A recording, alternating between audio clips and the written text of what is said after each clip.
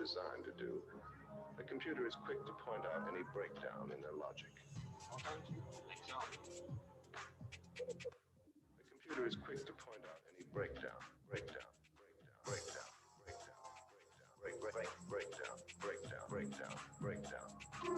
computer is quick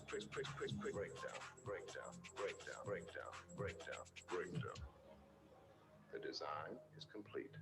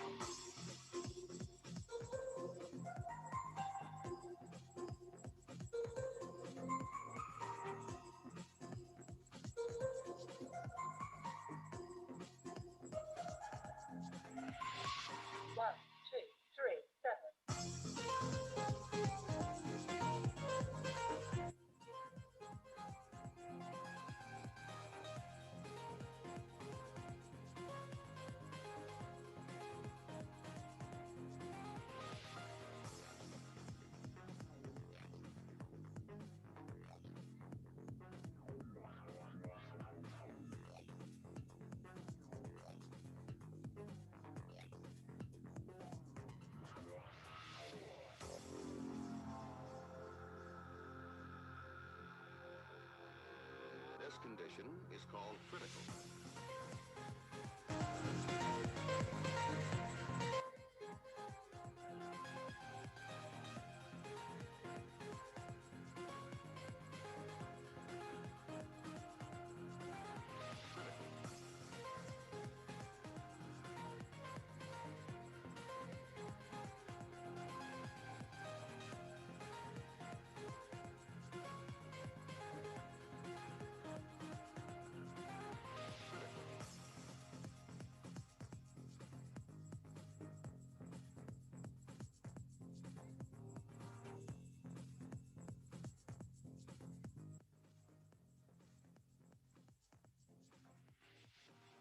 Incorrect code. Please re-enter.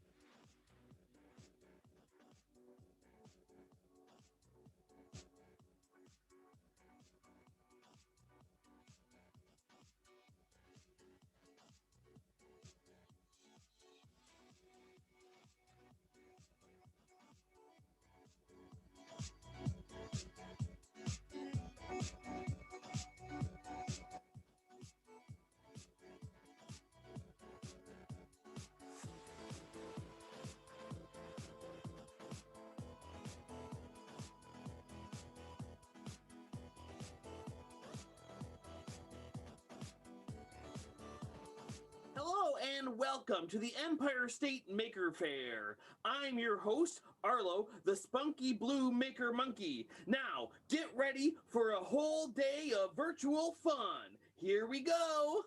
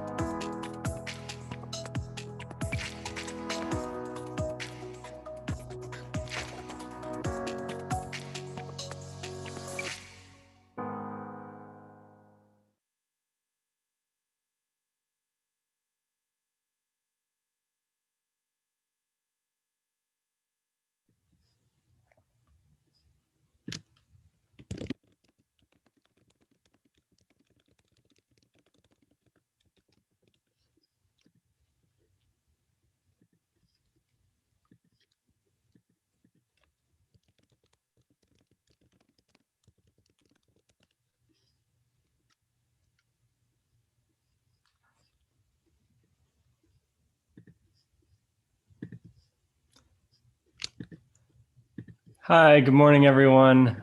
Just working out. I think screen sharing is disabled. So just be one moment and then we'll get started. Thank you. Thank you.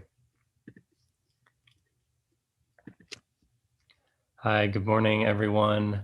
My name is Aidan Nelson, and I'm here with Billy Bennett and a number of our colleagues. And we're here to present YORB 2020. So our brief agenda for today, if we can get through it all in the next 20 or 30 minutes so that we can actually have a time to demonstrate this project, is to do some introductions, talk about what is YORB and YORB 2020, how it works, and then we're going to do a field trip into the actual space. So first of all, who am I? I'm Aidan. I'm a researcher in residence at New York University's Interactive Telecommunications Program, which is a program that focuses on finding new ways of using existing communications technology to really explore what creativity is possible with these technologies. So what is YORB? YORB in the early 1990s was a project started by a man named Dan O'Sullivan. Dan O'Sullivan is the current chair of the Interactive Telecommunications Program. And YORB was essentially a TV show. It was a TV show that aired on Manhattan Neighborhood Network, which was a local public access television station in Manhattan in the 90s.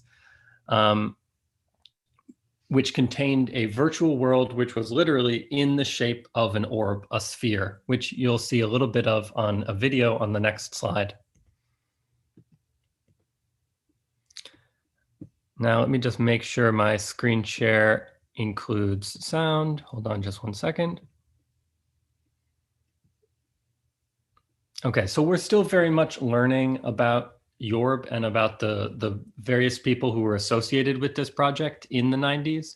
But in short, this was an interactive television show which allowed viewers to call in using their phones and using the touch tone keypad on their phone, be able to interact with the show in various ways, which you will see in this short demo video, which I'll play now.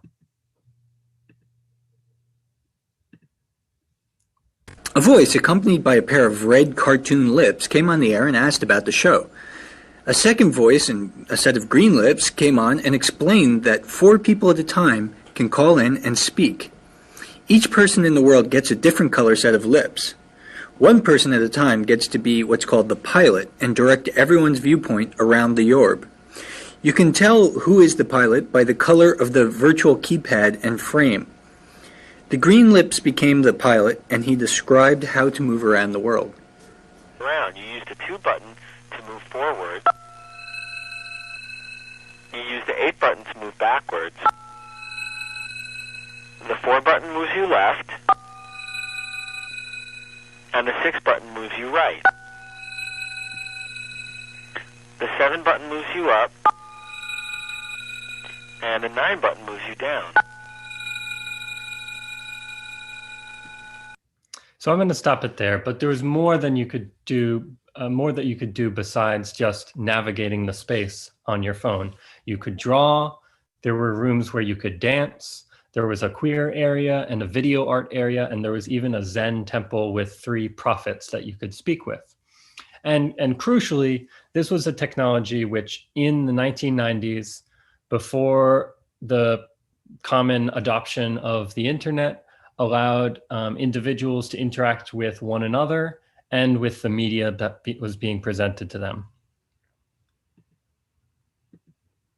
So after Dano started this project, a guy named Nick West took over the project and ran it as a class in the interactive telecommunications program, working on such projects as this dance floor, which you'll see in a moment.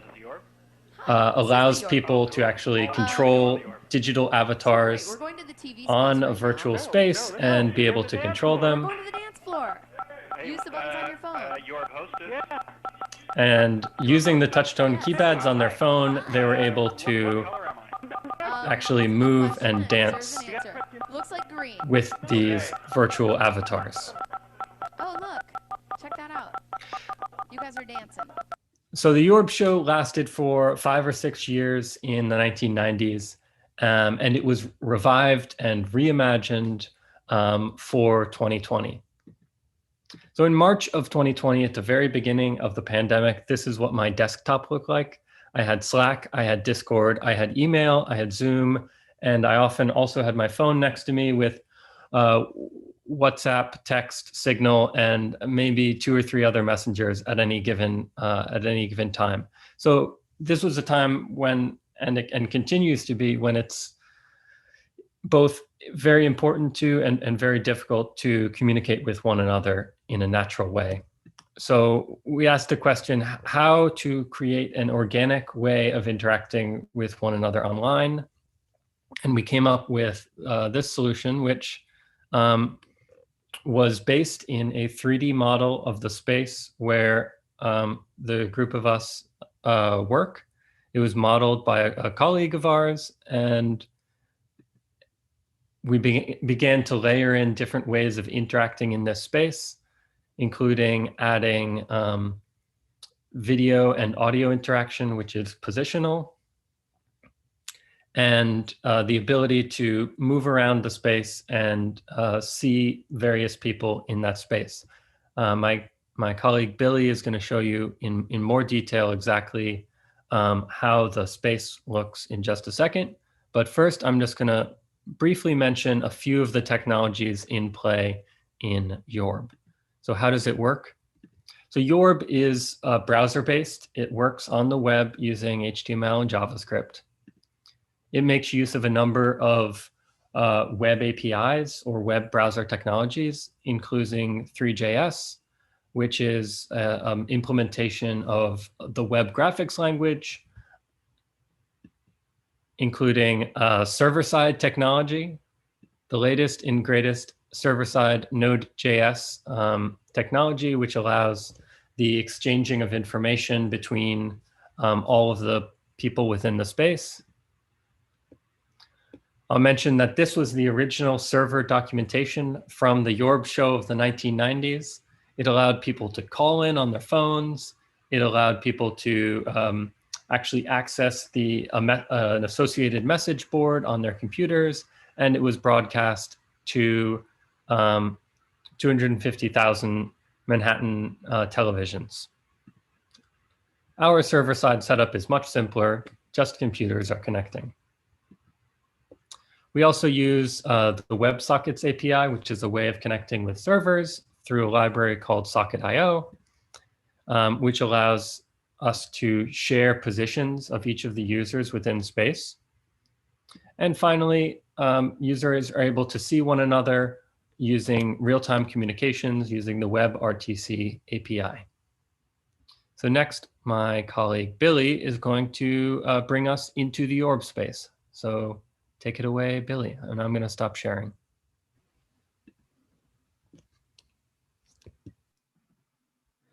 Hello, everyone. My name is Billy Bennett. Thank you so much, Aiden. I am also a research resident at the ITP program. So I recently graduated. I also run a thing there with some other folks called the Coding Lab. And we are a walk-up help desk for students to get help with their code. So one of the things we're doing at the Coding Lab is we're trying to figure out, of course, everyone's trying to figure out nowadays, what is a good alternative to helping someone on Zoom. So when we try to help students with their code, as soon as I landed in the orb space, I was so excited. I thought, man, how could we use this? So I'm here to show kind of one implementation that we've done here recently, which is a screen sharing feature. But before we get into that, I'm just going to take us into the orb space now. And this is a special space we've set up just for this presentation. So when you first get into Yorb, it's going to ask you to, if it's okay to use your webcam. And I'm going to enter the space. And as Aiden said, this is a scale model of the ITP floor. And you can see some of our students here have joined us this morning. And you can move around the floor using the arrow keys or the WASD keys as typical in games. And your mouse kind of helps you look around. You can also, there's other controls as well. You can mute your mic and turn it on, your camera on and off. And you can see a small low resolution version of my camera down at the bottom middle of the screen. So I'm waving with my hand and you can see it sort of on the screen there. So like I said, this is basically our entire floor at 370 J Street in Brooklyn. You can move about the space. There's only a few students here, but every office, every beam has been faithfully modeled for us. And another great feature that I love is when you press the 1 key, it will paint the walls automatically for you. So I'm going to leave that there. And this morning we wanted to show you kind of one way we've been thinking of using this space. So we've built sort of a faux projector screen here, and we're going to let our students show some of their work to you this morning on that projector screen. So we're really excited about this feature, you know, and I think first up is Yiting. She's a second-year student at the ITP grad program. And Yiting, you can take it away. Let me make sure that I'm sharing the computer sound. One sec. Okay, they should be able to hear you now, Yiting. Go ahead. Perfect.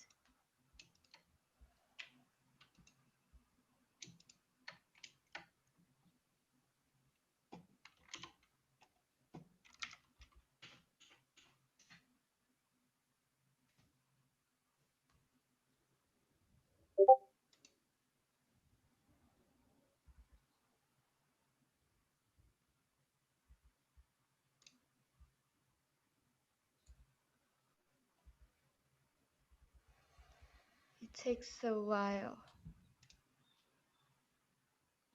And you're launching an app now, is that correct? You're launching an app in Unity? Yes, I'm launching a Unity app.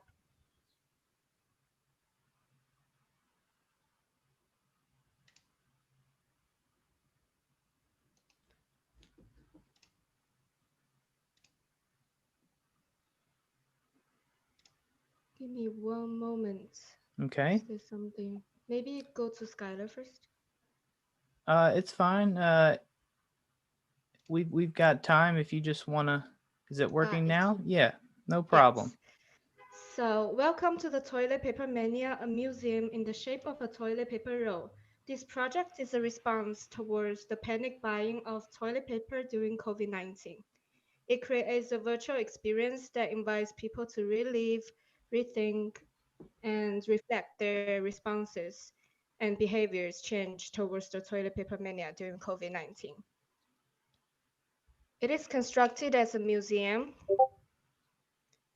and those videos disappear because as the water rises up, it becomes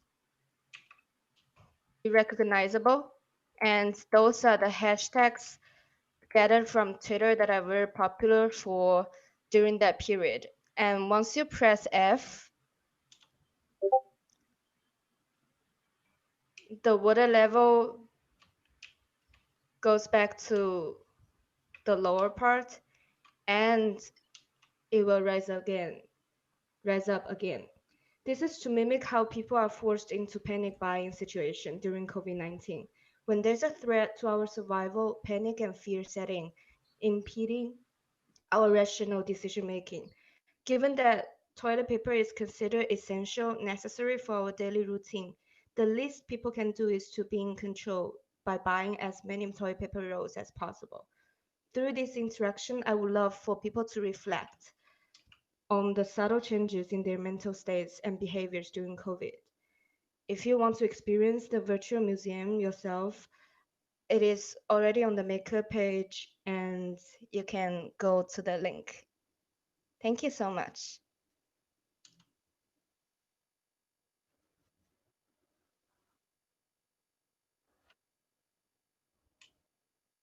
All right.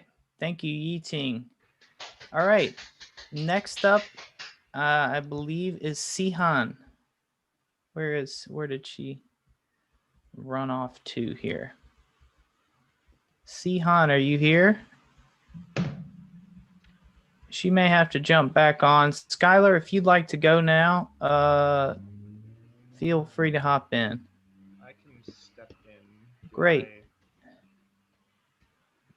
Yi-Ting, if you'll stop your screen share, we'll go on to Skylar. Cool.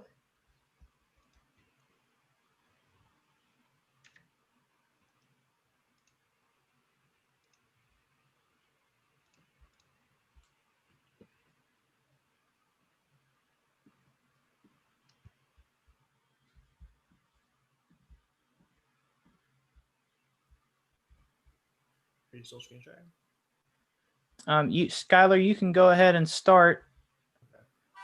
It'll stay on her last screen. So go ahead. Yep. I'm holding shift. Oh, and here we go. yep, We got it. Great. Ladies and gentlemen, we got it. Wait, will it work? No.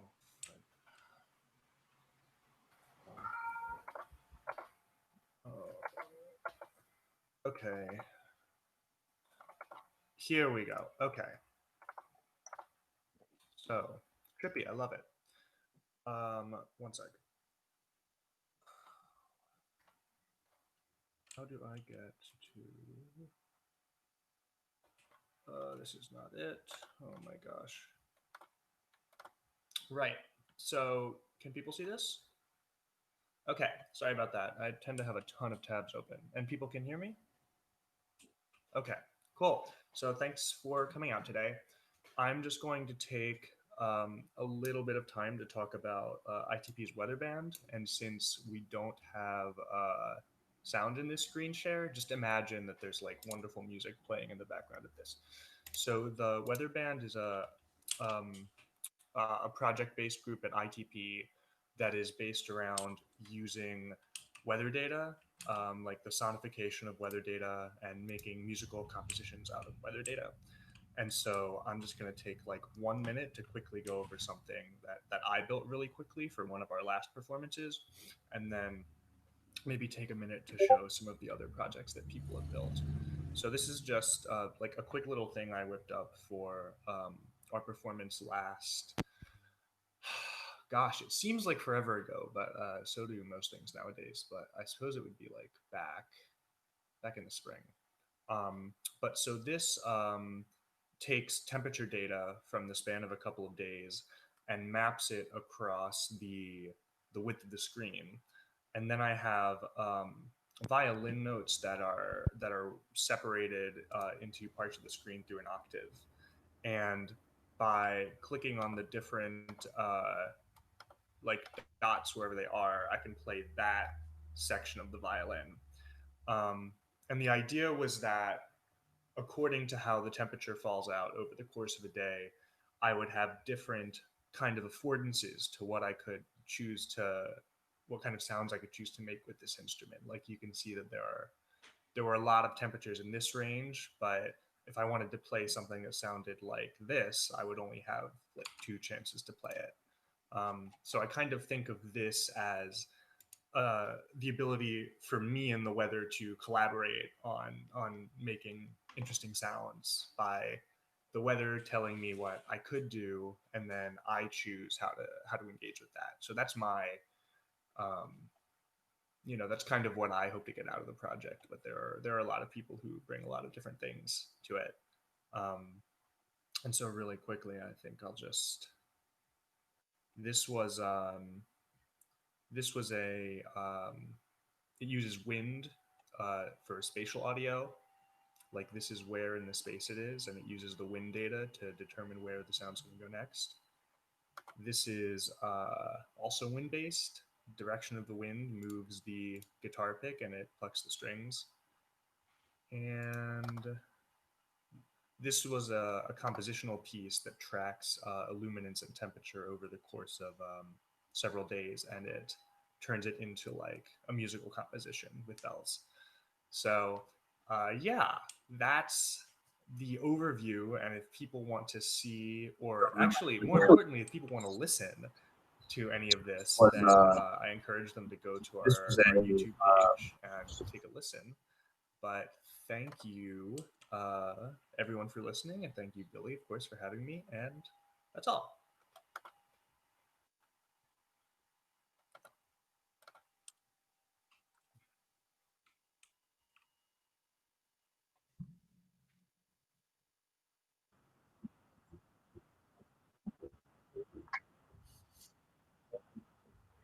Yeah, can you hear me? Okay, so I'll share my screen.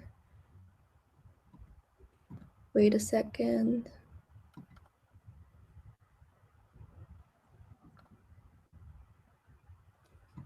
Just while we're waiting. Yeah, so hi, my name is Sihan, and I'm a first-year student at ITP, and I'm going to show my project called Bubble World. And it is a project that includes 3 mini interactive games in which you can interact with bubbles through your webcam in real time. So in the 3 games, you can move the bubbles with your hands, or bounce the bubbles with your head, or use your voice to control the bubbles. And as for how it works, it uses machine learning models to detect your face, body, and voice so that you can interact with the bubbles in real time. And so I will change, this is the website. And when so I will go for the first one. Can you see it? Yeah, so this one, when you, basically when you, as you can see, when you move your hands around, the bubble will follow you. And when you dance, they will dance with you. Yeah, it's quite simple, but I find it interesting to just play with these bubbles. And the second one, it may take a few seconds to load.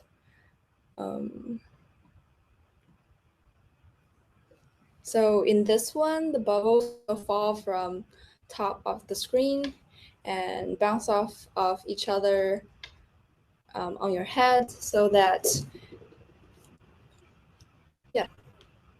So you can try to catch as many bubbles as possible, or just bounce them off and play around like this. Yeah. And the third one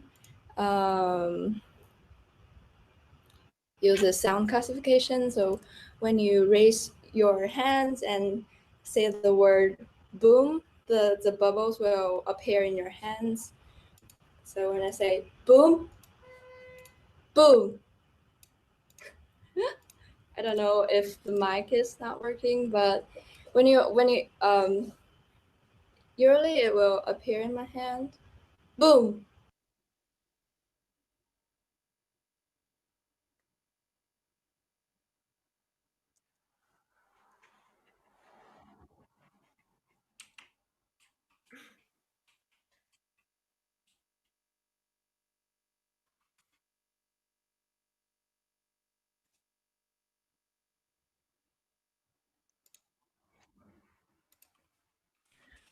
So yeah, that's so great. Again, just to see a student presenting their work in a virtual space, you know, for us is a real advancement. You know, we really are trying to break out of these kind of typical spaces that we find ourselves in.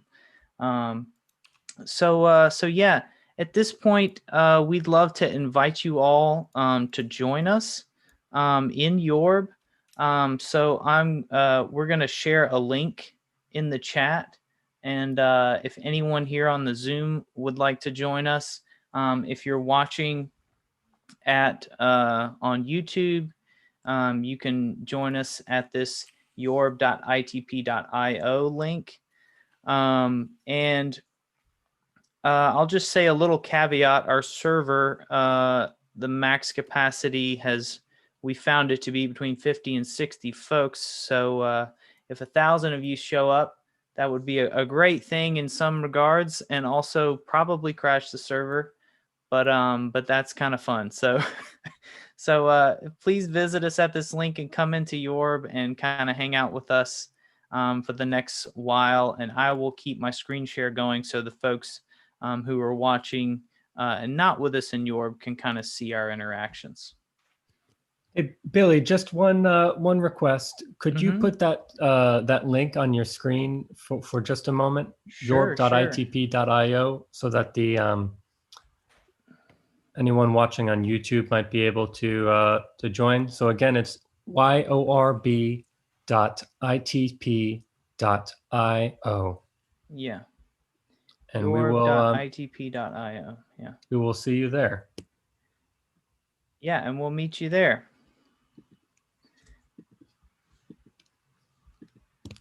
And just in case we don't have any time when we get back, just a big thank you to all the organizers of the Empire State Maker Faire for making this possible. Hope to see you in the space.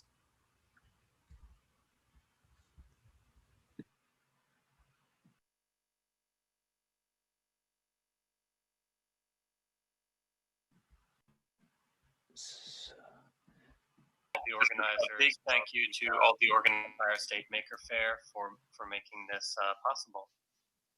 Hope to see you in the space. Hi. Yeah. Sean is here, yeah.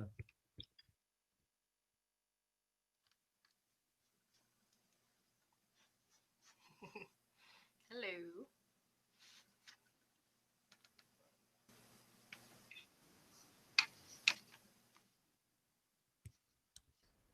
And I will keep my screen share going so the folks who are watching and not with us in York can kind of see our interactions. Billy, just one request. Could you put that link on your screen for just a moment? yorb.itp.io, so that the anyone watching on YouTube might be able to join. So again, it's yorb.itp.io.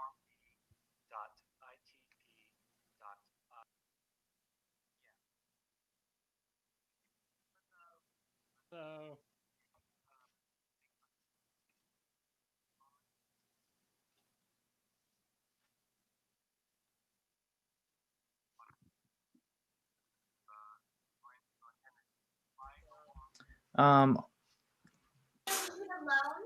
Yeah, so all of the photographs you see here are projects that students did in our spring show.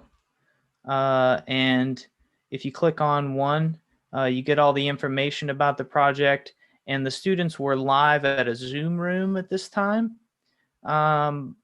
This year, we're hoping to have a more interactive setup like we talked about, but you can also visit the project website. So ideally, the students would be here and we would be able to see them standing alongside their work. So that's kind of the goal in the future. Also, I'll show you the coding lab area, which on our actual floor comprises this space here in this area. And we would like for students to be able to come visit us in this area, and then we take them into a classroom and we can share our screens on the wall and give them help that way. So it's just a little bit of a break from the Zoom drain that we're all probably experiencing now. And again, I'm going to paint the walls again, which is, I just can't, I never get tired of painting the walls. This is our ER, our equipment room. And my office is here in the residence office, the residence, which is backwards. But yeah, this is kind of how we've been doing our winter and spring shows, which has been a lot of fun.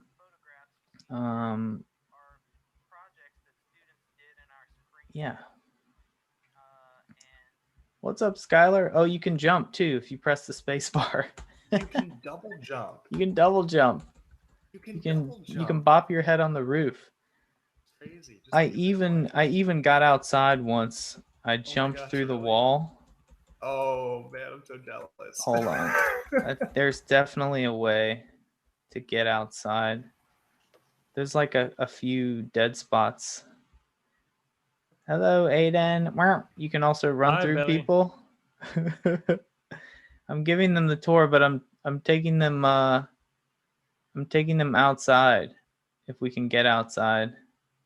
Where's the secret spot? I know there's a secret spot to get outside. It might be here. Yes. So this is a random nondescript campus. Maybe you recognize it, but it's a 360 photo we found, obviously. But here is the whole floor. So in reality, this is the 4th floor of 370 J Street in Brooklyn. But yeah, I'm showing them how to bust out into the wild world. Important, yeah. Yeah, you're not just confined to the floor, although, yeah. These are our faux elevator banks. So yeah, let's meet some people. Let's make friends. Hello.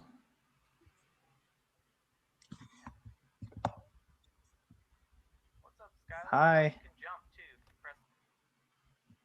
Hello. Bye. All right.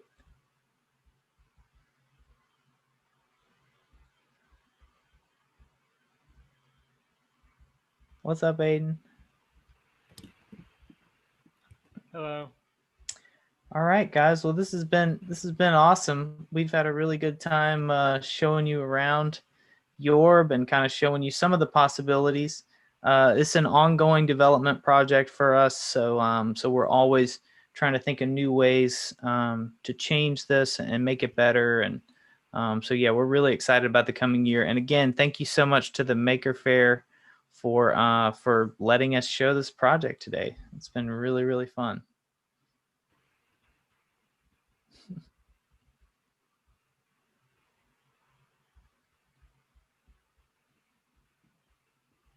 We did have one question. Someone said, "What is the server capacity?" And I mentioned that earlier. It's seems to be somewhere around 50 to 60 folks. So Aiden has gone to many pains to try to manage the number of people that we can have at once.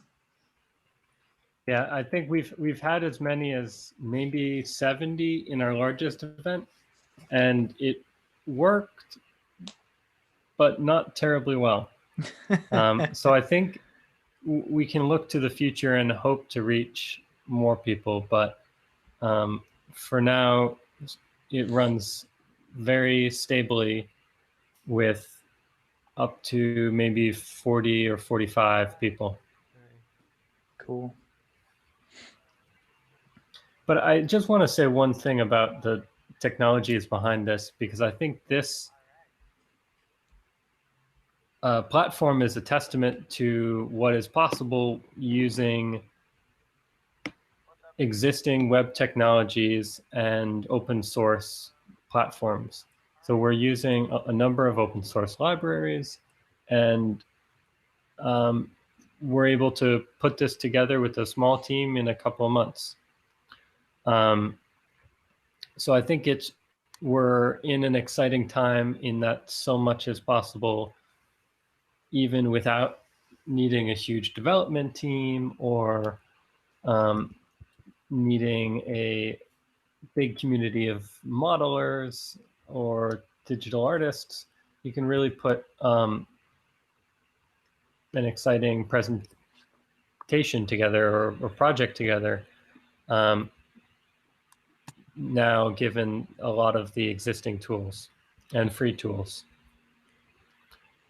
So just an example of that is, I think we built this as a kind of communications and way to connect with our community, but I think you could just as easily imagine a simple game being built in the same way, a simple interactive game. Reminds me of WebVR or VRML or even Adobe Atmosphere, which was a short-lived Adobe product. I'm not familiar with that. Is it? It is ancient at this point. Adobe VR? 1996 technology. Wow. Or even like Flash Player. From what I remember from high school, learning a little bit of Flash. Yeah, I used to teach that in a private high school. The yeah, there was a couple different ways you could do web, the VRML stuff, the early versions of it, where you could try to get a bunch of people in the room at the same time, but that it wasn't as good because it didn't have the directional sound to it. But the Adobe Atmosphere stuff did, and it was almost sort of like a. I mean, the problem, it was sort of like a web page kind of model, because you had all your models were kind of just very similar to what we're looking at now, and you could kind of import some really basic. It was like it might have been pre-WebGL stuff, but so it's interesting that we're kind of cycled back to it. Presentation together or project together. Now, given a lot of the existing tools and free tools. So just an example of that is, I think we built this as a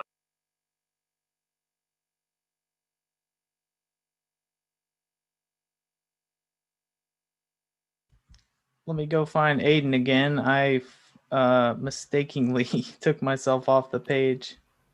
Reminds me of WebVR or VRML or even Adobe Atmosphere, which was a short-lived Adobe product. Aiden, we may need you to refresh again. It is ancient. We're caught in a Yorb vortex. wow. A Yorb-tex. Like Flash Player. From what I'm back. Hey. New project, guys. Thank you so much. Thank you.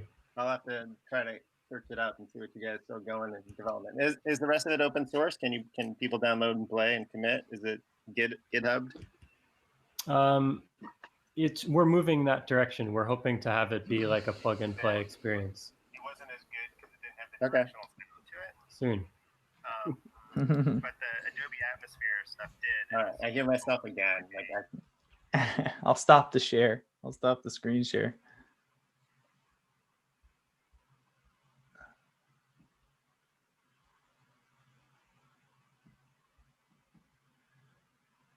I see someone's talking about Verbella. We'll have to check that out. I have not heard of Verbella.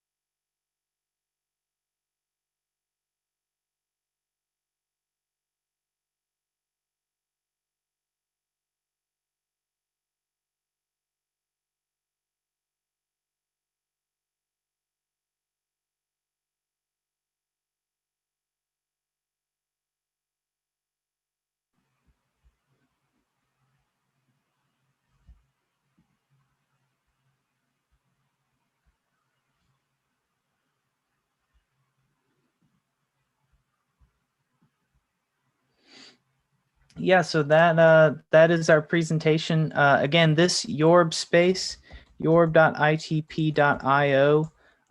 is always up and running. You can visit anytime. It might be in different states of development as we do our spring and winter shows again. So look out for those. You can follow us on Instagram at ITP_NYU for just general info about our program. And if we definitely invite you to come to our winter show this year, which I believe is December 16th and 17th.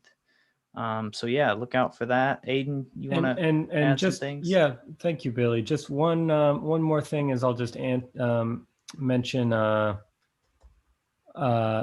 one of the questions from the chat, which is about the exhibits and how the exhibits are added to the space. So all of the exhibit pieces, which are, as Billy mentioned, they're student work from last spring, from the student showcase last spring, were added to a database of projects, and then the Yorb system actually sort of dynamically queried that database for a description of the project and a link to where that project was being presented, because the projects were being presented within Zoom rooms, and images from the project, and so on and so forth, and kind of put them all together into these 3D project descriptions or posters.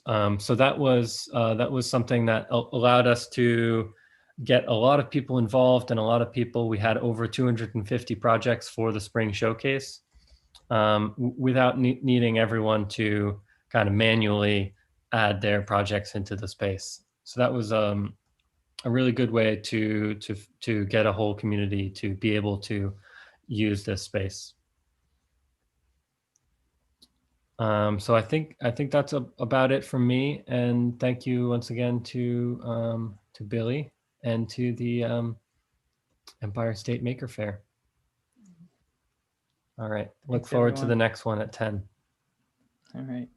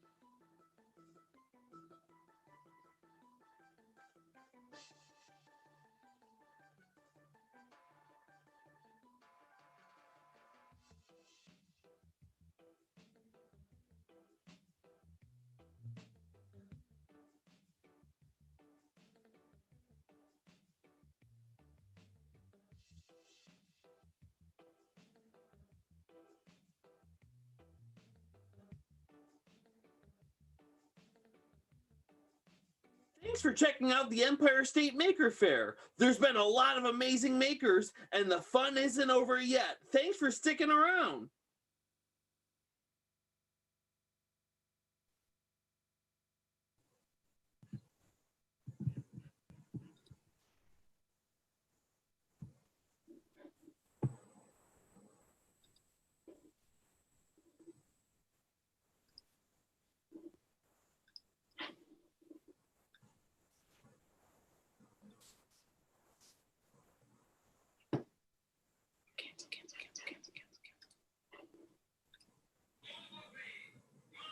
All right, greetings everybody. My name is Tracy Gray and I am founder and president of the Sankofa Global Project. And I am here with my fantastic colleague, LaShawn Allen Muhammad. Good morning, everyone. So I'm just gonna get us started on our presentation of GED plus Ed Tech. So the Sankofa Global Project's mission is to increase the number of women and people of color in science, technology, engineering, art, and math. And we are excited that we have this opportunity to present what we've been working on. And I want to pass this over to my colleague, LaShawn Allen Muhammad. Yes, good morning. Thank you again, Tracy, and good morning, everyone. I'm so excited to be here. My name is LaShawn Allen Muhammad, as Tracy stated. I am the Executive Director of Central Brooklyn Economic Development Corporation. We are located in the Brownsville section of Brooklyn. We run an adult literacy academy, and we are a partner with the phenomenal Sankofa Global Project. We've been working very closely with Tracy for years. And, you know, it's so exciting because, you know, your typical adult literacy program pretty much just encompasses a space where some young adults, but mostly adults who have, who are starting their or restarting their education, you know, going back to school to obtain their high school equivalency diploma. And those programs typically, you know, run the gamut of, you know, some are now virtual, but just classrooms, you know, to prepare people to pass this exam. And so we've been blessed to work with Tracy because it allowed us to sort of expand the breadth of our program and incorporate additional, I guess, additional subjects or, you know, more exciting ways to engage adults and get them excited about education. And so, so yeah, we are so excited to be here again and just wonderful to work with Tracy. And so, Thank Tracy? You. So I actually want to give a brief preview of some of the things that we've done in the past. We started in West Oakland, came to Brooklyn with our Tinker Workshop Labs, got a chance to go to the White House. National Week of Making in 2016, sponsored by Con Edison. Got a chance to go to South by South Lawn, workshops at Microsoft, visits to Twitter, our tech education conference that was held at Borough Hall, our work with the Tandon School of Engineering, Carnegie Institution, Maker Faire. Yeah, it's Maker Faire 2017 with Dale Doherty. Our IAFA conference, our women-led team, our Build Your Own Wakanda project with Central Brooklyn. Really exciting times for the Sankofa Global Project and our partners. And this is how it's going. Our GED plus Ed Tech program now. That's where we've come to rest. So we're really excited about what we've done and what's happening in the future. I'm really excited. I'm hoping that shortly one of our partners is actually watching live. Her name is Tony Robinson. She's the president of Digital Girl. And I'm wondering if I can actually, folks in Maker, is there a way to ask, to invite Tony Robinson to open her mic? Is that possible? Tony Robinson, yes. Is it possible to open her mic if she's on? If not, we'll come back to her later. Digital Girl is also one of our partners, and we're very excited about the fact that they're joining us and supporting because we have similar missions. And so these women in Brooklyn are making things happen for our underrepresented communities, and we're very proud to be working with Digital Girl. Okay, why is this? Here we go. So I would like for you to type in the chat, what is Ed Tech? What do you consider Ed Tech? Let's see what folks have to say. Okay, can we see what's happening in the chat?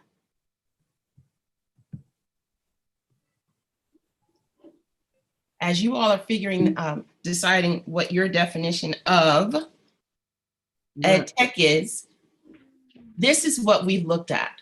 Ed Tech is because we're looking at GED and education technology. Oh, we have one response here about what Ed Tech is. Any tool to assist learning. Yep, absolutely. So it's a tool for creating inclusive environments. And I love this definition from higher ed. I apologize, I didn't credit them, that Ed Tech is another way of saying change, and that we have an opportunity to bring about change for our people. So for all people, actually. So I would love for us to talk a little bit, LaShawn. My screen just went blank. That's not good. Here we are. I would love for us to talk about some of the barriers. Yes, so it's interesting, right? As I mentioned a little while ago, most of our students are returning, right? For various reasons, individuals do not finish their high school experience, right? And do not graduate from high school, and have made a decision to return. But at this point in time, many have families, many are single moms. Many have housing insecurities. They may be living in the shelter. They may be homeless. So there are a variety of reasons. And then also one of the main reasons why people become disconnected in the first place is because, first of all, the Ed Tech platform does not exist, as a whole in school in the first place, in many schools. But more importantly, just the way that teachers or educators interact with their students, because everyone learns differently, right? Yes. You have different learning styles.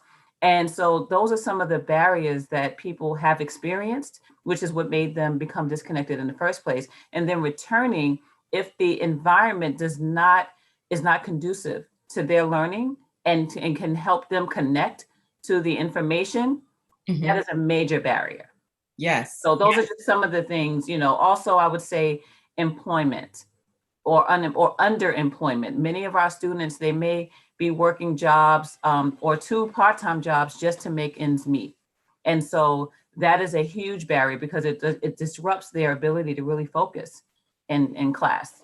And so those are just a few, but those are one of the main reasons why barriers exist. Yeah.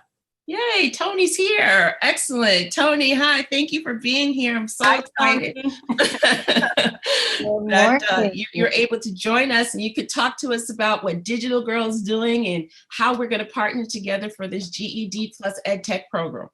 Absolutely. Good morning, all, and thank you for having me. Digital Girl Inc. was started because we found the need in our community to want to empower our young girls initially to want to study STEM or go into careers in STEM. As I'm a STEM professional and my partner's a STEM professional, we grew in our careers and we stopped seeing people that look like us. And we just kept talking over the years saying, somebody needs to do something. Why aren't there young Black women wanting to enter STEM? And then finally, after a couple of years of chatting, we said, I think we're the ones that have to do something. And we started Digital Girl Inc.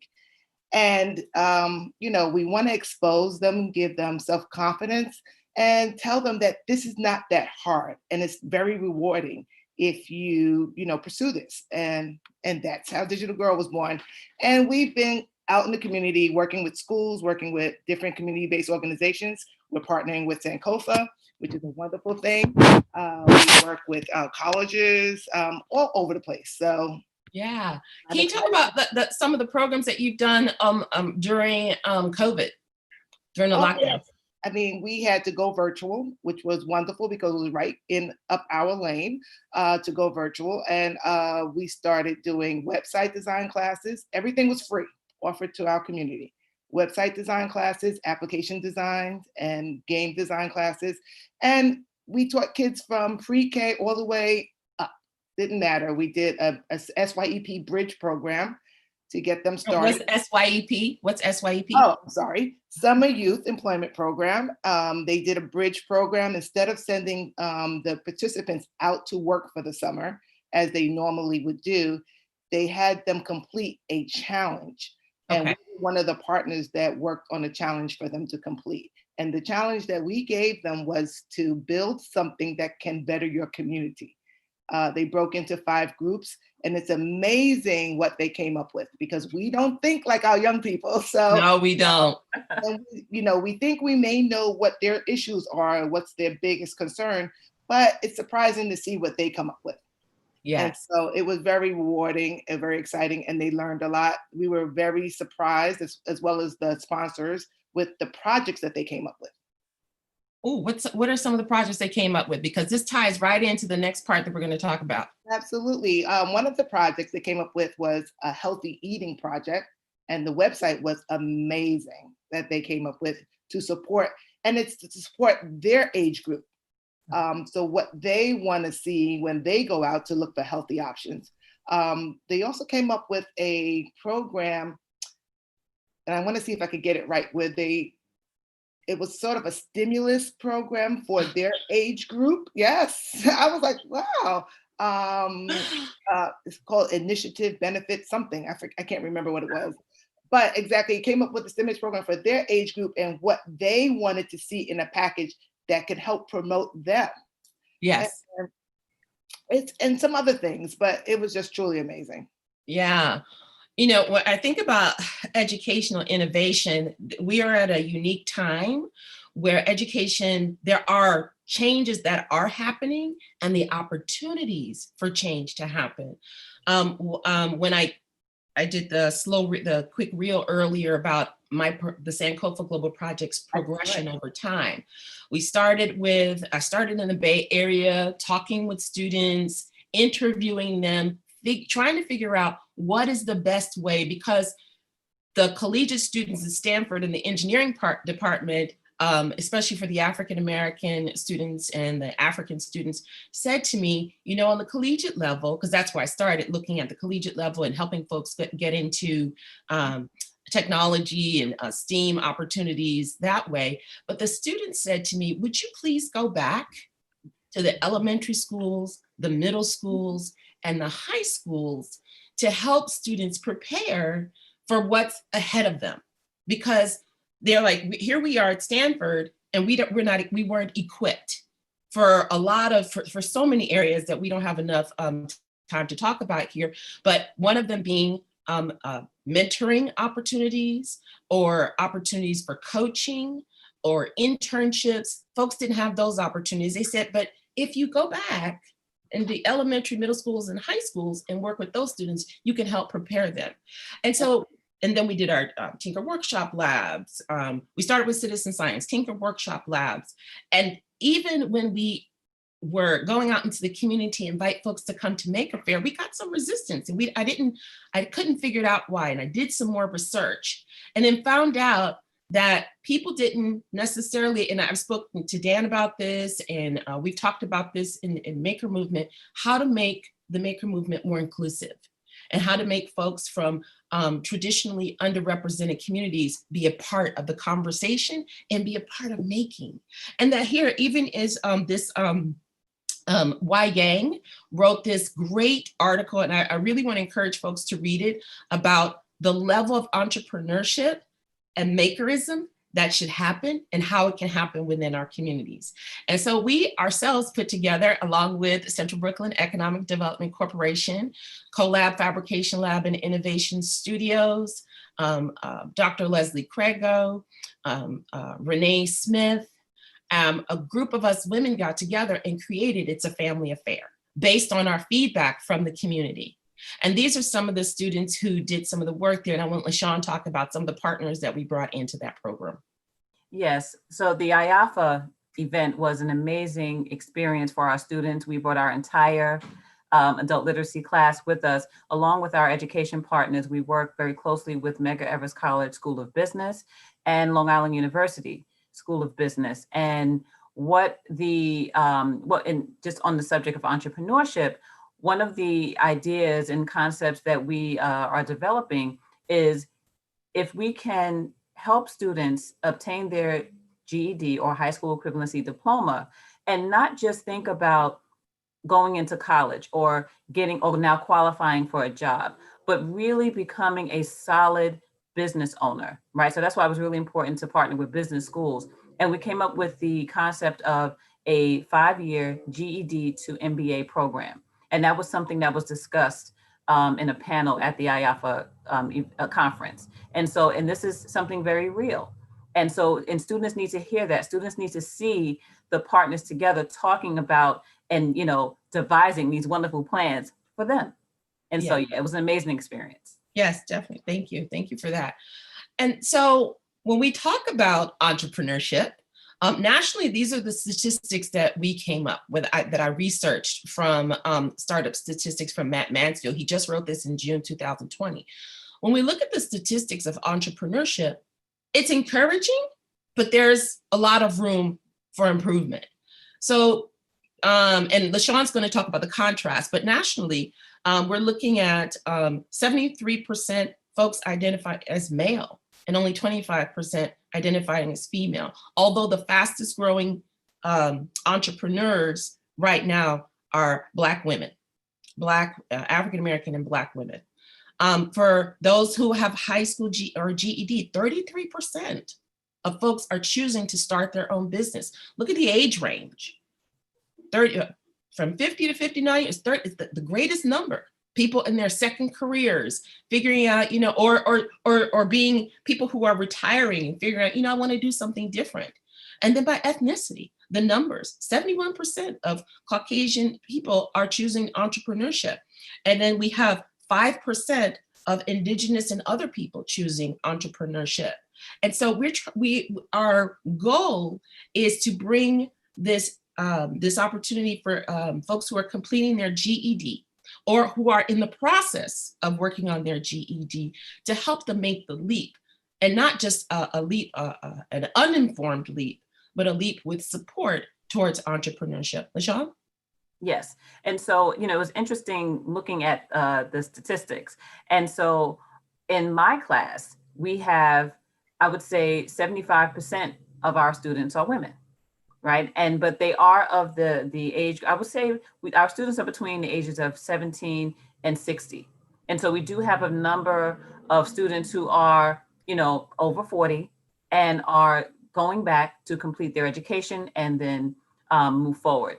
And so it was really interesting to see what happens, but then it's not that odd, right? When you think about what's just happening in our communities in general, these numbers make sense. And so one of the things that really struck me, just looking at the ethnicity, we have to become more, and we do include this, the civic engagement component in our classes, because we have to understand what's going on in the country. We have to understand what the laws and policies are doing, right, to sort of help folks move forward or actually oppress them, right? And so with the recent tax law, that law really supports entrepreneurs and small businesses. Tell us about this tax law.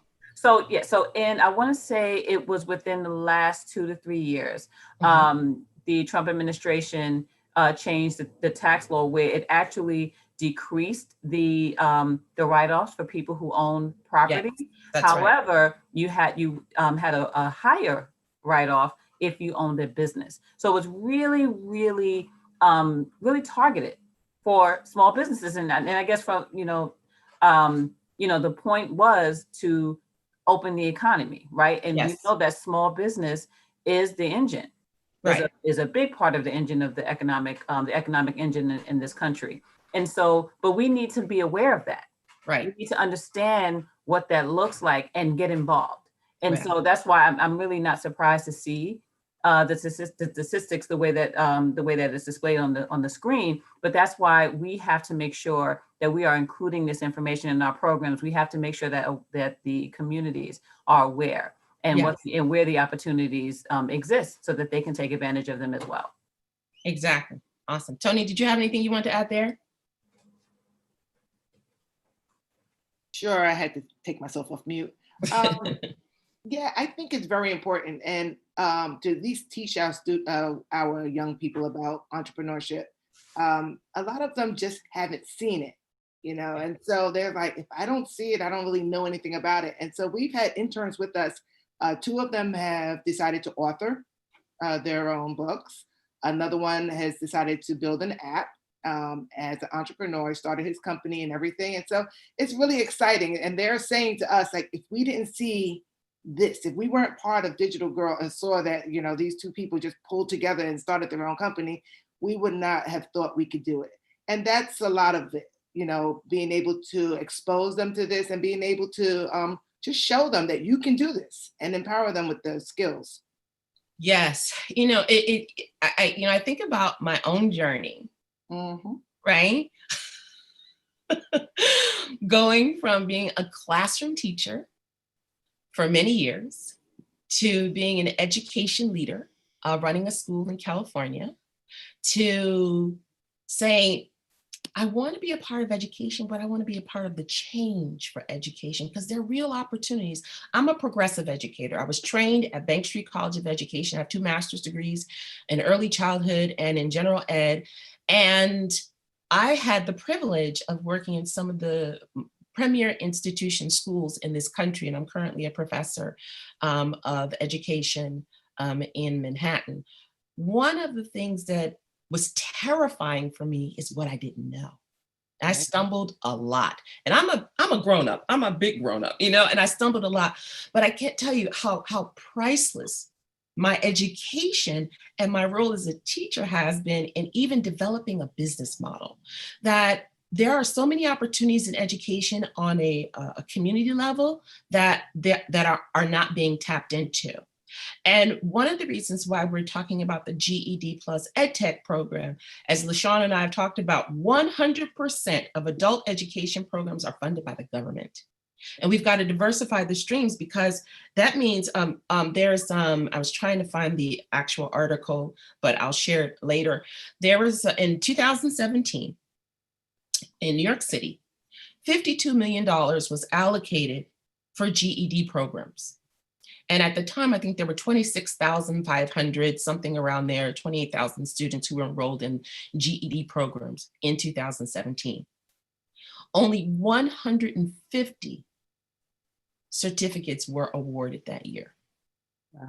And so that raises a lot of questions, and it raised a lot. It was a whole article written about it, and there was a whole investigation about, so what's happening between the funding and students actually receiving services. And so when we're talking about diversifying streams of support for education, we're looking at all types of ways.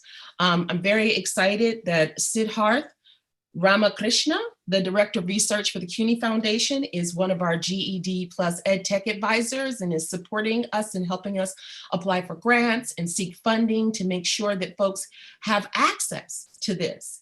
And I can't stress this enough, how on a community level, that we have not just a responsibility or a duty, but the privilege of being able to contribute to our communities. Because if in fact, and LaShawn, I would love you to talk more about the statistics around those folks who are not receiving, who are not completing high school, who will start and stop GED programs.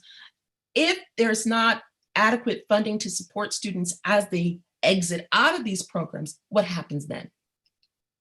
So, I mean, I mentioned this a little earlier. The statistics are pretty much, I'll just talk about Brownsville, right? Okay, perfect. I'll talk about Brownsville. So Brownsville, where I was born and raised, and where our program is located, we have the highest concentration of public housing in the entire country.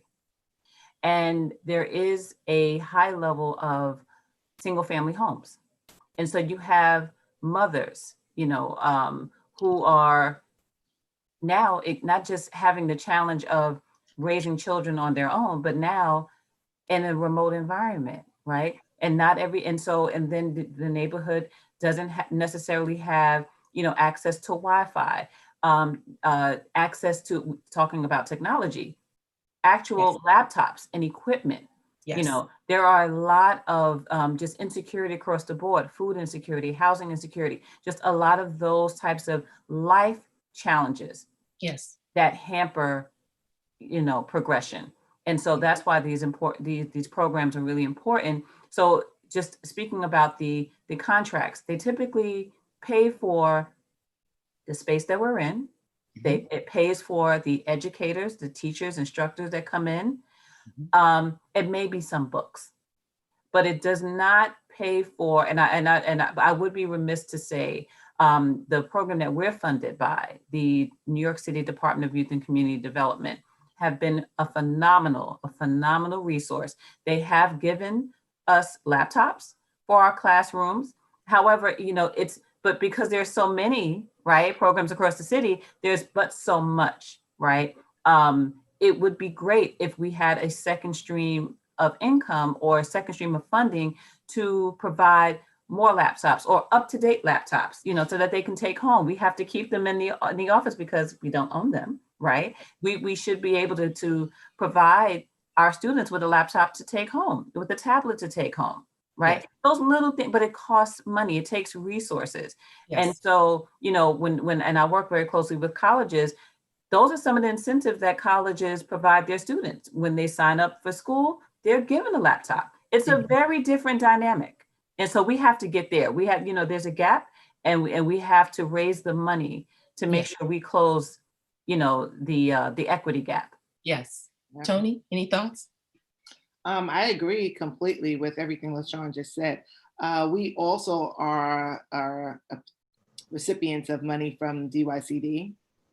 So that does help quite a bit. And the model of our programming is to provide it free of charge to these, to our demographic, because that's, they don't have it. And that's why they don't have the education that they need right now. A lot of it is financial. There's a whole lot of other systemic issues there, but we won't go into that right now. Right. And so, with them being disconnected, that target there, like 16 to 24, not in school, not working, and so forth, we want to try to grab them. And you can't really charge them to do things. You can't charge them, come here and pay for a laptop. So you really want to give them everything for free, because you really want to see if you could improve their status. Right. And I'm parking here for a reason that, one of the challenges that we came across, even with our Build Your Own Wakanda program, is making sure that we had the resources and the materials so that the students could even iterate their design. Right. So, and shout out to Mark and Adina Levine from CoLab Fabrication Lab and Innovation Studios, who donated the supplies for the Build Your Own Wakanda, and donated their space in Bushwick so that we could host our hackathon.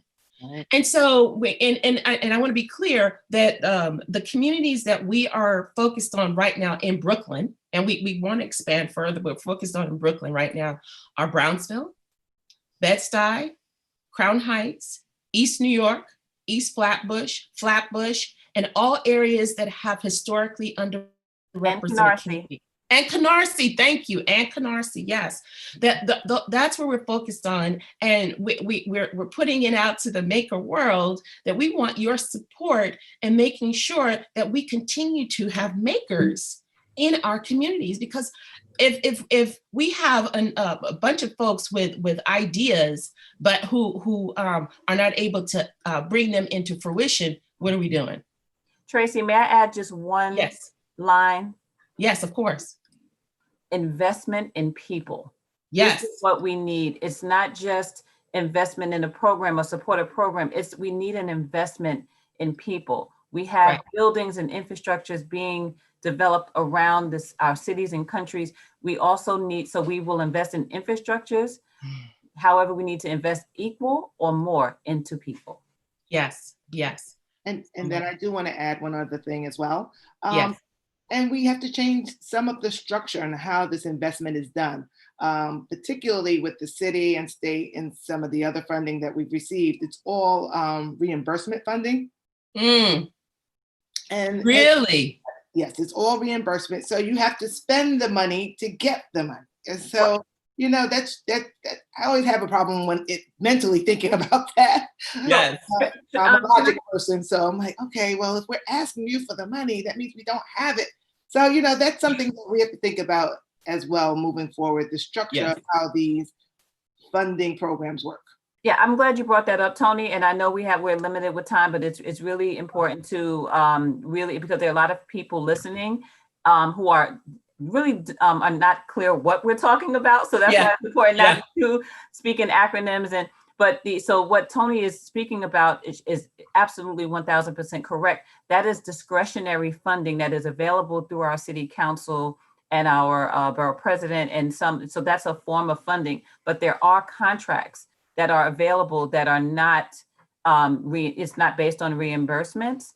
They are direct contracts. So there are two forms of government funding that an organization or nonprofit organization can obtain through the city of New York.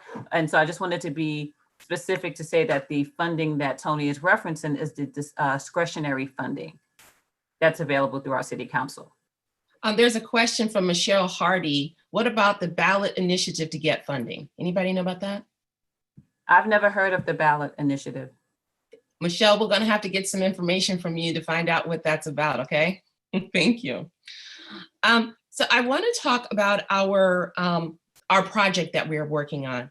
So when in 2017, when I decided that I wanted to really, with all the research that we gathered starting from 2013 and all the projects and figuring out what students are needing and making sure that folks can be a part of even the makerspace, just being a part, we have to come up with some systems and put them in place. And one of them is this course. So our GED Ed Tech program is an application cohort. So in a perfect world, we would have students come up with their ideas and work with someone to complete an application so that they can articulate what their idea could be. It's a 13-week cohort.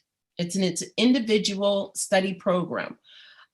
What I love about this and the design for this is that we are putting in place instructors, mentors, and coaches so that students will have success. We're talking about having coaching sessions, and the outcome is that students will have their ed tech idea. And when we go back to our definition of ed tech, it's about tools that give people the opportunity for learning and for designing, you know, or it's a tool for change.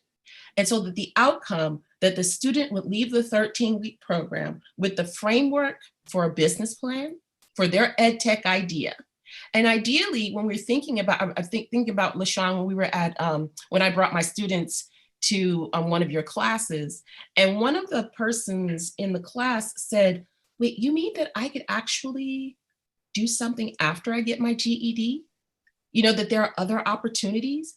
And that really stuck with me, that there's a whole swath of population that they either get their GED, they either go into service, or they go service work, or they'll go into community college, but many starts and stops. And this is, and I teach at a community college, and so that's one of the things that my students have told me is that, like LaShawn said, life gets in the way. What if we were able to have a program that hosted for 13 weeks, and we would have, I like the number 13, I just do. 13 weeks, 13 people in each cohort. And the students, the outcome is that they've taken their ed tech idea, ideally something that they would love to see happening in an education setting, and they turn it into a business. They turn their maker idea. I literally had a conversation with my nephew who's 42, who looks like he's 18. He's an artist. He's an amazing artist.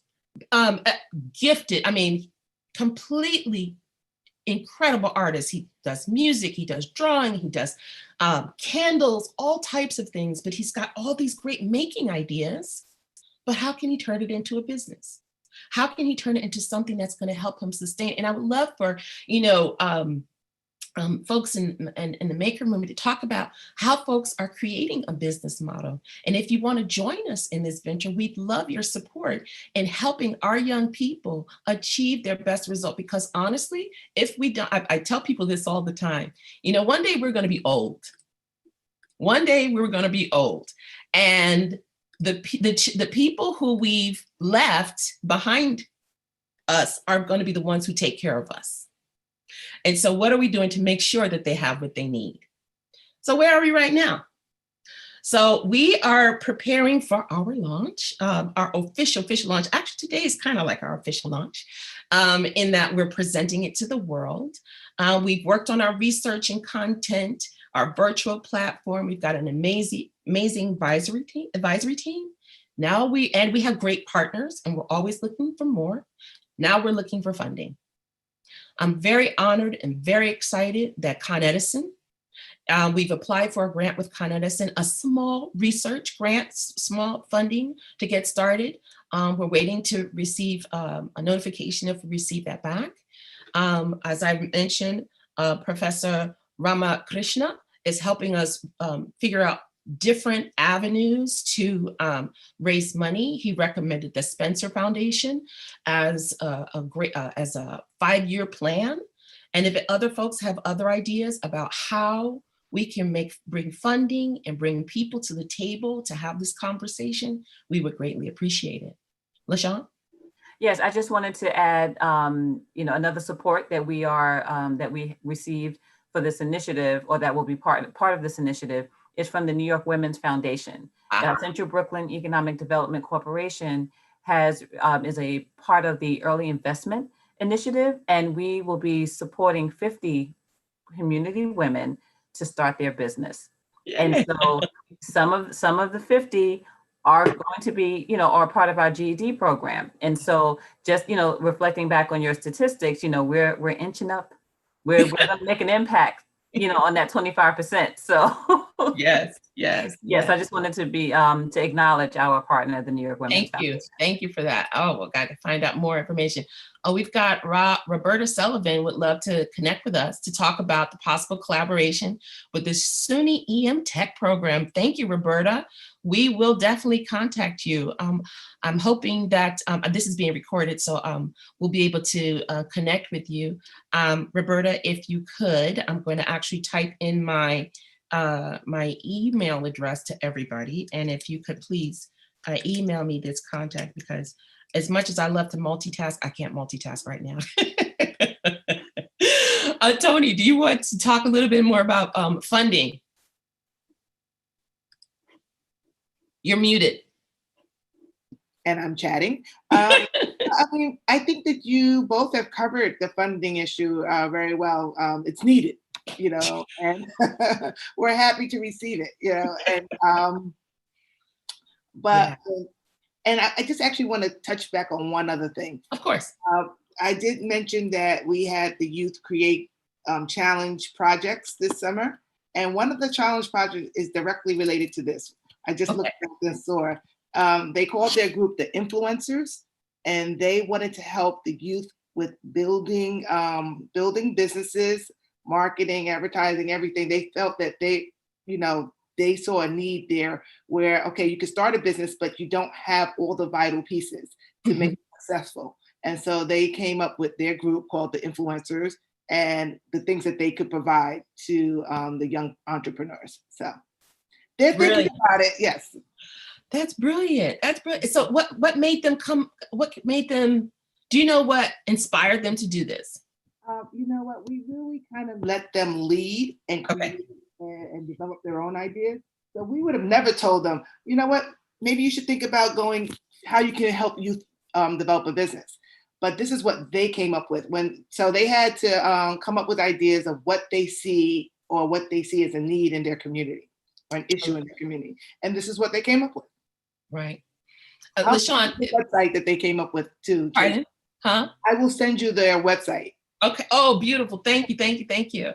LaShawn, in our last few minutes, can you talk about the Lemonade project as far as entrepreneurship before we close it out? Yes.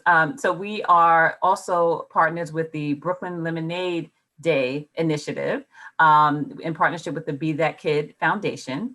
And so for the past 3 years, actually, we have a youth entrepreneurship program called Sonic Biz. It's also supported by and funded by the New York City Department of Youth and Community Development.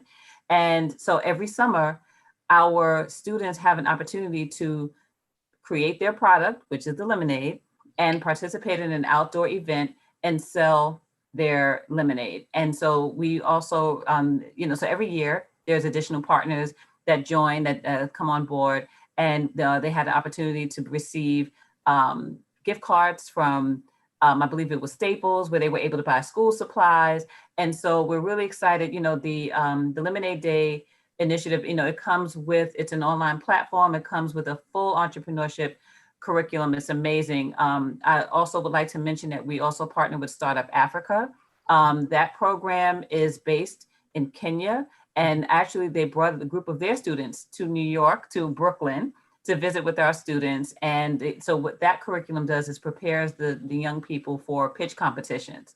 And so, we have some amazing partners, and we're just so thankful. The last thing I wanted to mention before we go is related to the support. Sweat equity sometimes can be as equally important as actual funding.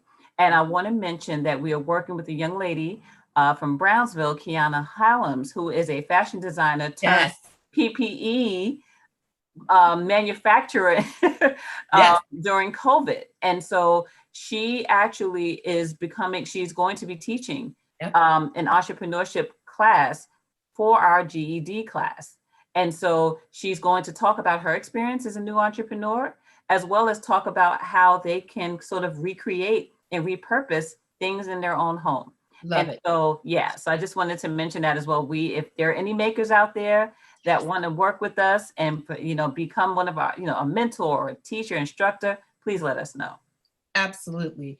And the party is not over. We're just getting started. We're going to be continuing our conversations and strategy sessions and invite folks to participate with us, because even though this is something, been working on for years, I saw something, I think it was Seth Rogen talked about, he's been working on a script and he's on the 13th iteration. And so when we think about building and creating and designing, the more that we change it to meet the needs, especially as we expand it and involve more voices. But I also want to mention the fact that we have, just to give a scope of where we are, there are 1.1 million students in New York City, schools. Those are folks who are in schools. The last statistic that I read recently, there are approximately between 26 and 28,000 students who are choosing or opting to get their GED. What could we do with 26,000 students taking their maker idea and turning it into a profitable entrepreneurship business? How different would that make communities? That would bring so much creativity and innovation to education first and foremost, but also for the folks who are looking to build a business. LaShawn and Tony, I thank you. Have any last thoughts before we leave? Thank you, Tracy. I just want to say thank you, and also Maker Faire for this amazing platform. Look forward to working with you. It's really exciting times. Yes. Tony? Yes, thank you again as well for having me. And I do want to say one last thing. Although technology, entrepreneurship are the hook that brings the participants to us, it's the non-tech benefits that are sometimes even greater. The fact that they learn teamwork, working with adults that really care about them, building their self-confidence and their self-esteem, being able to partner them with people who are professionals. So those are the things that they're learning, not just the entrepreneurship or the technology skills. Yes, wholeheartedly agree. Thank you all for joining us. Thank you, Maker Faire, for having us. And we look forward to continue doing more. Thank you. Take care. Bye, everybody.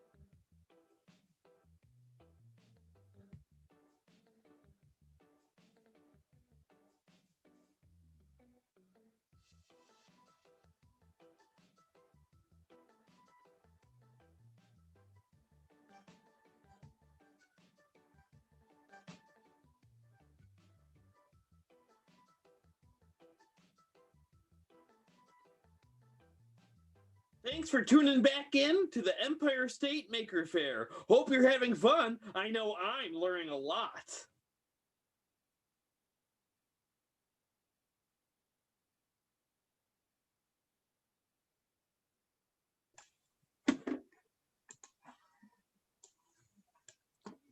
Hi, everybody. Good morning.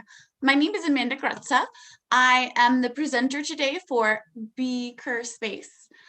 So I'm an educator in the New York City area. I specialize in makerspace curriculum, STEM, but essentially project-based learning. Today, I'm here with you to talk a little bit about our bumbly friends, the bees. And I want full disclosure here. I am in no way an apiarist or a bee scientist.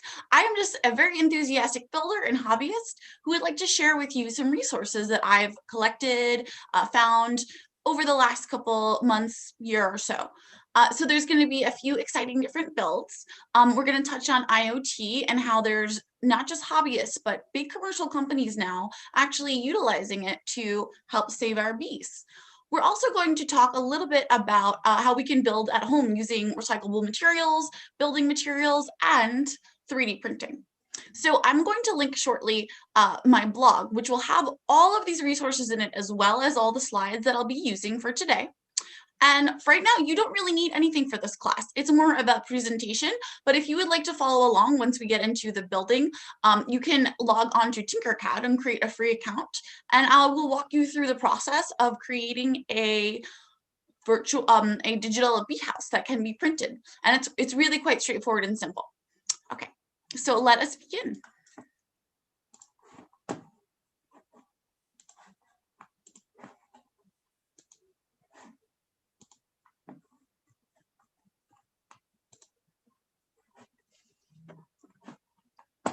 One moment, just wrestling with my stuff here.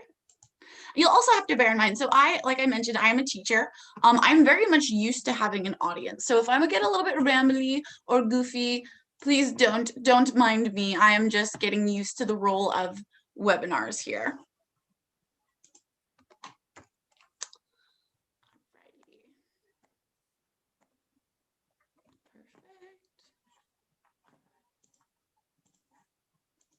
All right, everybody, so welcome. Right now I'm sharing my screen, and this is going to be the slides that we're going to kind of work through. And first, I would like to explain to you why I picked this topic. So, there we go.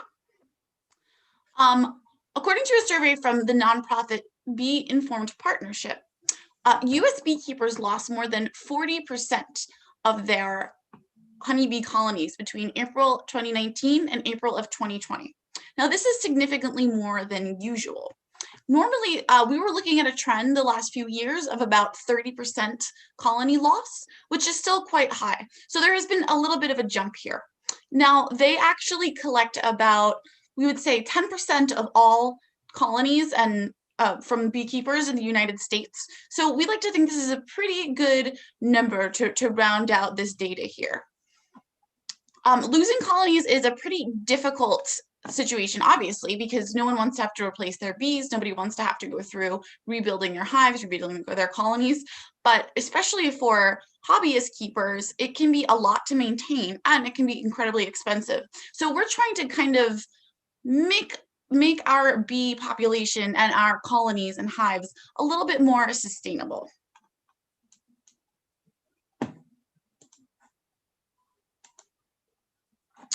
Now, here is the key factor about why is this happening.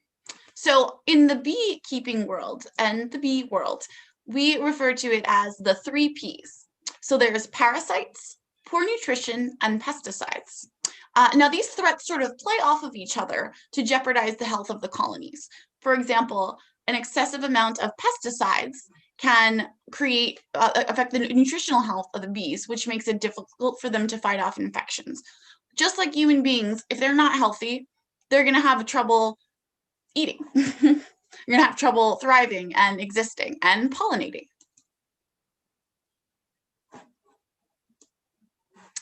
So parasites, actually, this sort of stems from the fact that honeybees are not native to the United States and North America. Honeybees were actually brought over by European settlers to help pollinate and to help create honey for the colonies. So they actually are not equipped to deal with the insects and the various organic life that live in the United States, and this can be a big issue. There are a lot of different parasites that affect bees, but they are quite nasty. They'll actually infect an entire hive, an entire colony, and due to poor maintenance, they actually can be infected with mites, etc. So that's kind of a big issue right now, parasites or pests.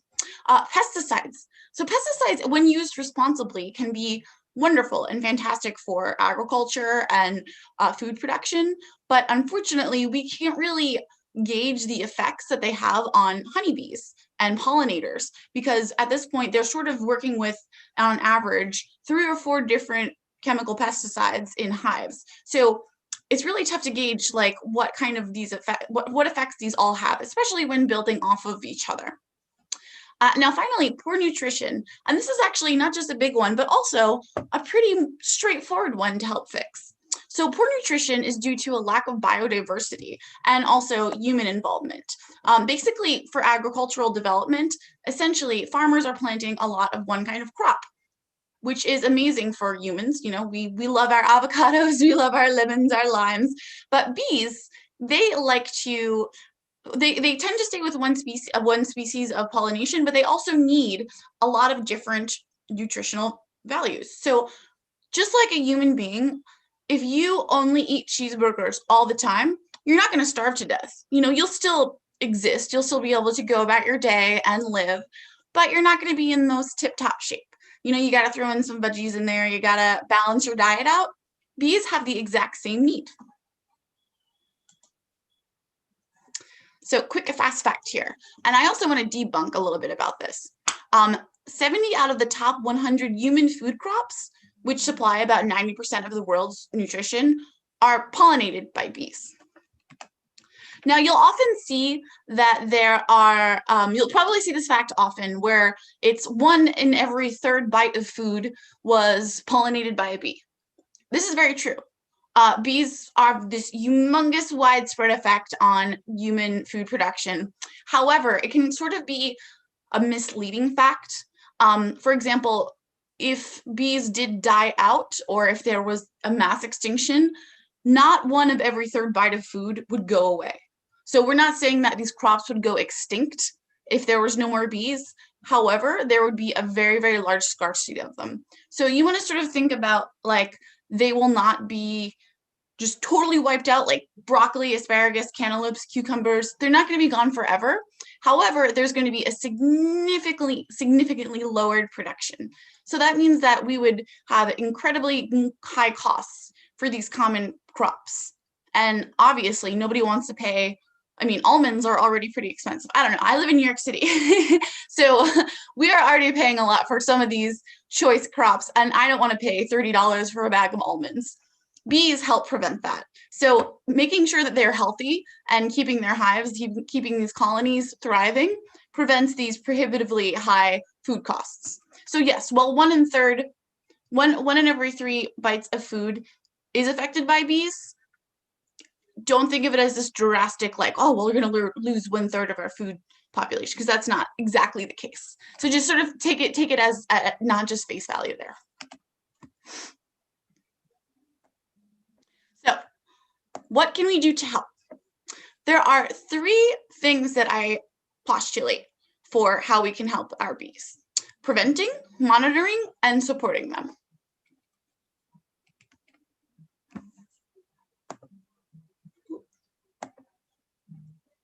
Fast fact. So there are over 4,000 native species of bees in North America. And honeybees are not one of them, as I mentioned. They were brought over by European settlers to help pollinate and produce honey. But yeah, 4,000 native species.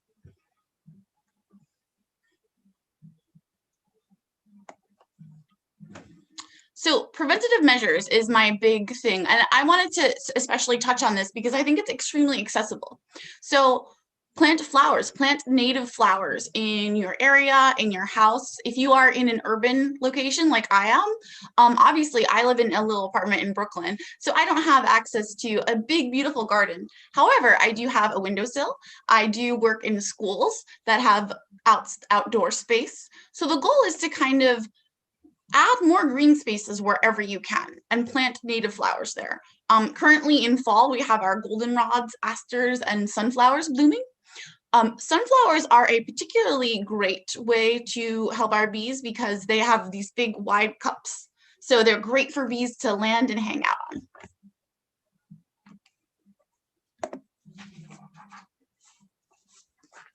I would like to mention this activity of seed bombing. So I'm not sure, you might be familiar with this concept, but essentially you use like a fertilizer and a bunch of goopy, so it depends on the product, an emulsifier perhaps, and then you add seeds to it and you're supposed to throw them in different places where you see dirt and grass.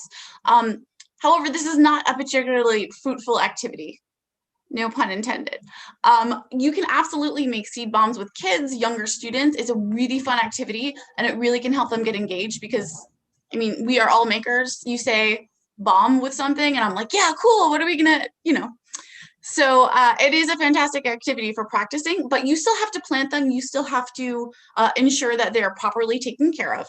Okay, so definitely look that up if it's something that you're interested in, if you work in a classroom or if you just want to make cool seed bombs, but ensure that they're actually getting planted properly. They do have to go in the ground. You can't kind of like toss it off a highway and then hope it'll land. But generally speaking, this goes back to the whole, we need more green spaces. We need more native flowers, places for the bees to rest, places for them to pollinate and eat and snack. All right, fast fact. Scientists are currently in the process of breeding tougher bees. So this means bees that are a little bit stronger against pesticides, against pests, etc. They don't actually work out, but that would be kind of cool if they did. Okay, so here we're getting into our builds. Now, I would like to show you folks, there are a lot of really amazing companies now that have just incredible builds that help out our little bumbly friends. And now these are more techie builds. So if you are a maker, you might be familiar with your typical sensor kits, you know, infrared sensors, humidity sensors, things like that, temperature. These are incredibly helpful when it comes to, you know, beehive maintenance. Now this again is for more of our beekeepers. So I'm just sort of introducing the topic. This isn't necessarily as accessible to someone who's just sort of like, okay, I want to help out our bees. We can make a little thing or plant a little thing. If you are interested in creating your own beehives, even if you are in an urban area, if you're in New York City, there is a huge movement now for urban beekeeping. So it is absolutely a possibility. Just keep that in mind.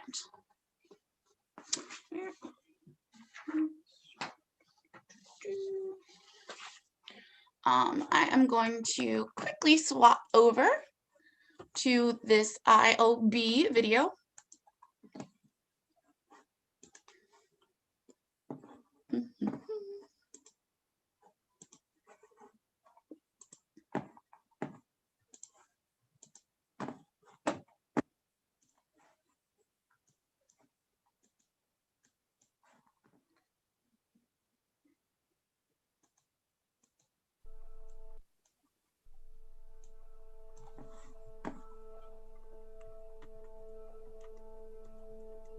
Bees are in crisis. Bee populations have been declining in Europe since the 90s, putting at risk our agriculture and way of life. The decline of bees concerns us all as they play an essential role in our agricultural systems and the environment. Bees help pollinate crops and maintain balanced ecosystems. In Europe, around 84% of plant species and 76% of food production depend on pollination. Researchers estimate that if we do not address the bee crisis and mortality continues to increase, the the economic impact will be the loss of approximately 150 billion euros worldwide. We are facing a complex problem that requires new solutions. A European-funded project has designed new sets of tools to improve monitoring and help address the challenges bees face. The Internet of Bees, or IOB, is a multidisciplinary project that has developed a three-stage solution to increase our knowledge of bees and their relation with their environment. IOB introduces a variety of tools so that beekeepers, associations, researchers and policymakers can have a closer understanding of the environmental challenges that affect bees. IOB is a new approach that integrates different monitoring solutions. Its main objective is to disrupt the beehive monitoring market with a never-before-seen integration of different technologies. IOB is applying technological innovations linked to the Internet of Things to beekeeping and environmental monitoring. So imagine bees connected as if they were actually an internet of hives that will report to the beekeeper what is happening to them, and the collective information of all the hives gives you a great picture of what is happening not only in an apiary but in a region where you have beekeepers that can be associated, for instance, and then you can upscale this kind of networking to national and even into international levels, where we hope that one day IOBs could be a standard in Europe. IOB integrates 3 different levels of monitoring and data analysis for assessing bee health. It combines in-hive and field monitoring with satellite mapping, applying special decision support systems to bee-related data. IOB has produced and continuously improved cutting-edge monitoring systems for beehives. The bee counter is a monitoring system installed at the entrance of the hive that allows beekeepers to monitor their bees in real time. The bee counter tracks incoming and exiting traffic, providing valuable information for assessing the health of the colony. The beekeeper can then evaluate the strength of the foraging force, determine mortality rates in the field, and identify deviations in flight duration and nectar availability. The bee counter sends collected data to a cloud server via cellular network. It is then automatically processed and visualized through a user-friendly way. Digital monitoring brings beekeepers closer to their bees. They can access the information at any time from their internet-connected devices and foresee which actions they should take next. IOB's bee counters provide up-to-date information on the status of the colony. IOB has continuously tailored its bee counters for the actual needs of beekeepers. Major representatives of the beekeeping sector have given direct feedback. IOB has collaborated with national associations throughout 7 European countries to test the bee counter. IOB has also developed an e-gate, a sensor that identifies insects entering and exiting the colony by colour detection. The e-gate works with RGB colour code balance. It can determine if the hive is receiving unexpected guests, such as pests. IOB has also aimed to improve observations of conditions beyond the hive. An optoelectronic sensor automatically provides insect count and identifies different species. An in-field digital sensor measures the diversity and density of pollinators in the field. Monitoring pollinator availability is essential, considering the importance of not only managed but also wild pollinators. The sensor is a new user and insect-friendly response to the challenges of traditional traps used to count pollinator density and diversity. It identifies flying insects without disturbing them. Therefore, there is no need to trap, kill, nor manually count insects. As insects fly through, the sensor automatically identifies their flight pattern and matches it with a species in the database. The sensor is also able to detect plagues that affect bees, such as the Vespa velutina or Asian hornet. This invasive species has become a challenge for bees and beekeepers. It continues to spread around Europe, meriting further attention and new detection systems. The sensor allows for early detection, which improves the chance for effective responses from individuals, associations, and authorities. Both in and off-hive sensors work in synergy with the third stage of development in IOB. Monitoring parameters such as bee traffic and activity and the diversity and density of pollinators is jointly developed with satellite imaging and the application of special decision support systems. By applying a predictive model to data recovered by satellite imaging, it is now possible to provide a more extensive tool to understand the environmental condition of bees. This last stage of IOB makes it possible to determine the surrounding land use of a location. The beekeeper, association or other users can find out if a site is, for instance, surrounded by monocultures. Users can also discover the land cover types, whether this is, for example, grassland, forest, bare ground, or others. Finally, this tool provides users with historical data on phenology, as well as a predictive model. They are now able to determine the availability of resources, such as pollen or nectar, which directly influences the overall well-being of bees.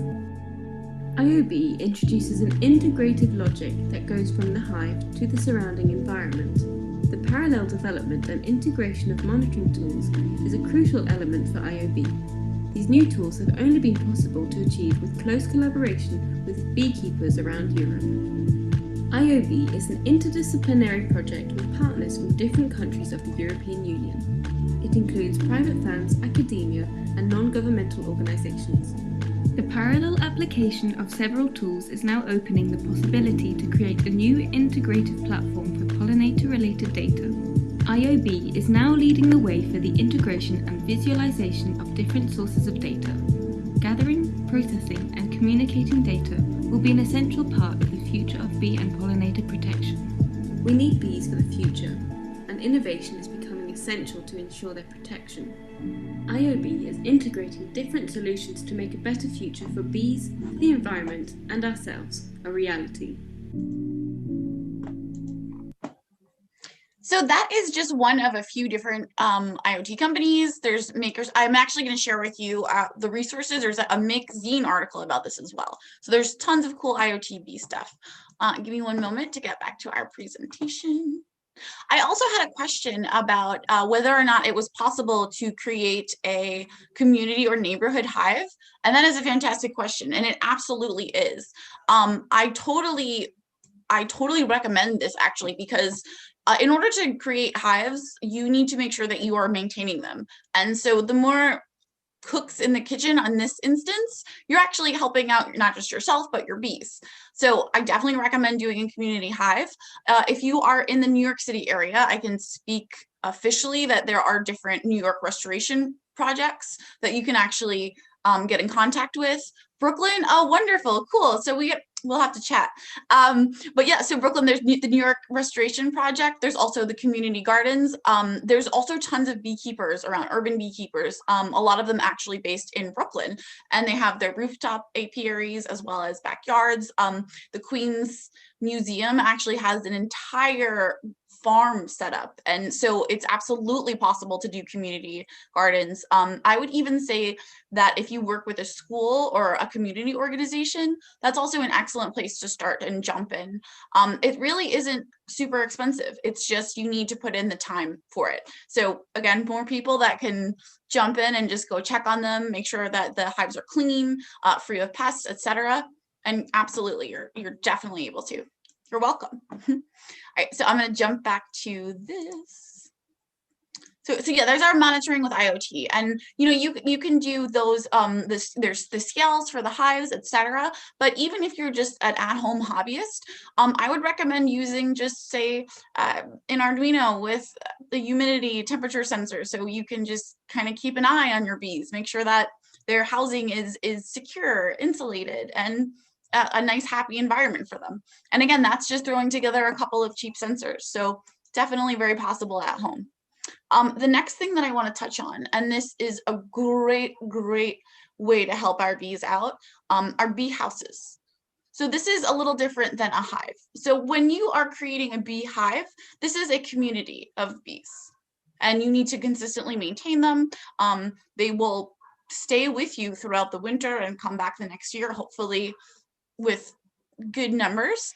But bee houses are almost like little community spots for bees.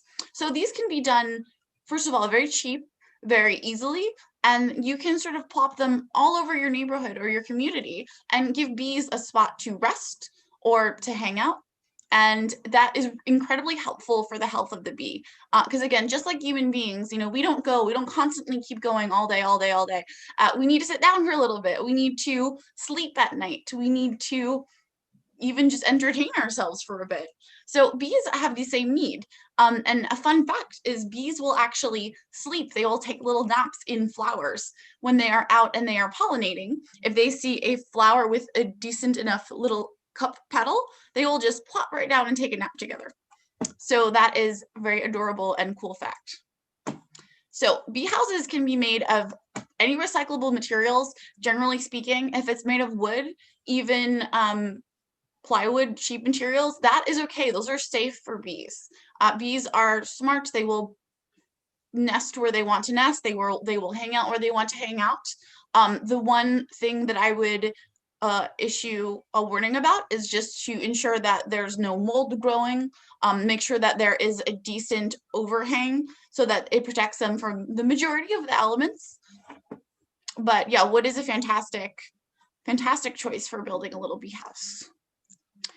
Pallets and logs are also a great way to make just a nice little enclosure for bees. If you take a look here at my example, you'll see that these logs have basically just been drilled out. The pallets have spots for them to sit in. This is more like of a Hy-Vee build, but hypothetically, you can just grab a log cutting and drill some holes in it, and that's a nice bee resting spot. They are very much drawn to wood, and wood is natural. They vibe with wood, if you will. And finally, we get to 3D printing. So 3D printing, as makers know, is just, to me, I still think of it as this magical thing. You know, you create something from your imagination and then it's in the world just like that. And we can use this magical innovation to help our bee friends out. PLA, as you know, is biodegradable, so it's safe if you're gonna just plop them all around the neighborhood like I would love to see. So it's great for the environment. The bees will hang out in there. And also the beauty of PLA as opposed to wood or the bamboo housing is that PLA is super, super easy to clean. I mean, it's just, if you see there's no bees hanging out in there, you can just take your house down, give it a quick wipe, make sure there's nothing living in there that's not supposed to be living there, and then you're good to go. So PLA is not just effective because it's easy, it's easily maintained. I wanted to give a shout out specifically to this gentleman, Frank Falco, who created this bee resting spot. So this sort of riffs off of the bee houses that I was just displaying, but this is a planter as well as a bee resting spot. So if you have a garden, or if you notice community gardens, it would be fantastic for you to place little thingies like this. So basically just a spot where bees can go burrow in and sit. So bees are not going to make hives here. They're not going to start their communities here. But again, just like people, they need a spot to go chill out. And this is a wonderful chill out spot. Obviously, the flowers are a great attraction to the bees. And then they have a spot to go after they pollinate. And the link to that build will actually be in the resources as well. So this is a super, super simple Tinkercad bee house, a bee resting house that I created. And I will actually walk you all through how to do that. So I chose Tinkercad for this because as an educator, it is just such a quick, simple way to introduce young folk to 3D design and CAD. And it's free, you know, open source always. So I'm gonna actually tab out of here very quickly.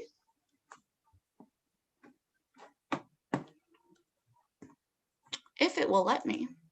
You know, it's been so funny teaching virtually because I feel like I am now the teacher who could not get the VCR to work when I was a kid. And it's definitely been an interesting juxtaposition for sure. So you're like, well, wait. And then I have kids like, Ms. Amanda, you didn't share the sound. And it's just like, you know, I'm revisiting my days as a kid where it was like, oh, you have to hit auxiliary. This is where we are. Life is cyclical. Okay, so this is the little mini bee house that I have made. This is basically just two shapes that I melded together. Super, super simple, and it should print incredibly easy. I should move this little guy over. But all I did was take our polygon here. get it to a nice size. I do want to say, when you are creating more of these hive type houses, or even just our regular bee houses, if you're planning, or if there's like a large bee population in the area, I would suggest keeping the holes about 6 inches deep. That is a great size for the bees. That gives them enough time, enough room to wiggle around, fly around, and do their thing. So what I'm doing here is I am on Tinkercad. I have grabbed a polygon. I have stretched it upwards. And then I'm going to make a copy of it. I usually use keyboard commands, but you can also use this nifty tool right up here, which is the duplicate and repeat. Then I'm going to drag that over, and I'm going to turn it into a hole, which is right over here on the top right. Now I'm going to reduce the size just a teensy bit. Say 16 by 16, perfect. And I am going to stretch it upwards a little bit, just because then I can kind of work with it a little bit easier when I'm bringing it into my tube here. So now that that is relatively even here, I'm going to lift it up using the curved arrow at the top. And what that does here is, because I don't want a straight tube, I would like to have a flush bottom here. So these aren't going to be actual tubes. It's a tube with a flat non-exit. Okay. So now that I have this about in the spot I want, all I'm going to do is I'm going to click and drag over so that both shapes are selected, which I can tell in the top right over here because it'll say 2 shapes. And then I'm going to group them, which is this button that looks like a square and a circle block together. And now you can see I have this neat little tube. So this is a perfect little bee hanging out spot. Then I'm going to just literally same thing, duplicate and move them around into, oop, not like that. Move them around into the pattern of my choosing.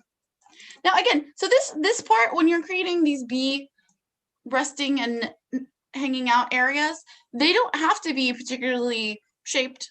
You know, bees will just go in there and rest. They're discerning in the sense that, you know, if I fits, I sits, I think was the old Mimi phrase. But you should ensure that there is some sort of roof, some kind of way to shelter the bees from any elements. Okay. So that is essentially basically all you do. You don't need to make it in the same honeycomb pattern. I just did that because I thought it looked neat. But, you know, it's just this nice little spot. And this will print very well, too, because you can just print it standing upwards and it'll just build right off of each other. I also would recommend printing the roof separately. That way you can you can attach it however you'd like to, but then you could also stop, take the whole thing apart and clean it. That is that very brief one. Now, there are a couple things about creating these bee houses and these nests. You'll often see online, people will create these, actually, this is a really excellent example of it. So the circular or whatever shaped bee houses with the bamboo sticks, and those are great as their own objects. However, you'll often see that they have strings attached to them. So you should never actually add your bee houses or your resting spots with just string. It is incredibly dangerous to the bees. Bees are kind of clumsy flyers, especially if they've just pollinated and they're all like sugary drunk. They will have a lot of trouble getting into their resting spots or into their hives. So you want to make sure that it is not just this flimsy string that kind of blows with the wind. It needs to be very steady and secure for the bee. So the bee can just land nice and clumsily and not worry about having to angle for, you know, a spot that is moving around. Okay, so that is one pretty important caveat to that whole spiel. So make sure that they're 6 inches deep, the holes, and make sure that the whatever creation you make, bee house, resting spot, make sure that it is quite secure, because again, it is a danger to our clumsy little bumblebees. That might be why they're called bumblebees, because they bumble around. All right.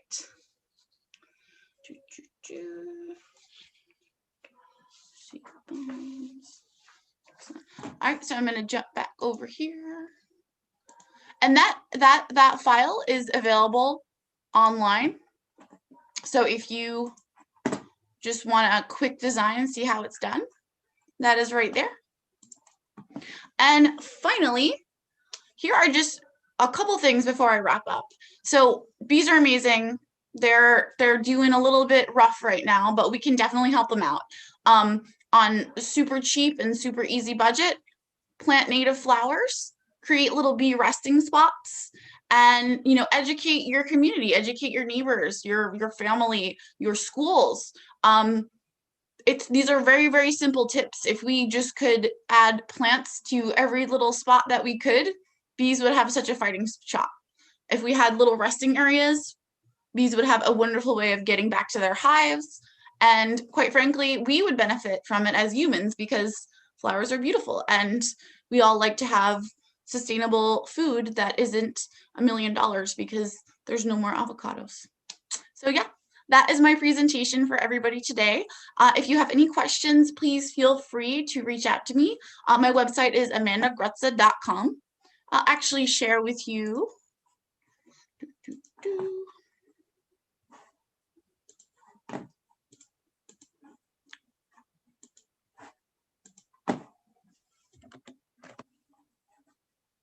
There we go. So, Beehive House. I'll share with you the resources. So beeinformed.org was a humongous help for putting all this together, and just generally a fantastic nonprofit. We also have IOB, which is from that video that I showed you that has more of the high tech and the actual hive solutions. Native New York Gardens is fantastic for all of you New Yorkers joining me that would like to plant more flowers, of course. And then amandagrutza.com. My blog is actually going to have a list of all of these resources, as well as the link to the STL file that I just showed you, and actually just the straight Tinkerpad model. So you can just download it right from there if you feel like practicing and printing out some cool little bee houses. So that is it. And if you have any questions, please feel free to head to my website and ask me anything. I am all about bee stuff, so I would love to help you get a community hive started or just answer any questions that you might have. And I hope you all have a lovely Maker Faire.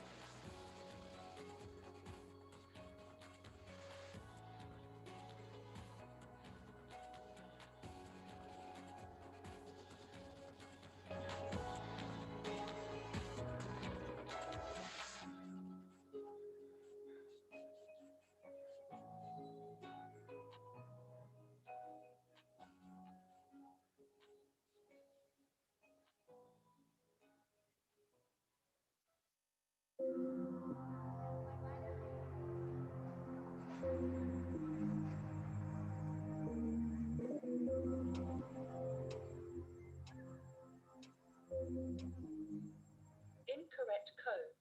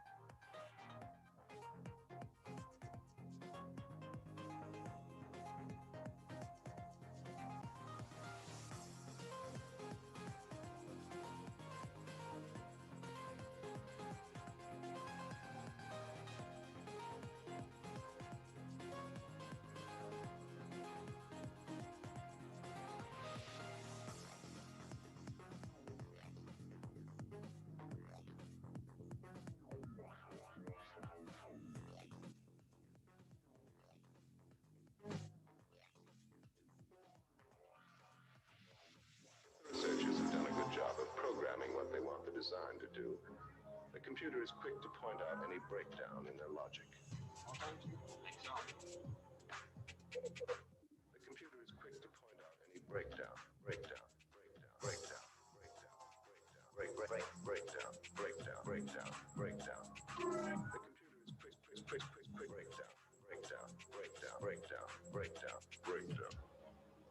The design is complete.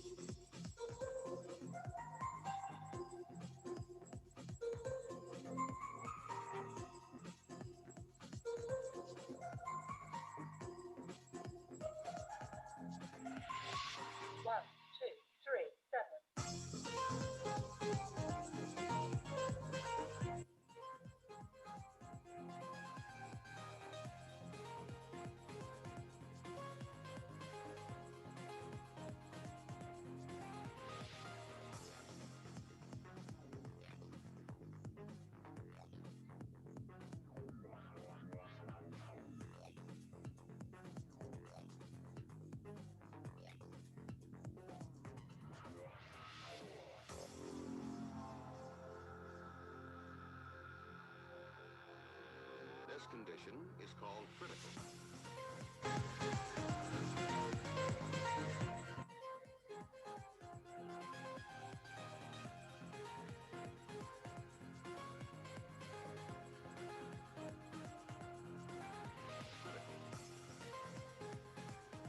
Thanks for tuning back in to the Empire State Maker Faire. Hope you're having fun. I know I'm learning a lot.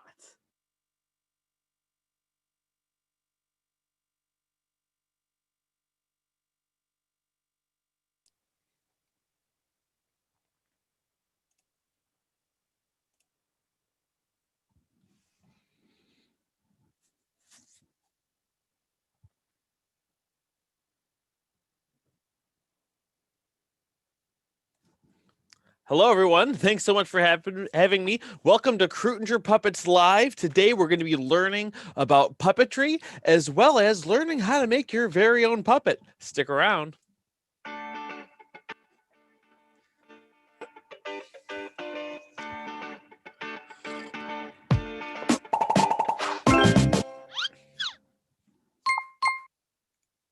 I'm so excited to be part of this year's Empire State Maker Faire. I think this is a really amazing thing that's happening.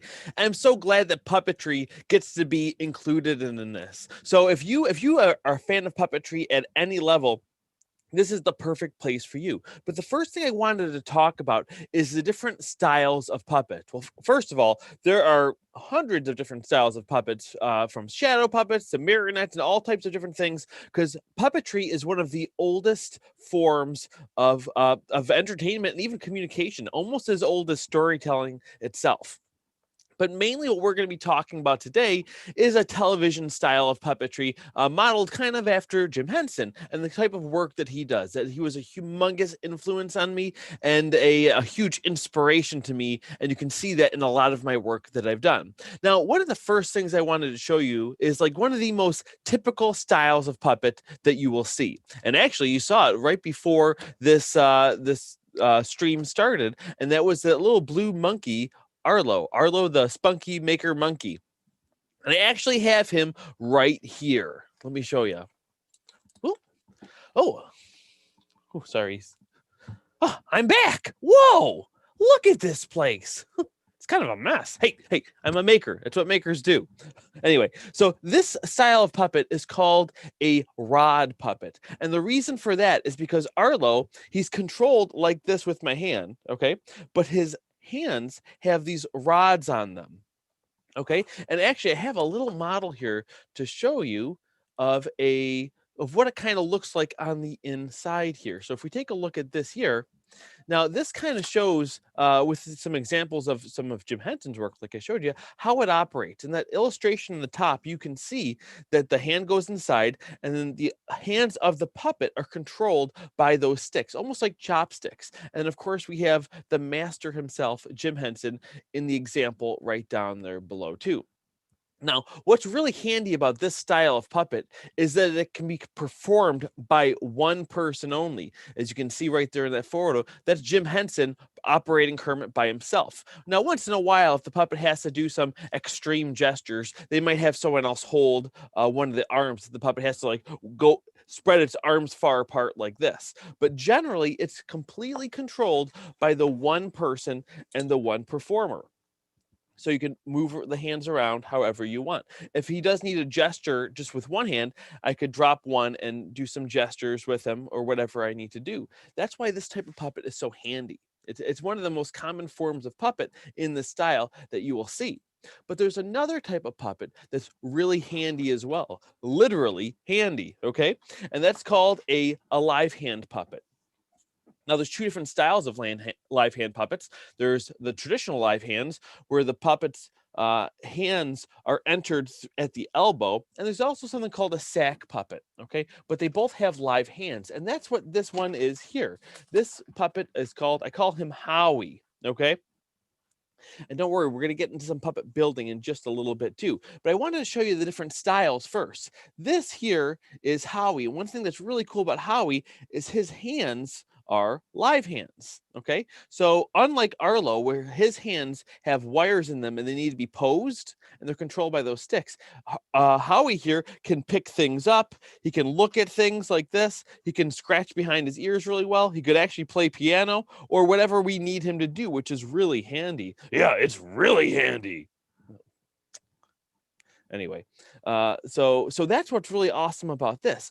But there's one thing you might be wondering, and that is, how does his other hand work? And that's the interesting thing, is generally, and I have this slide right here to show you, that there is a second person to do the other hand. Okay, if you look up at the diagram there, this is the main performer who does the one in the red shirt, who's doing the head of Ernie there, and Ernie's hand, one of the hands, and another whole person it takes to come over and do the other hand. So you can imagine how much coordination that takes. Now, generally, this is how it's done.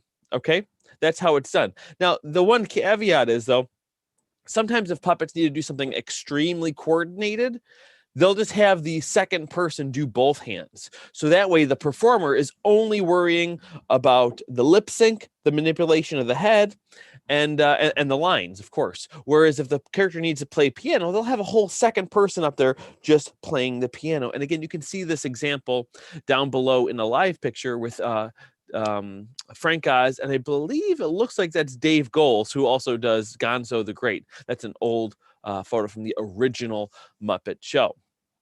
But so this is people's one of their favorite styles of puppet to to do because it can interact with people in a way that the rotted puppets can't, especially if you're working with kids, if you're especially doctors and people like that who want to add some puppetry. It's handy to be able to move the fingers and pick things up. Okay, now there is another style of puppet that you are probably familiar with. There's just a couple more we're going to go through, but this is the last slide for one, and that is what's called a walk around character.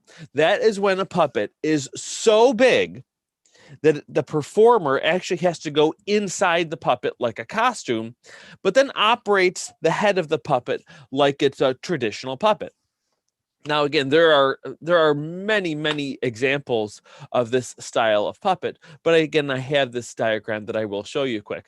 Now, this kind of shows the inner workings of Big Bird there, how the performer's legs are Big Bird's legs, and his one hand operates Big Bird's live hand, and of course, his hand goes above his head and performs his head. And actually, we just talked to the performer of Big Bird on our podcast, the Puppeteers podcast, about 3 weeks ago. Matt Vogel. It was amazing listening to his story. But anyway, you can see the two examples below there. That's Bear in the Big Blue House, played by Noel McNeil, and Big Bird, who was originated by Carol Spinney and now is performed by Matt Vogel. And again, there's been many. The Big World has that giant sloth character done by Peter Lintz, Snuffleupagus, of course, and many more. And actually, believe it or not, I actually have an example to show you guys here. Now, it is also a bear. I will show you right now. I'm not going to get all the way inside of it, but I'm going to put my hand in it and just show you the scale of this puppet. His name is Leroy the polar bear. Let me grab him. He's huge on the floor here. So let me just pick him up.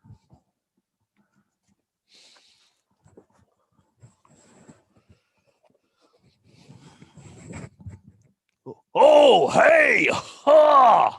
So this is Leroy the polar bear. I'm just kind of putting my hand in behind him. This is the joints on this one are kind of interesting because he is live hand as well. But one thing I did is I just used these clips to attach the arms so that he can come apart really easy, because this wasn't built for film. This was built for a theater show where he needed to be broken down and stored between shows, and it just needed to have more access points to be able to take them apart. And again, on stage, you can get away with that. You wouldn't be able to get away with it with puppets like Big Bird and Bear in the Big Blue House, like I was just showing you, because those characters are truly alive, and the HD film will show all the little imperfections on the joints like this guy has. But I'm still proud of him, and he's a really fun character that we use a lot. Now, before we get into our puppet building, there's one more type of puppet that I wanted to show you, and that is what's called a mechanism puppet. Okay, so we showed you the rod puppets, the live hand puppets, and the humongous walk around characters, but sometimes a puppet has to be very small. Okay, so small that it's smaller than a hand. And if it's smaller than a hand, you can't put your hand inside it to manipulate it. So what you have to do is create these different kind of mechanisms to be able to control the puppet, which is a very, I think it's something that a lot of makers would be interested in. They'd have a good aptitude for making a mechanized puppet. And one thing that's cool about mechanism puppets is the way that technology is advancing is making it more accessible to make these types of puppets and more practical to design them without waste, because you can design them in 3D, in different programs like that. And also, too, it would have taken a lot of machinery to tool a lot of these pieces. But again, with the modern marvels of 3D printing, it's just so much more accessible. Now, I'm going to show you one of my characters right here, this little banana here. Again, you can see that the banana is skinnier than my hand. There's no way I'd be able to get my hand in there to manipulate him. But he does have this little trigger here that opens his mouth so he can play the saxophone. And his saxophone's on a rod, so he can play along to it like this. And I'd play a fun little a saxophone track that he would play along to and make it really fun. But again, this little lever in here controls that mouth, and inside this mouth, so what this is this is like a little half dome inside the head, and I drilled a hole on each side, and then I just put a rod through it, okay, so that it has that pivot point for the mouth. And then there's a spring inside here too that pulls the mouth to this resting position, so that all I have to do is pull down on this string that pulls down on the front of the mouth, which opens the mouth. So again, these are very simple machines, very simple levers. Almost every mechanism I make is essentially a spring on a string, okay?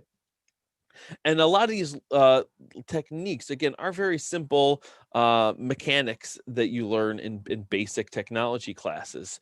But a lot of the applying them to puppetry techniques are some inspiration I've gotten from a puppeteer and puppet builder named Jim Krupa, who is unbelievable. And he makes all the mechanized puppets for shows like Sesame Street and, of course, the Muppets. So I have another mechanized puppet that I'm going to show you right here. This one I wanted to show you just because it's very different. A lot of the puppets I showed you were very cute and cuddly looking. And this one here is less so, okay? You can see his roommate is right behind me there, behind my shoulder. But this is Kyle. Okay. Now Kyle is a bug. He was built to be a tick, but now that he lived on the back of a dog, but now I've kind of used him for all types of different bugs, just an abstract bug. And again, his arms are arm rods like this. That's how it's controlled. But what's cool is I put this bar in here with the strings on it. And when I move it back and forth, I can make him nod.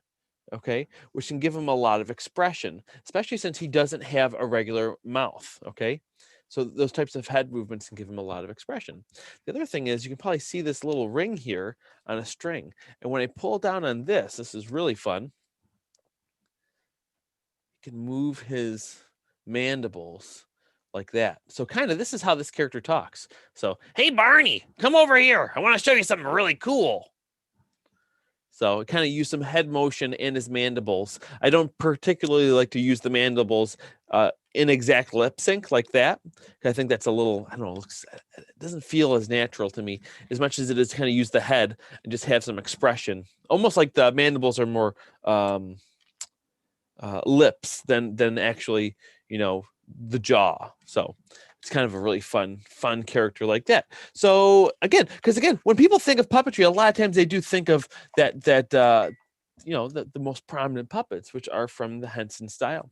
But you can do kind of whatever you want. Even Jim Henson himself had so many different varieties of styles that he did. If you look at something like the Muppets and compare that to the Dark Crystal, I mean, you'd almost think they were created by different people. So just to show you just a little taste of the variety that you can have in this medium. But actually, there's one more quick puppet I want to show you before we get into the formal building. And I actually, for those of you who don't know, I have a YouTube channel where I teach how to make puppets. I give all the tips and tricks out on how to make very fancy puppets. And a lot of the puppets that you've seen here today. But the next one, I just did a YouTube video on the build process for this guy, especially since season 2 is coming out of The Mandalorian. I wanted to make sure to show you guys. So here he is. This is what Baby Yoda would look like if he was kind of like a Muppet. Okay. So this one was really fun to build. This is also a mechanized puppet. So for here, I have the mouth that can move, and that's on a little trigger. I'll take part of the shirt off in a moment to kind of show you what's going on underneath. But there's a trigger that I'm doing with my other hand to move the mouth. Okay. I have another trigger to make his eyes blink, which is really cool. I have another trigger here that can make his head tilt up, which I thought was really important for this type of character because of how small he is. Him being able to look up would be a really important gesture. Now his arm is on this rod, but also on this rod I attached another mechanism which controls his ears. So he can kind of look like he's... Oh.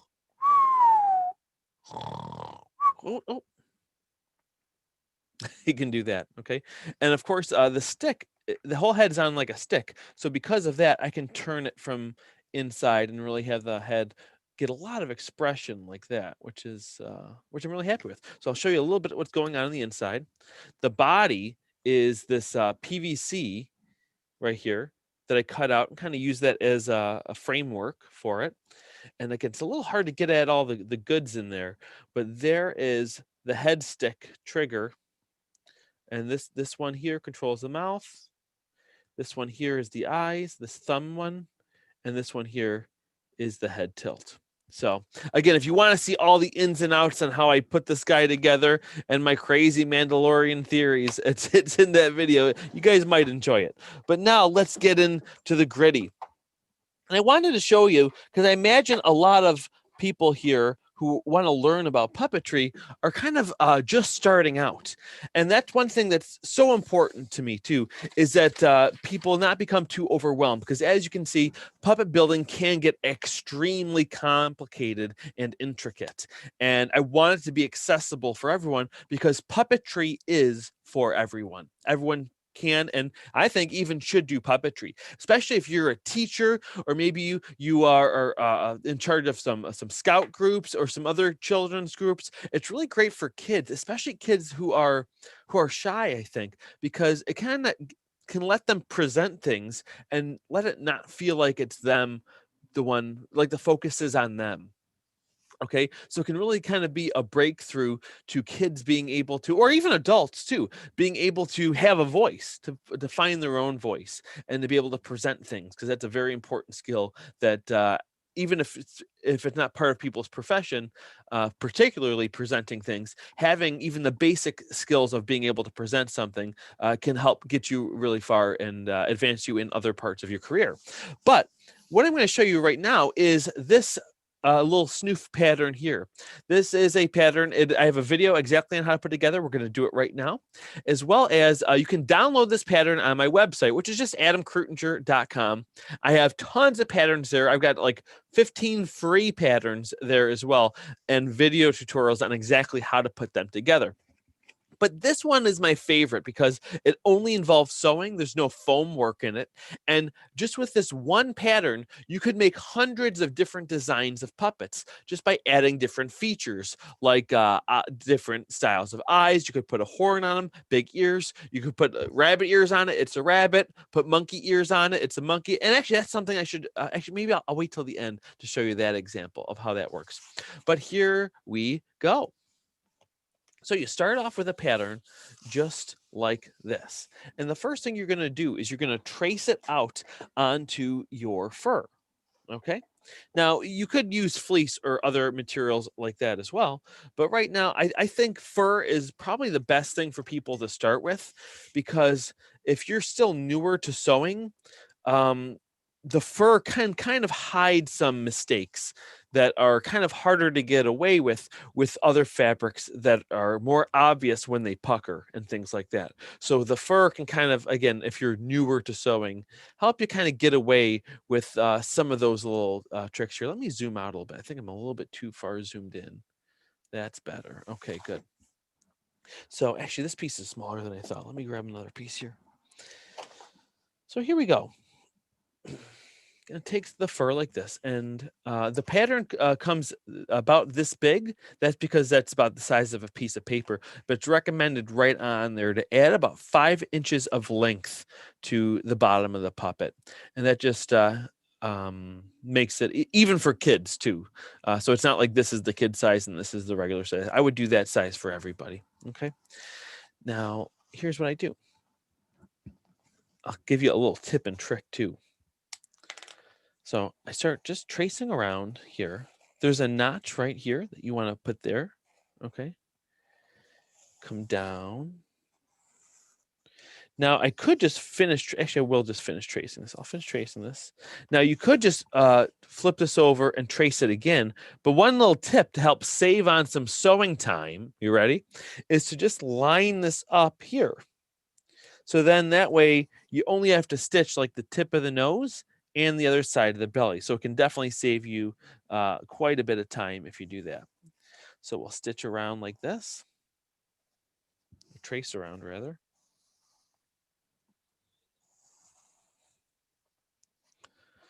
There we go.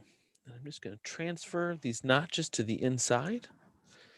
Now, when you're cutting this out, you always want to cut it out on the back. And you want to try not to make a big mess with this fur. And I'm going to give you a couple tips on how to do that. A lot of people's go-to for cutting just about any fabric is scissors. And if scissors is all you have, you can actually cut this out with scissors, but you have to do it very slowly. Because if I just cut like this, actually I'll do it to this corner just to show you. If I just cut the fabric like this,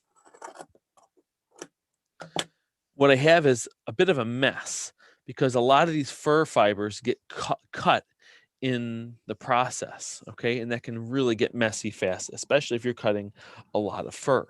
So what you want to do is make sure you're trying to just cut the backing. So what I do is this. I kind of sneak my little scissors in just the very tip of it and just do tiny little cuts. So I'm just cutting the back. That'll make it much neater, okay? But the best way to do it is to actually use an X-Acto blade, and that way you're just cutting the back. So if you are a young person who's watching this, make sure you have a parent guidance, or maybe even having a parent or an adult just quickly do this one part for you. Okay, it's actually a bit faster too, especially once you get used to it. Okay.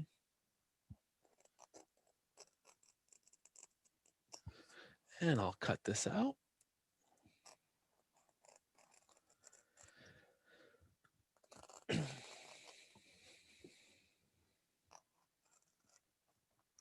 I've been making puppets for a long time too.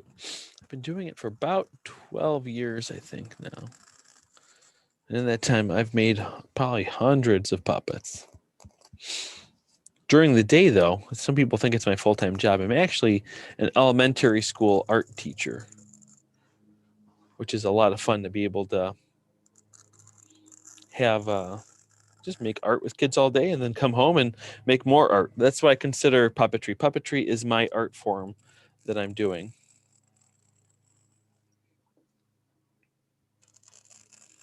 And we have YouTube videos that come out every week, some on puppet building and some on like history of puppetry and all things like that. So there we have our cutout puppet piece.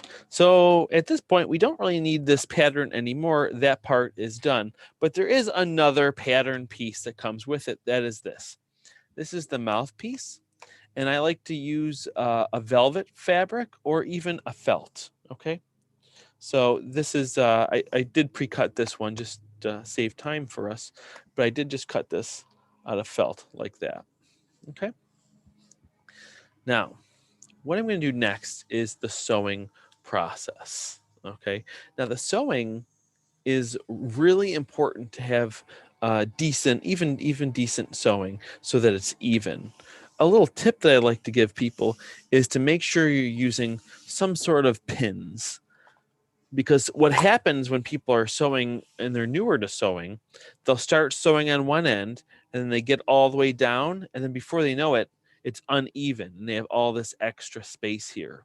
Okay. So if you use pins, it'll keep it nice and even. So let me just put a couple pins in here.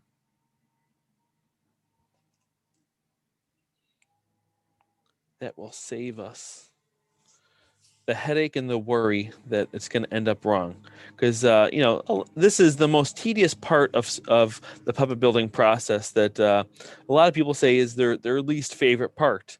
And if that is the case, then it's definitely something you're not going to want to have to redo because it was uneven. So definitely make sure you're taking the time to do it right the first time. Okay. Now with these stitches, the smaller the better. But again, on this type of fur, you can actually get away with a slightly wider stitch. But you don't want to get too wide. So here's what I do. This is the stitch that I recommend for puppet building. It's pretty much the only stitch that I use. And that is called a whip stitch. So here's what I do. Let me start off by just knotting it. So what I do to knot it is I just do 3 loose stitches all in the same spot. Then just give it a little tug. That's the way tailors do it. So we have it knotted there. So now what I'm going to do is this. And actually maybe I will zoom back in quick just so So you can really get in on this part here. All I do is this. I go in one side, out the other, wrap it around. All you're really doing is making this spiral all the way around, going through both sides. That is a whip stitch, and you want to do it close together. Hopefully you can kind of see how closely together I am doing it.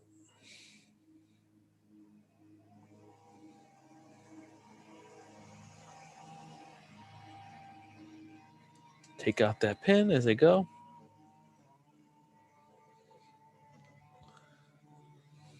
Of course, my grass is being cut right now. Can you guys hear that? Sorry about that.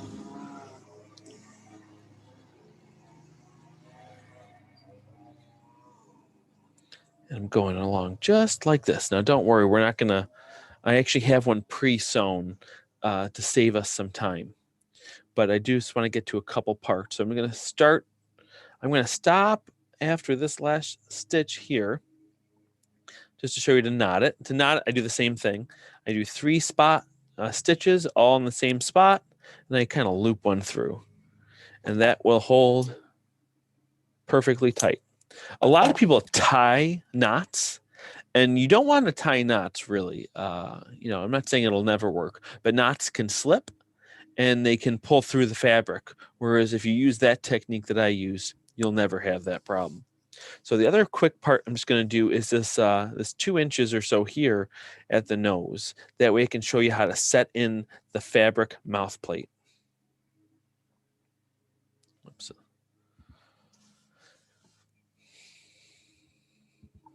So let me tie this off here.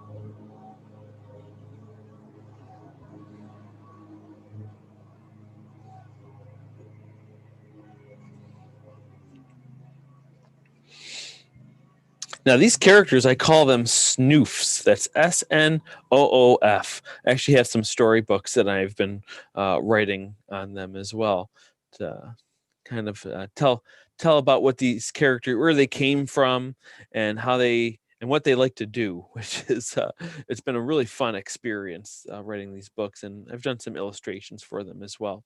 You can see them kind of where you download it. It kind of shows some of the illustrations of them, and also examples of snoofs that other people built. Yeah, if you ever make one of these, or really use any of my videos to make a puppet, or really to make anything, if you post about it and tag me, I'll check it out and share it too, whether it's on Twitter, on Instagram, or really anywhere. I just love seeing how people take the activities and tips that I give and apply them to whatever they're making. I've seen some really creative, clever stuff. Okay, and let me just cut that. So now we have, we'll pretend the rest of this is sewn. We have all that part sewn there. And then the next part is setting in the mouth plate here. So it's the same thing. You want to line up the very front tip with that center seam like this. The bottom seam at the top, at the bottom rather. Like that, and then line up the side notches. Remember those notches that we drew there? That's what you line it up with, that center line on the pattern.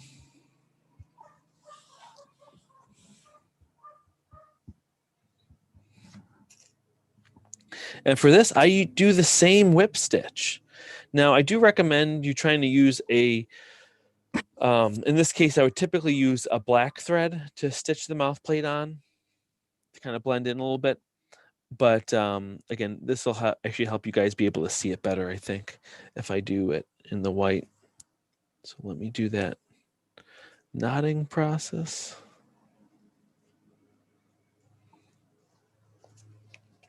Whoops. And then I just continue with that same exact whip stitch style.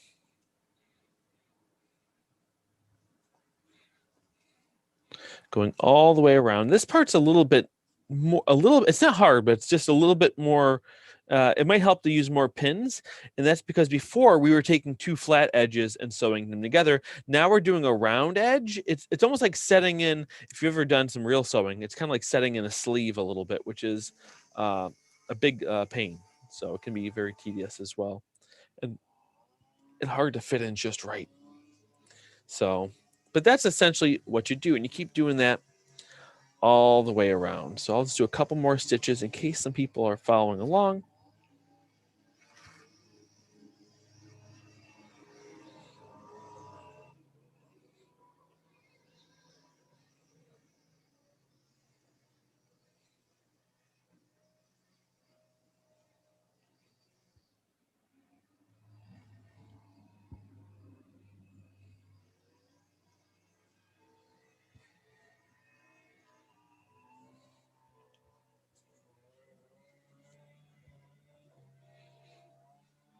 I see someone's, I just noticed that there were questions coming through, but I do see someone's asking what material I'm using for the mouth plate. And like I said before, I on these small snoofs, I like to use felt because they're just so small. On bigger puppets, I like to use velvet, like a stretch velvet. Just because in large pieces, the velvet, the felt just doesn't have a whole lot of integrity to it because it's kind of fibers that are just kind of mushed together. It's not woven. But again, on such a small character like this, that actually becomes a benefit in a lot of ways. So that's what I do. I keep stitching it all the way around just like that. Okay. And then once you're done, I've got a super time lapse here because I've got, I have one that's pre-sewn. Okay. And that's one thing I will say too. If you are experienced in a sewing machine, this would take 2 seconds right here. Zip, just sew it up on a sewing machine. And I do that once in a while too. Depends on what I have going on. Though I do recommend generally trying to hand stitch these on. You can definitely do this on a sewing machine, but you'll have to add seam allowance and actually for both sides at that point. And then once you get seam allowance into a shape like this, it just gets a little goofy to start putting together. But when you're done, you end up with something like this, okay? And you can put your hand in and you have a puppet, okay? Now, in this one here, this is just the plain fabric, and it works really, really well. But one thing you can add to it is what's called a mouth plate. So we have the fabric mouth plate, but there's also something that you can use that is the mouth plate, like a harder surface for the mouth. But again, it's not a necessity. It's just something you can do if you want. So sometimes I'd use the same pattern and just cut it out of a thin piece of wood. Or what I like to use is just a recycled plastic from even like a milk jug, or even like the cheap Christmas bins that come out. I'll usually buy 3 or 4 of those each holiday season, those big red bins for storing holiday supplies. And I'll use that all year for cutting out things like mouth plates because I make hundreds of puppets, like I said. But again, I do put that in all my real puppets that I do. But again, this puppet's so small that you can get away without doing it. And not only that, but because if you don't have that firm surface, you can do more expressions that you otherwise wouldn't be able to do because it's so floppy in there. You know, you can do things that you just can't do. But now I want to get into some designing and style elements for this puppet. So let me bring out my hot glue gun. And hot glue gun is a great tool for a beginner puppet builder. One thing you'll notice if you watch a lot of my puppet videos on YouTube that are for more professional puppet building techniques, I actually don't use hot glue at all. Hot glue is an amazing tool for a temporary hold. And for performing, which is what these puppets are used for, it they can get quite a beating. They get a lot of aggressive use for puppets. People are performing. They puppets can sometimes fight each other or do all types of different things. And you want your puppet to hold up. So I usually use contact cement with most of my puppet building techniques, and sometimes I'll use even in specific small places super glue as well.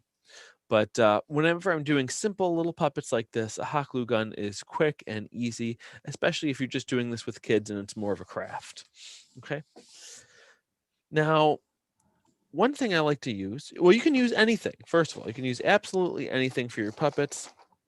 I like to use a lot of these types of wooden shapes like this. A lot of people like to use ping pong ball. This is a jumbo ping pong ball. That's why it's so big. I actually don't have any of the regular size ones here with me. You can see jumbo ping pong ball.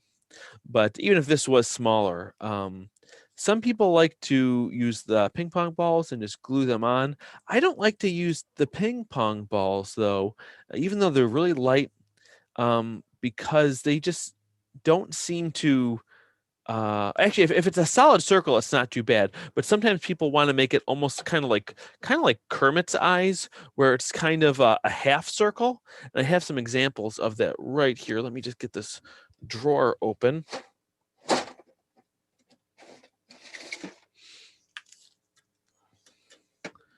So kind of like this, okay? So it's like a half circle. Now, the trouble with cutting a ping pong ball in half to do that is the fact that the ping pong ball is hollow. So when it's hollow, you have a very small surface area of gluing, okay? Just the edges. Sometimes people stuff it with foam, but then you gotta glue the foam to it. It's just kind of a pain. So these are, I actually cast these. You can just go to any, you can go on Amazon, you can go to Walmart and get like sucker molds for making like chocolate suckers. They're silicone molds and they're usually round. If you half fill them, you can get something like this.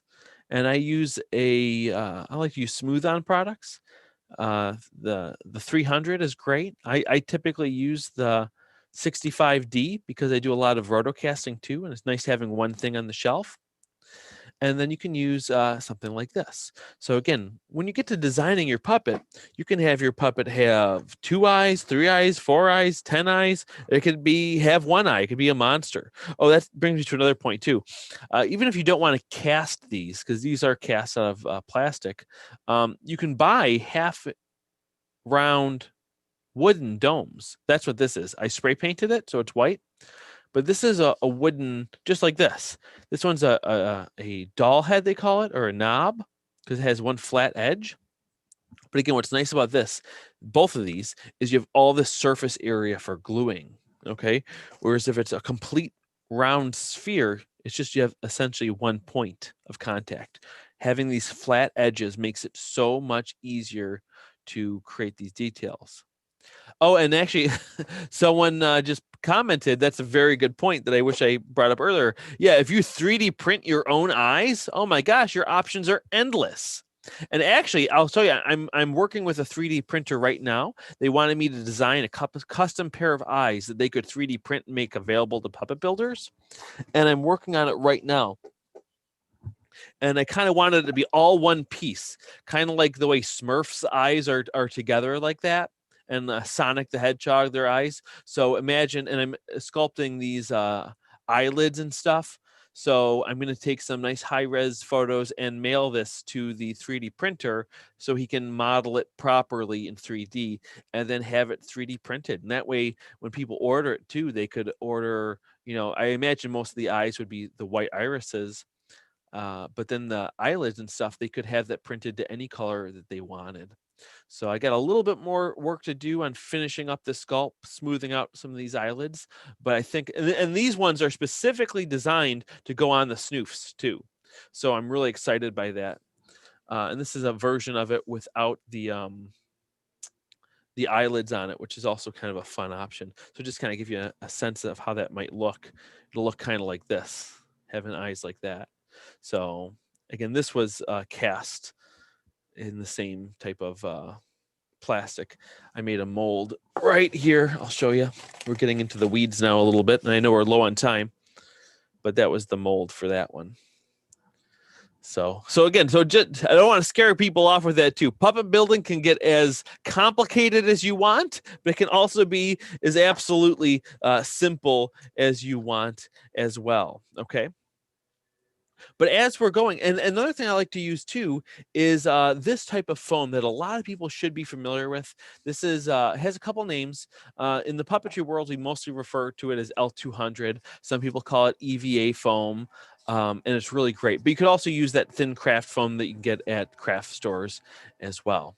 And this is great for doing all types of things like teeth. I actually have a whole video on YouTube on how to make teeth. But actually, coincidentally, in that video, I recommend not using this for teeth. But again, for craft purposes, this is perfect. But for longevity, it just doesn't, it can take a bit of a beating, but then you just replace it. And this is also great for making little horns for your puppets. And my hot glue gun, I didn't turn it on. It's okay. I'm going to show you some more examples anyway. I might not have the time to put this one together in front of your eyes, but that'll kind of force you guys to your own creativity a little bit. But I have here, I ran a camp over the summer called Camp Puppet. And all the kids got their own kit on making their own snoof, and they made all sorts of different designs. And I made one along with the kids each week. And we made, and so these are some examples that I made. Here's one of the snoofs here. Hi there. So we just did a little nose. These are the half dome eyes and some scraps of fur for some different details. Isn't that fun? So that's kind of one design I did. Here's another one that was fun we did with the group. A different fur. This guy's got he's a unisnoof, a unicorn snoof. Okay. Another fun one. This guy's really fun, kind of crazy. He's got this one little snaggle tooth there, and he's got the two horns. I want to make this guy look a little crazy, so I did one big eye and one little eye. And the big eye has a small pupil to exaggerate the scale difference, and this one has a small one has a large pupil to exaggerate the difference too. But there's another one. This one, this was a simple, fun little one too, with really small eyes like this. They're also crazy, and I've seen people add wings and make it into a bat. They've really done all types of things. This is just like a little furry little monster like one.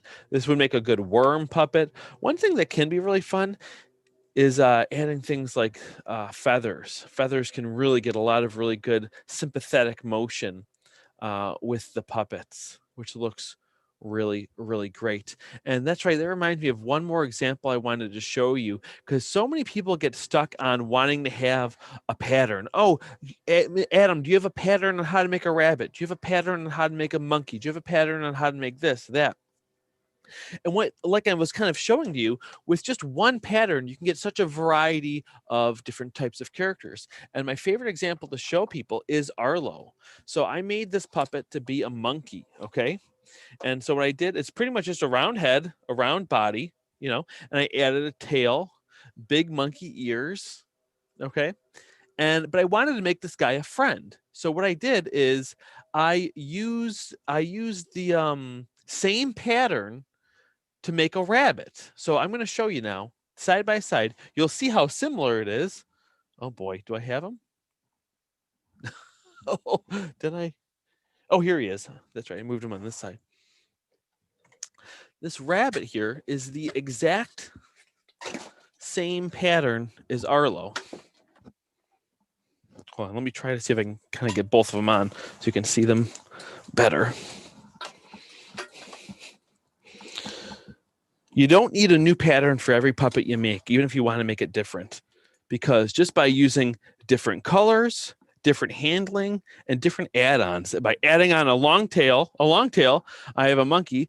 By the short little cottontail, it's more of a rabbit. Monkey ears right here, make it a monkey. The rabbit ears, make it a rabbit. Okay.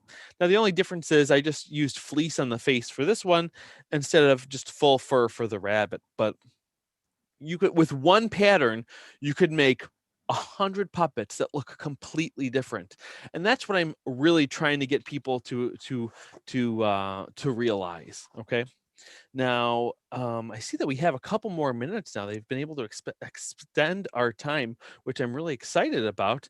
Maybe we can kind of together do a little bit of a design with this puppet here, because I think my hot glue gun's all heated up now. So let me flip us back around to the bottom view, and let's add some designs to this character. Now, let me see here. I think I am going to use this eye here. This one's a little bit different, which it's okay to have different eyes, but you want to have enough contrast so it looks like an obvious choice. You don't want it to be just slightly different. So here's another one. That'll work really well. Now, here's a tip for when you're adding features to your puppet, is you don't want to just glue it on like this. This eye is going to shake all over the place because it's just attached to the fur fibers. Okay, so what you really want to do is you're going to want to trim down the fur in the spot where you're going to put it. Okay, and take some time doing this nice. The shorter, the better. If you can get it all the way down to the netting of the fur, that's how you're going to have the best hold possible on this puppet with the eyes. Okay, but I'm just going to do a quick job on it here so you can see now.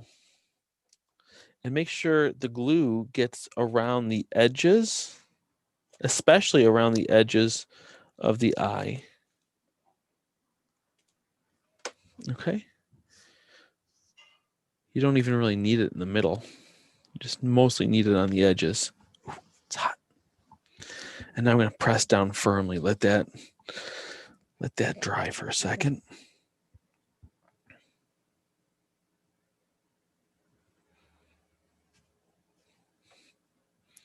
Just like that. And then we have one puppet eye that is very secure on, and it's not going to flap around. So it can be a little tough to make sure you get it as even as possible on both sides. So let me just kind of measure over there. And also you can add so much expression and design elements by how you trim the fur. If you just like want less fur around the nose, less fur around the eyes. Sometimes I like to trim the fur on the belly and leave it longer on the back, which is a nice detail too. And I'll quickly just put some glue on this guy here.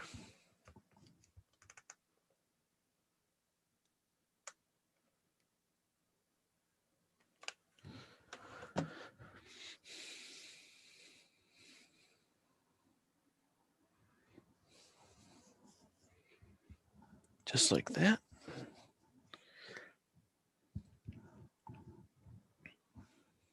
Now for pupils, to be honest, the most simple pupil you can do is just use a Sharpie and draw a dot on it, okay? But some more advanced pupils that I do, you can actually purchase little tiny pupils that you can glue on, which will look really nice. That's what I use for most of my characters. Now here are some examples here. These kind of round animal eyes. The bigger ones have a post on the back of them with a little stopper. I usually cut those off and just glue it straight to the white of the eye. Also, you can use a little velvet sticky dots that you can get. You can buy them, I think, in some places, but I just make them by buying velvet sticky back paper, and I use a hole punch and just punch out some eyes. But for today, why don't I just use the Sharpie? See, here's what I'm talking about. This fur is kind of right in front of his face. I'm not liking that. So I'm going to trim that down so that I can see the eyes better. So I'm going to trim all around this nose.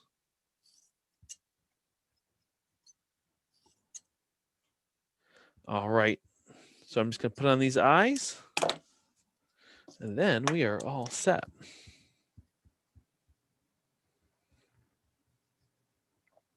Here we go. We got our crazy little puppet. I love the Maker Faire. Thanks for having me, guys. All right, let me just flip back here for you guys. Thank you so much for checking out Krutinger Puppets at the Empire State Maker Faire. I had a blast. Make sure you guys check out my website for some free patterns to make your own puppets and crafts. Hope you guys enjoyed. See you next time.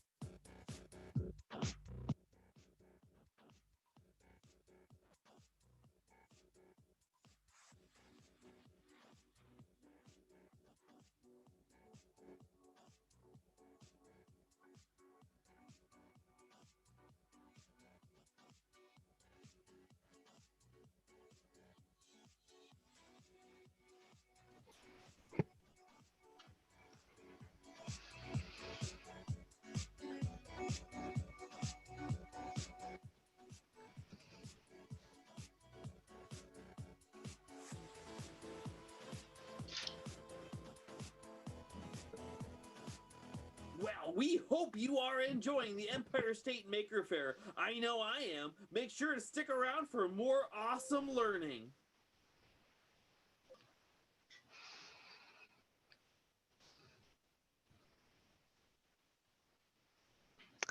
Hey everybody, it's me, Lady Ada. Thank you to the kind puppets for introducing me. So I'm actually broadcasting from Manhattan. So we're here in the Empire State doing this thing, taking a break from the unending updates and Cuomo live casts. So let's get right into it. I've got a presentation that I'm going to screen share, and then you know, if you have questions, pop them into the chat, and then I won't be able to get to them while I'm doing the presentation, but at the end, ask anything, engineering questions of any sort. Okay, so let me do this thing. Okay, cool. All right, so yes, we're here. We're socially distanced, but we're doing this thing. I've been to a lot of maker fairs. You know, I've been to like the first maker fair, which was in San Francisco in the Bay Area, and then you know I've been a bunch of times to the ones in New York, which were super fun. So it's cool to see that we're still doing this. Like we're not gonna stop making just because maybe we can't go to some fairground. Paella. So this presentation is going to be not as much about electronics, because I feel like we do a lot of live shows with electronics you can watch. We do show and tells, and we do live casts constantly. So if you want to learn about Arduino or Raspberry Pi, go there. But I thought I'd chat about what we did, Adafruit as a company, as a community, when we were in March and April, kind of in the thick of it, and how we used our maker skills and technologies to help the city and help the state. And I think we're all in that situation. I think a lot of people in the fall, in the spring, early spring, were thinking, how can I help? How can I make things better? Because things are pretty bad. And I really hope that we don't end up in the same situation in the next few months. But the only thing we know for sure is we don't know. So being prepared, being ready for what may happen. And that's something that makers are really good at. As makers, we take things and we modify them and we hack them and we learn and we share. And it's all about making things that maybe don't exist yet. And that's something that, actually started happening here in the city. So that's me with PPEs. That's a post-COVID photo. Some of these photos will be pre-COVID and some will be post. And you'll know because people are close together. So to the bottom right, there's our factory building. So we're in Soho. The factory building is in the old printing district in Manhattan. It's a beautiful building, and we're one of probably the only electronics manufacturer in the city for sure. There might be some on Long Island, but I think in Manhattan we're probably the only one. And we have about 50,000 square feet, and we have like 2 floors where we do all of our shipping and manufacturing and tutorials and videos. Like it all happens there. Some of it now is happening remotely and safely, but we're still open operational. And this is basically what we did in March and April, while also keeping the business going, right? Because I think that's another important thing. We want to make sure that we can pay all of our employees, almost all of whom are New Yorkers. So, I think people remember that, in February and March, everything was really hectic and there was a lot of adversity. We didn't know what was going on. We didn't know what we had to do. There was not enough equipment. There was a lot of fear. There was a lot of sirens. It was just really, really gruesome. It was really horrible. I hope we never have to go through that again. But that adversity can reveal character. Like when things are going to shit, that's when you can step up and help out. And I think what's cool is to see how many people in the maker community immediately stepped up and said, here's what I know, here's how I can help, and self-organizing. So, I think a lot of us are aware that we're heading into the fall. This is day 231. So we've been at this for 231 days. I think during the summer, we had some good, nice days. Like, I saw people in cafes outside. I had people with walktails and I, seeing businesses reopen safely and staying around, I think that's been a really positive experience. I think that should carry us through the fall and winter as we head into the next 100 days, which I think are going to be challenging. But again, that challenge can reveal character.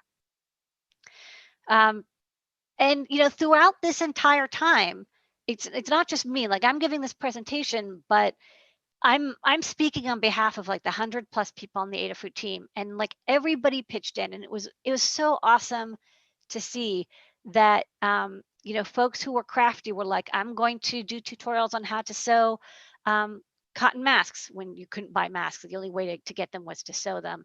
People who are like, I want to do tutorials. I'm going to do more live streams because I think the community needs that. We have a weekly show and tell, and historically now it's a half an hour, but so many people from the community wanted to have something to do on a Wednesday in March, April, and even May and June, that we extended our show and tell to an hour just so I had more time for people to come by and have this sense of community, because folks who are used to going to hacker spaces and maker spaces couldn't do that. So instead, having an online community, like we have the internet, so let's use it. And of course, the customers.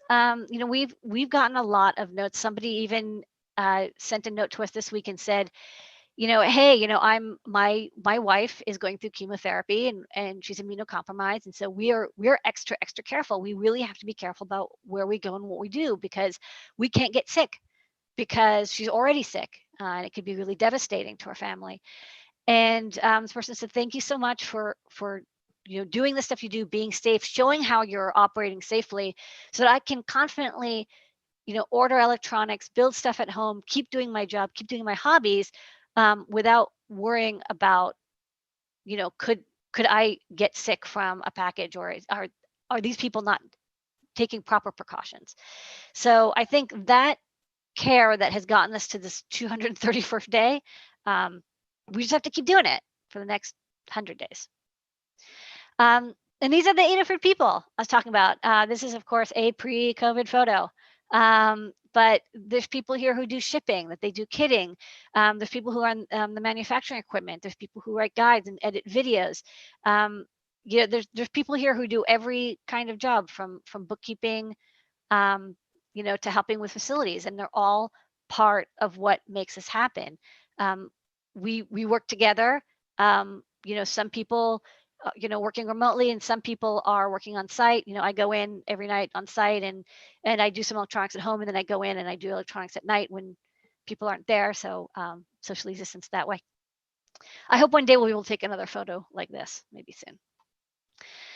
So, basically what happened is, we had started reducing our occupancy in February, because around January, and folks can even watch videos from early mid-January, we were noticing that some of our PCB manufacturers or component suppliers, or people who made stuff in China, were saying, hey, our factories are shut down, like we're not able to function, or we have to have a reduced schedule. And so we were starting to hear from our partners in China about basically the COVID infection happening. One of our suppliers is actually literally in the center of Wuhan, and so they got really devastated. But hearing from them was really helpful, because as the wave started in New York, they actually were like, do you need masks? Do you need PPE? Here's some information. Here's what we did. But basically in February and March, as we started to see New York start to tick up, we reduced our occupancy to 50%. People who could work from home, just go home, and then 25% using staggered shifts, staggered schedules, and keeping people separated. So we have multiple floors, just made sure that everybody was really far apart, and offered PPE and hand sanitizer. But we basically, I think like in early March, it was like March 20th, 15th, we got an email, phone calls from the EDC, the Empire Development Committee. I actually can never remember what EDC stands for, but basically they're kind of like this glue that tries to connect all the businesses that are working in New York to try to solve problems. So their problem was, we really, really needed face shields. They needed thousands of face shields immediately because they couldn't get them. Again, there were no shipments coming out of China, and any PPE was it was completely bought up. It was impossible to get. And they're like, we just desperately need face shields. We understand you can't make, N95 masks. They asked us, but could you make these plastic face shields? And this was actually while we were starting to go into sort of shutdown mode. We had been planning on doing the 3-month shutdown, but we still had folks who were thinking about how to solve this problem, how to make these face shields. So you can even see a demonstration here of me wearing, well, a photo of me wearing this face shield. People in the maker community started chit-chatting. They were like, could we 3D print them? Do we use foam? What kind of plastic should we use? What kind of elastic should we use? And there was like this very fast iterative process where a lot of different maker spaces, and this design I think is actually from a Wisconsin maker space. A lot of people came up with what's the least expensive, fastest way to manufacture thousands and thousands of face shields, and how to do it using materials that you could get from McMaster Carr or your local clothing or fabric store.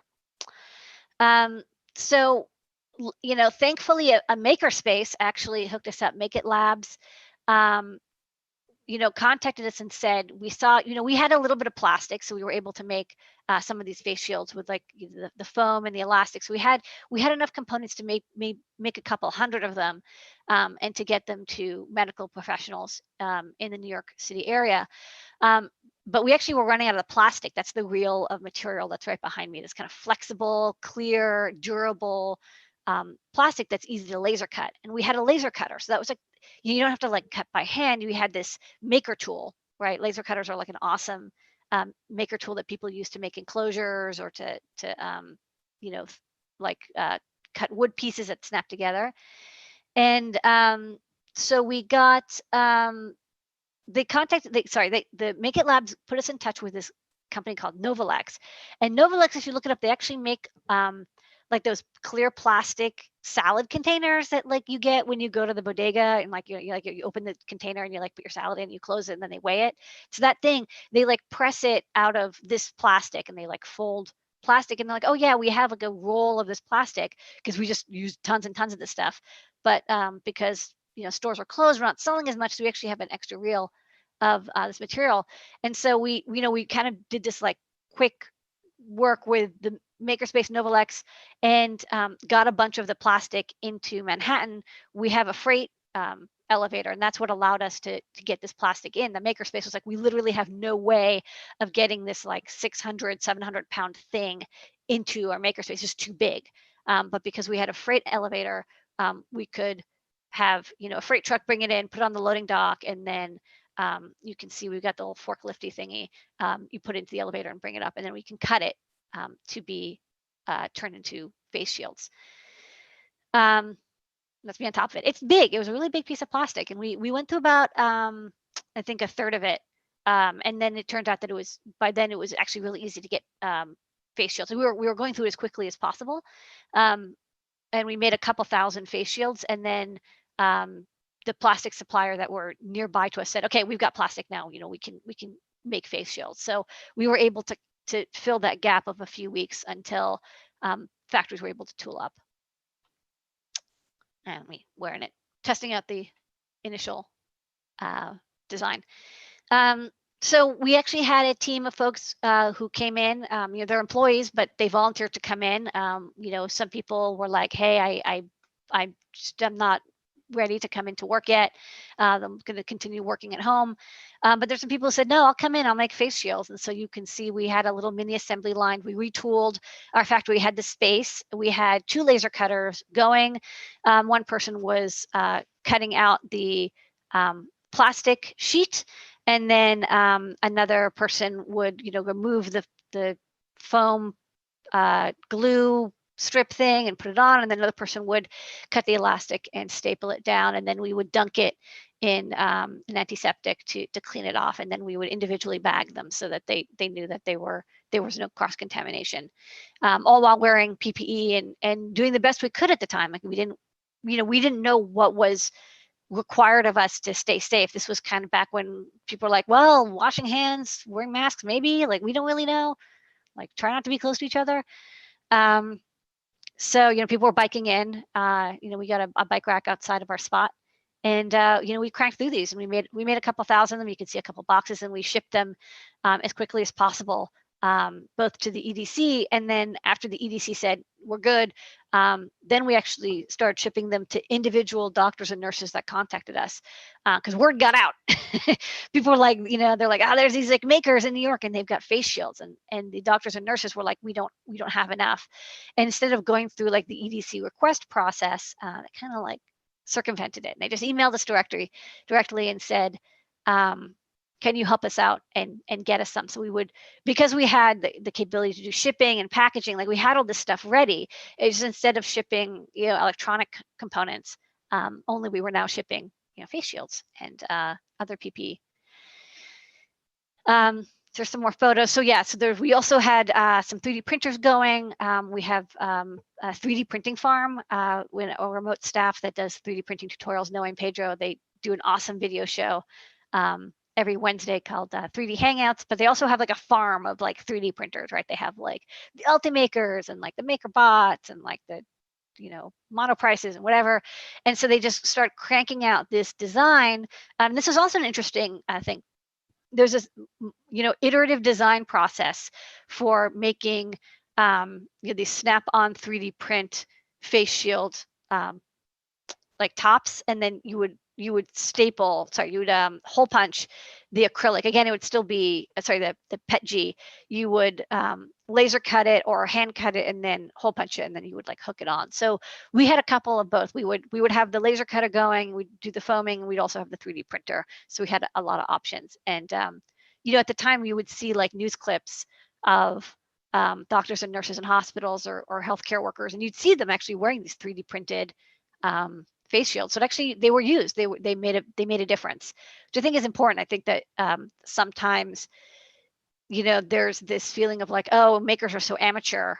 Would anybody actually use it? But they really did. They used it, and they used it a lot. And we got a lot of emails and thank yous from medical care workers who were like, thanks, this is really helped. Or the people who they worked adjacent to the medical, you know, industry, like they were transporting people, you know, from hospital to care facility, and they're like, well, I'm not like a registered nurse, so I don't have PPE, so this is the only way I could get protection, because I'm in a car with people and I want to make sure I don't get them sick.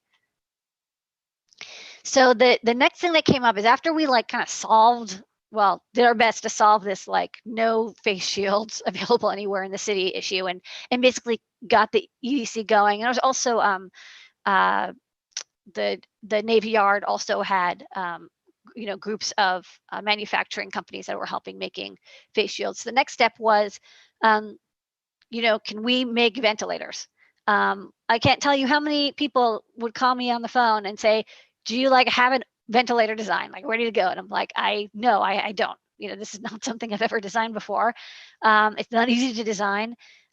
We could do it, but you know, we have to work together as a team. We have to have a lot of people with a lot of different expertise. It's not like a face shield where somebody with scissors can cut it out and like staple it and like you're done. A ventilator, you have to test it. You have to have engineers look at it. You have to have people who've done medical devices work on it. You want to make sure that if you're going to make something like that, we can do it, but we want to do it right.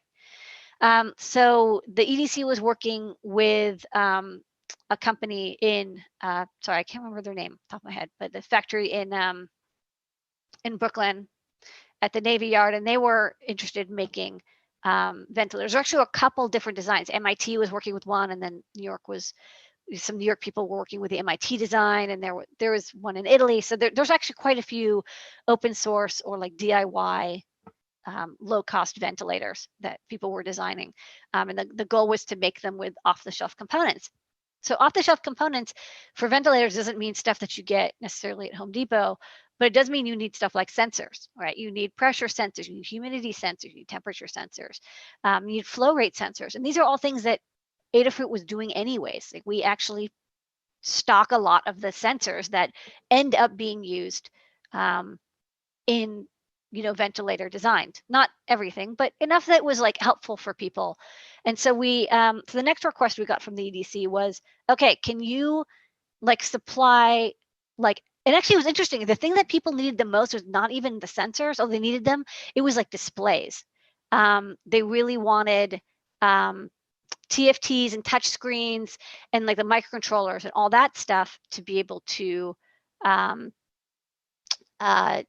control the interface for the ventilators, because a lot of times they would be able to get a flow rate sensor from like Sensorion, or they would get the air valve is not very complicated. It was the UI that was actually quite challenging. And so we ended up chatting with a lot of different groups. I think easily a dozen, 20 groups, all trying to figure out how to actually make a really good user interface. That was actually the challenge a lot of them had, was how to make it so it was usable, so it would alert nursing staff if something went wrong, or it would verify like nothing. You know what I mean? It's like, it's easy to make a ventilator that can go wrong. How do you make it so it doesn't go wrong? That's the challenge. So we were, manufacturing, the pre-COVID photo.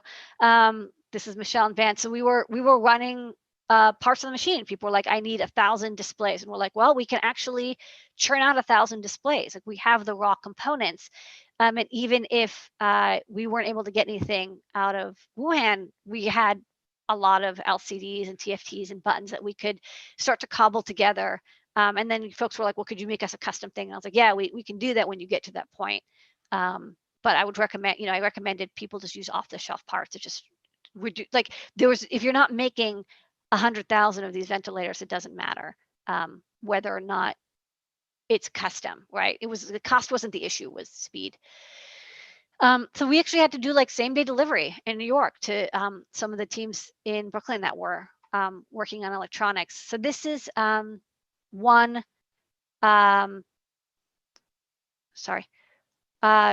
this is one of the ventilators. This is a rendering of a ventilator. And you can see, the box is quite simple. It's just like this kind of off-the-shelf steel box. And then there's like a touchscreen TFT. And there's just like a bunch of knobs on the side. And this is what's inside of it. So it's like if you like pulled the box open. So you can see on the left and the right, there are the valve, input valves. So these air valves are quite simple. They just open or close. And then you have like a pressurized air source that can push air in and out. And then you just have valves to control the pressure and the airflow. But then you have to have the sensors that detect, because you have to like do this. Like, I learned a lot about ventilators. You have to detect like when somebody's starting to take a breath, so you don't push air into someone while they're trying to exhale, or like you don't over push while like you have to kind of do this like slow thing and then come down. Anyways, I don't know why I know about ventilators, but I had to do all this research to try to get people the right sensors. So this is a Feather board. This is our kind of plug and play electronics board. This one I think is a ESP32 based one. And again, I recommend people, don't make make as little custom stuff as you want. So the green shape in the center is a custom PCB, and then they plugged the Feather into it. And that way they didn't have to worry about like that part of the design. They could focus just on, this was, I think, the relay controls. You can see that the wires, the blue and pink wires coming out. Those are the relay controls that go into the air valves. Also, at this time, we were getting a lot of people who wanted Bluetooth capable chips. That's because folks were starting to think about how to do contact tracing with Bluetooth. I think now we actually have an app, right? Like as of like last week, which is great. Download it, install it. But at the time, people were like, well, can we use just like raw Bluetooth devices? Because this was before Apple had permitted people to do, they didn't add like these little changes that allowed people to do Bluetooth range detection. One of the side effects of good privacy policy is that when you have a Bluetooth device, there's this MAC address, right? There's this unique identifier, which you can kind of sniff in the air, just like Ethernet. You can see packets going by with a certain MAC address because you have to know where the packets are being routed to. But what's interesting about Bluetooth is Apple does this thing where they randomize it. So you can't track somebody through their MAC address. Like if you see the same MAC address twice, it's actually not the same person. They're two random numbers. And that actually made it hard to do contact tracing because there was no way to know if someone you were seeing like if you were detecting them from their Bluetooth MAC address, you couldn't use that again, right? You had to have an app that would have some way to emit data that could then be like continuously tracked. Anyways, it turns out that, you know, the Apple ended up working with governments to make that possible. But at the early time, and also folks were trying to think, how can we design contact tracing with Bluetooth that did not require a phone, maybe low cost contact tracing. And actually Bunny Wang and Sean Cross ended up making hardware, I think along with the Singapore government, called Simul. And the idea was to make a very simple, low cost, near disposable, basically low enough cost that you could give it away to people, Bluetooth tracker that had didn't have this MAC address recycling issue. So we started just like, we know, but like this was like some news thing, and somebody was like, "Oh yeah, you're on CBS Philly," and it says like Adafruit on it. I don't know what they were working on here, but it was probably something like that. Yeah, so we were manufacturing, and this is post-COVID. You can see we live together, so it's okay for us to be that close. But we were doing, you know, same day delivery. We would, you know, folks would say, "Hey, we need like 25 LCDs. We need 25 pressure sensors. We, you know, we're trying to get our prototype going." Because when you're designing a ventilator, this is for the ventilator project in Brooklyn. When you're designing a ventilator, you have to do this thing called the pig test. And like, it's exactly what you think it is. Like they take a pig, right? And it's like, poor pig. It's just like, it's probably thinking like, I'm gonna have a really great day. So they knock out this pig, they put an EKG on the pig, and then they hook up the ventilator to it. And then they make sure that the pig doesn't like die or have a heart attack. And then, yeah, this is what the pig does all day. It's just tough job for the pig. But they have to, the FDA was starting to do very, very fast track testing. Like normally to like get signed up to do like this pig test, this porcine test would take, you know, months, right? You'd have to get in line, you have to wait. But the FDA was like, it's actually kind of cool. They were like, we want to get people thinking, even we don't know if this is going to work out, but we want to help people who are interested in making these low cost and quick run ventilators. And so there was a lot of like, okay, we're signed up for the pig test on Tuesday. We have to like make another bunch, and then they have to do revisions and tweak things, and then go back to this like pig, which is just like pigging out. So we do a lot of same day deliveries. So this is us getting a box ready before I think we had like an Uber come by or a Lyft, and we'd put the box in the back, and they would drive off to Brooklyn. Yeah, there you go. Me with the box. So it was traffic was very light at that time, so they got there fast. Okay, so that was like March and April, which was really hectic. I mean, I think, you know, we were on video calls and email threads, and just every day was like a different group of people who was like, here's a different medical thing that I'm trying to design, and trying to hook up people who had all these skills. What's cool about the maker community is there's a lot of hobbyists, of people who are like, I'm retired and I'm just hanging out. But when they weren't retired or during their day jobs, they're making the same kind of electronics or doing the same kind of design that is industry, right? They're industry workers. And so given that they were working from home anyways, it was a lot easier to get in touch with people and say, hey, you know, you are like the best stepper motor driver designer I know. Can you help us out with this stepper motor gear down circuit design for like an airbag ventilator? And they're like, oh yeah, sure, send it over and I'll take a look. And everyone was really willing to chip in, and that was really heartening. So now this was okay. So now we're like transitioning to like May, June.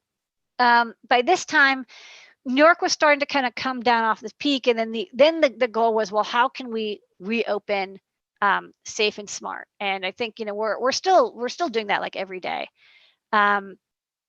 So we had, you know, so many of our factory partners in China they're actually kind of freaking out for us, because like they don't ship a lot of stuff to New York, and New York was in the news a lot at the time.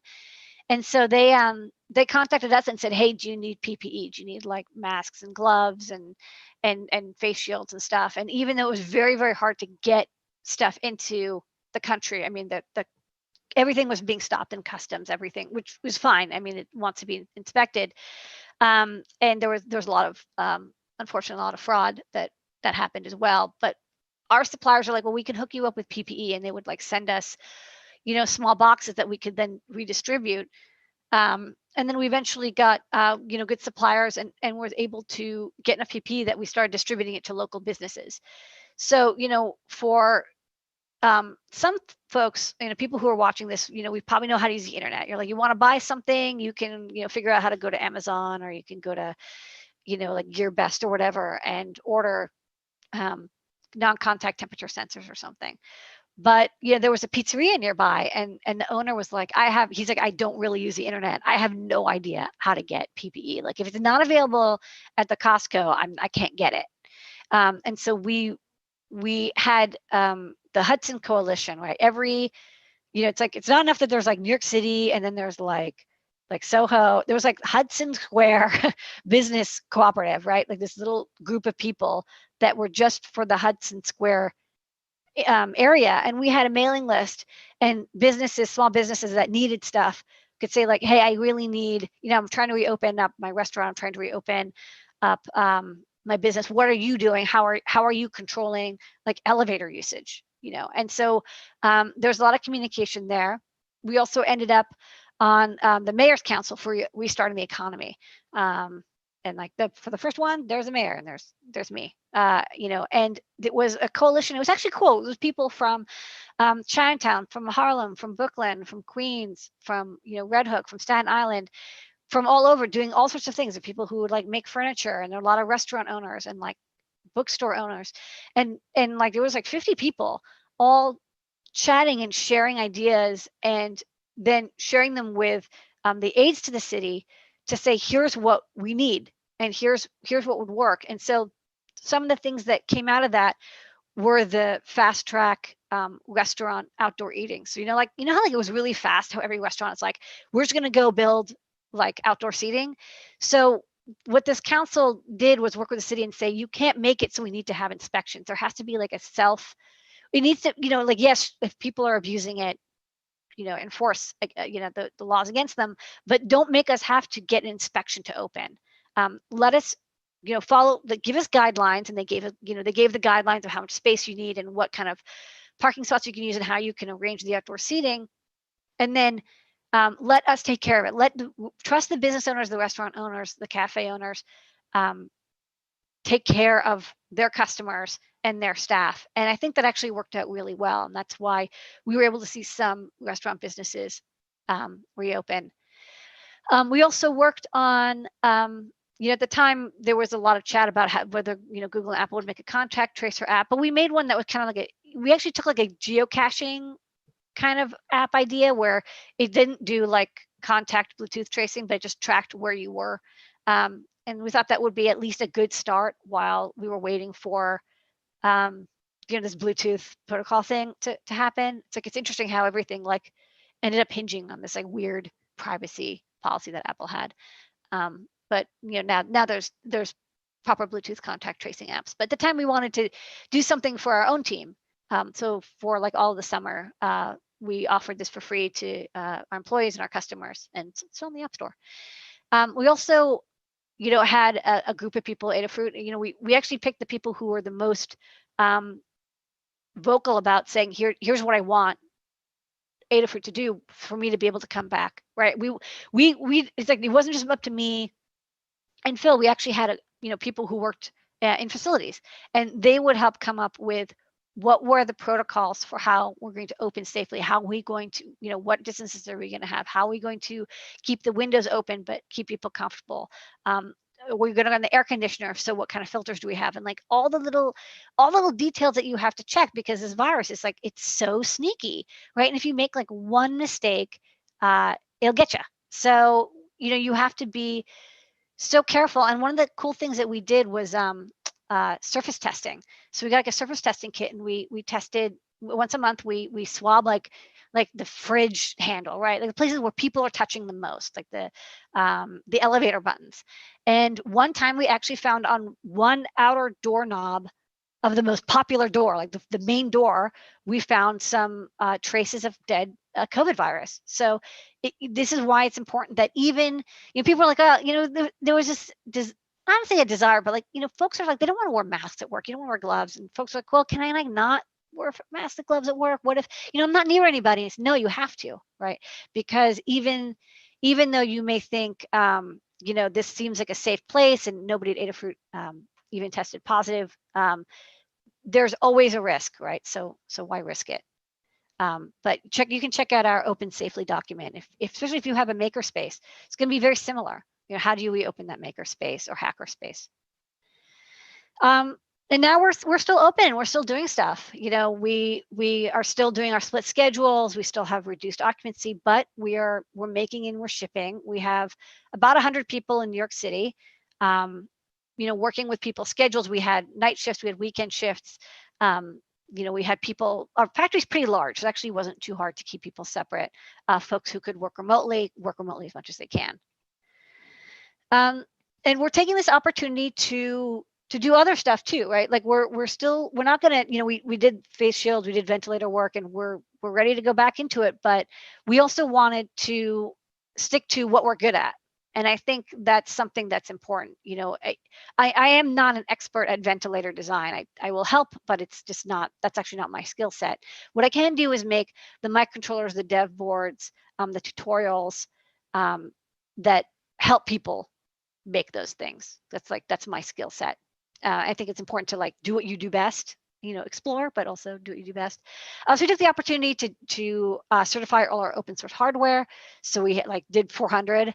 It was awesome. We pushed them past 1,000. It was every day there was 50. We just kept submitting them. We finally had time because we had people working from home, a lot more people working remotely, and so we were able to do a couple projects that had been kind of sitting, waiting, or we were interested in, but just couldn't find the time. I was well, this is a perfect time to go down our to-do list, skip all the ones that required us to be physically on site, and do projects that we could do remotely. So we did a buy one, give one for Black Girls Code, where people could purchase Circuit Playground Express, our development board for learning electronics.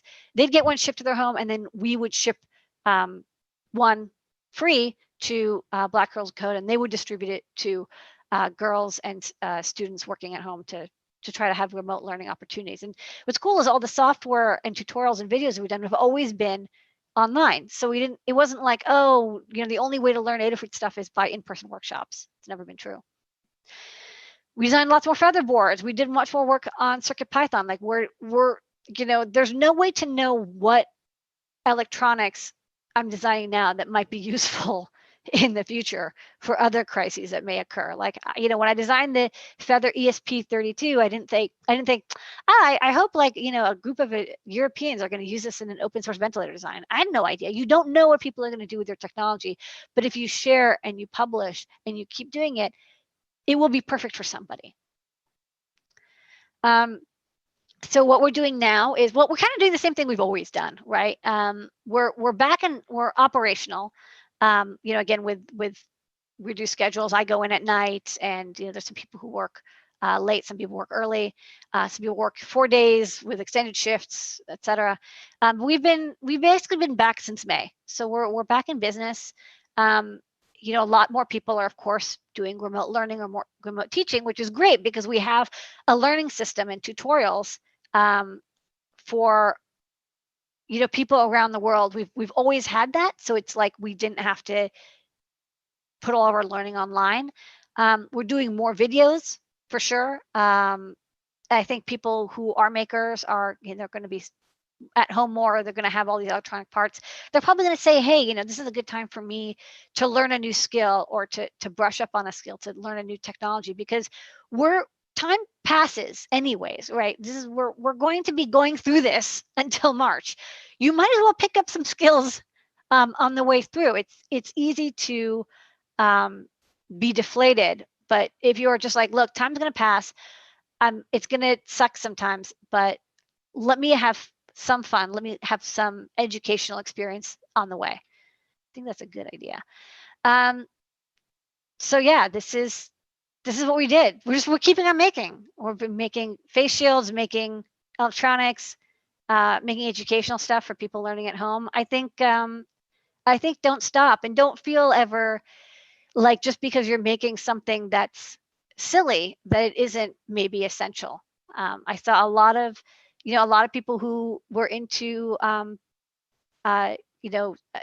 knitting or crafting or sewing or quilting, they had their moment. It was just like, I'm going to make, cotton mask covers for nurses. And there was like this huge community effort to do that.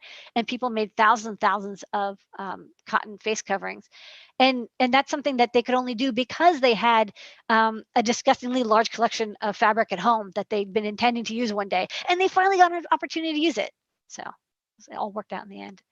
All right, so that's my, I'm going to stop the sharing thing because I think I'm done. Okay, cool. All right, so I'm back. And I think I got like, 5 minutes? So if like people have QA time, let's see, I have to learn how to use this thing. I see attendees, I see panelists. One thing I will say I'm not good at is I have to find where the chat is. I don't see anything. But maybe if the organizers can pop questions over if there are any. Q&A. I don't see any open questions. All right. Well, it's good to see everybody here. Thanks. Thanks for coming by. There's like 20 attendees. All right. Well, thanks everybody. We're gonna still do our weekly show and tells. So if you want to come by and ask questions about electronics, or you want to show off a project, come by Wednesday at 7:30 Eastern time. We're on youtube.com/Adafruit. And we also have live streams on Wednesdays. We have 3D Hangouts. We've got Make Code Minute, which is great for beginners or teachers. We've got deep dives with Scott. That's Thursdays or Fridays, and that's like kind of like more hardcore engineering that goes on for a couple hours. We have a question. Can you share info about trading you offer? I'm not sure what kind of trading. We don't like trade goods usually, but what we do have is an open source community of people who share stuff together. So, for example, we're doing CircuitPython right now. We're developing this kind of easy to program way to use microcontrollers, and we have a lot of other businesses that are really interested in being part of that community. And what they'll do is they'll say like, hey, I want to use the software. I will help like contribute like this library or this tutorial. And if you can help me with something else, then you're like, we'll code contribute back and forth. Like, can you add support for this flash chip or this LED? And we're like, yeah, we can do that. And then they'll fix some bugs. And so that's kind of how we do trading, which is how makers do trades. Okay. What Mike Sensi asked, what's the difference between designing a maker-focused board and a medical grade one? A lot of it is testing requirements. There are requirements for example, like, static ESD protection. That's like the most basic one, right? Like you have to have protection against faults. You have to have interlocks. You have to have a broad range of testing on the device. There's just going to be a lot more checks for things because it's not like a maker device. I see people do live demos with their maker device and it doesn't work and they just like hit the reset button.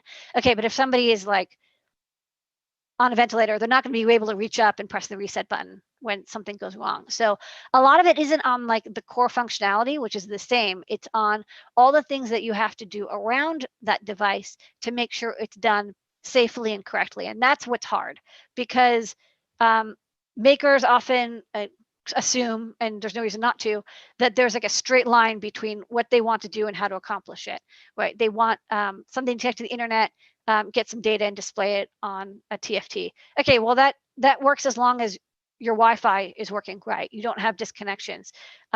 Your TFT is easy to read. You don't have a spike of RF noise. You don't have someone who has just been on a carpet all day and they touch one of your USB connectors and actually, they put like 4,000 volts through it. So that is the stuff that you have to take care of when you do medical grade. But luckily, there are people who do this sort of thing for a living, and you should use those resources, right?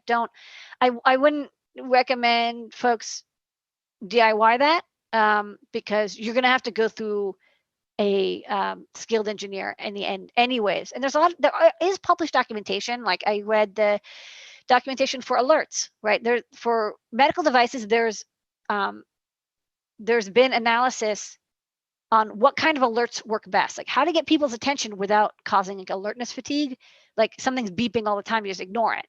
So that kind of skill, it's just like there's so many things and you don't know what they are unless you know what they are.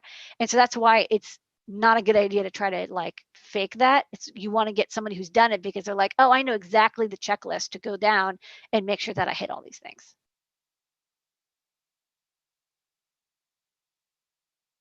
Okay, I think did I get all the questions? I don't know if somebody's speaking, I can't hear them. Okay, well, it's 1:45, so my time's up. But yeah, if you want to ask more questions, come by show and tell at 7:30. Oh wait, we have one. How do you make Adafruit a viable business in Manhattan? I don't understand the economics.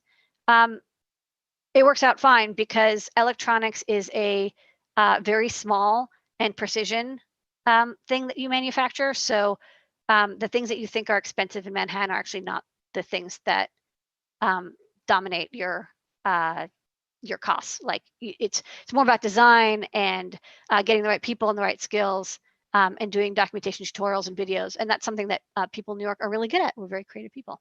All right, so thanks everybody. And thank you, Empire Maker Faire. It was great to see you, and keep watching.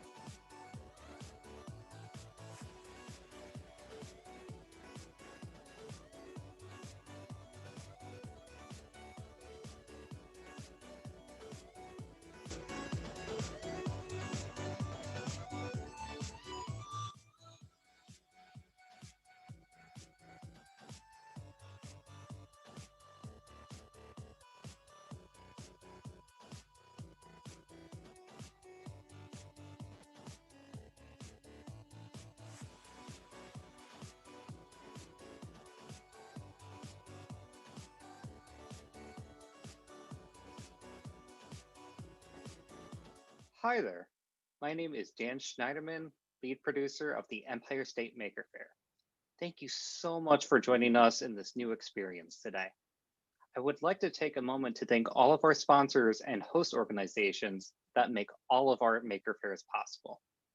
Please join me in thanking NYSCATE, the New York State Association for Computers in Technology and Education, the Corning Museum of Glass, the Southeast Steuben County Library, SUNY Corning Community College, the Long Island Explorium Children's Museum of Science and Engineering, the New York Hall of Science, Tyler Weingartner Filmworks, Clement County Library District, Onondaga Community College, the Rochester Institute of Technology, and kids out and about.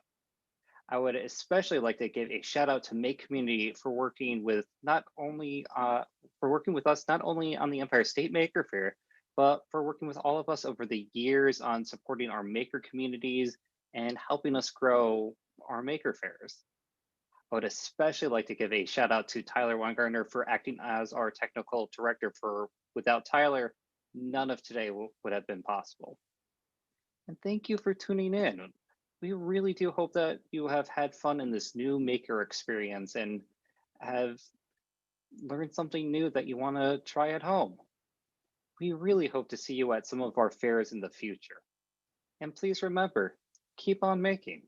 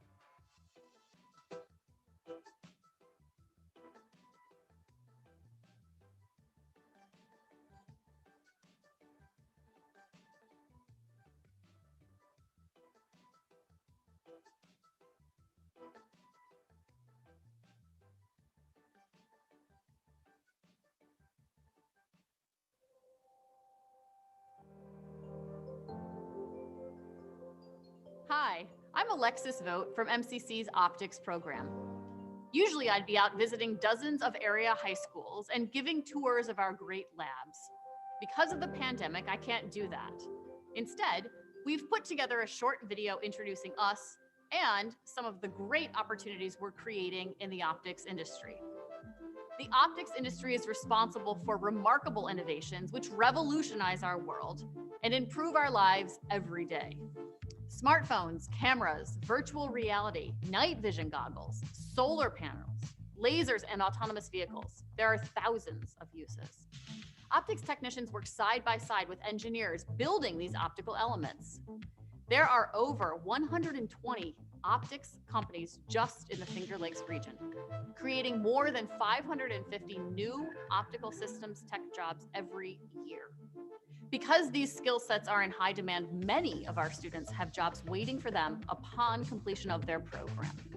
MCC is the only community college in the world where you can earn an associate degree in precision optics. We have our own labs and numerous connections with the leading optics companies. We teach optics, photonics, lasers, and more, all on state-of-the-art equipment, making our students ready for real-world job opportunities.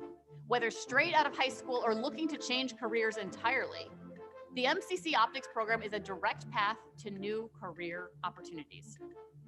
These are well-paying, tech-focused jobs.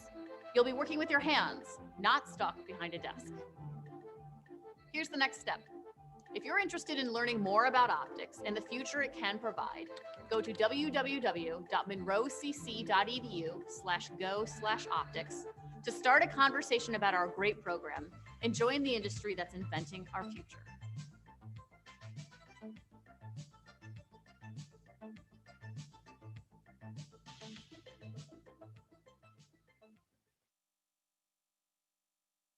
Hi, I'm Khushbu, and I'm a maker. And I'm super thrilled to be a part of the Maker Faire. I'm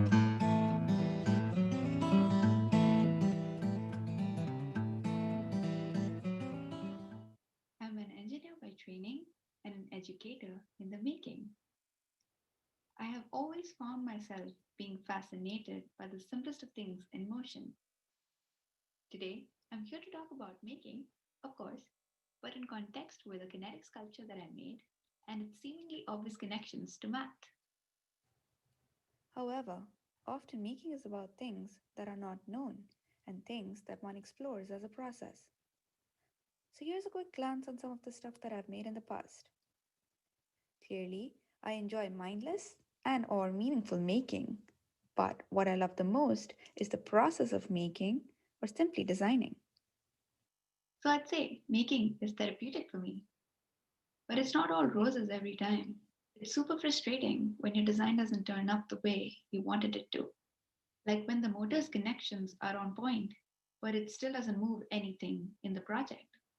But then there's this thrilling feeling of experiencing success after all those innumerable iterations, when those gears actually mesh, LEDs finally glow, or simply when you get the perfect print on the 3D printer. Also, here's me struggling to make a Flappy Bird's wings flap. So, how do we reduce the number of iterations in making? I'd say that's where we could use some math. So I got inspired by the very cool Hoberman sphere and its movements. So going back to the not knowing part, I ended up laser cutting some hexagon-based shapes and tried to create motion using them.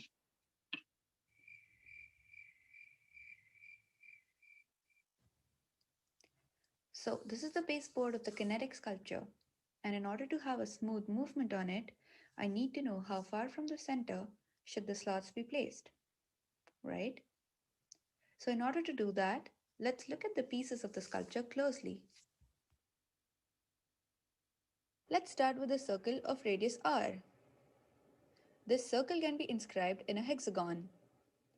So basically, the pivot points on the hexagon form a locus or path for the circle. So, the circle gave us a hexagon.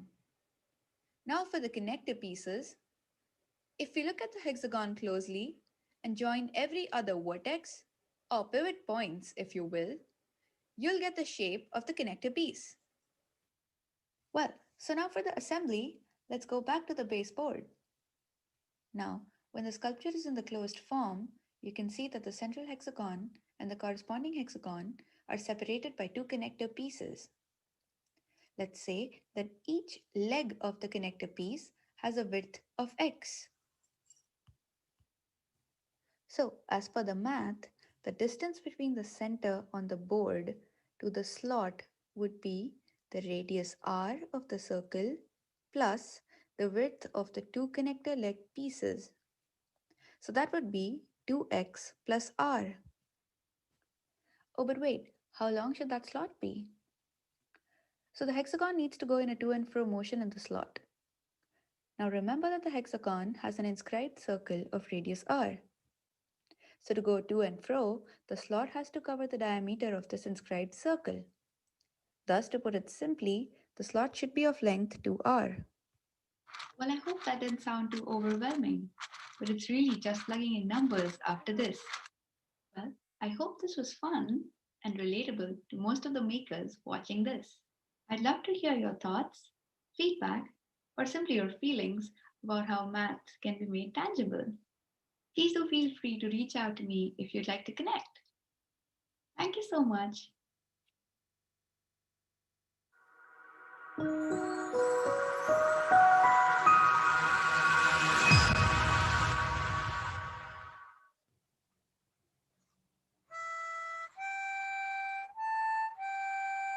I really respect musicians, but I've never been able to play any instrument. My brain's just not wired that way. So when I was looking for an interesting project for me and my son, I figured, could we build a new type of instrument? An instrument anybody could play. So we created the Rensonica. I told him it would take us about a year to invent. That turned out to be a pretty bad guess. He was 5 when we started, and he's 10 now, so it's about time we finished. And again.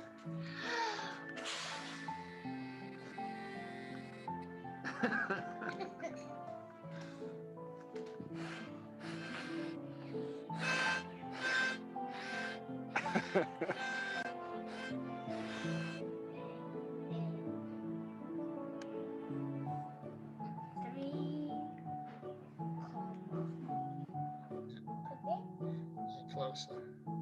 Closer like that? Something like that.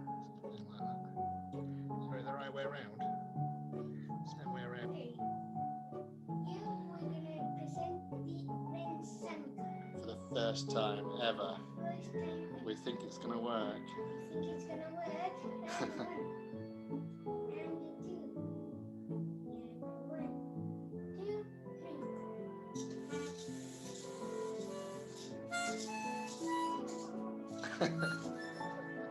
1, 2, 3.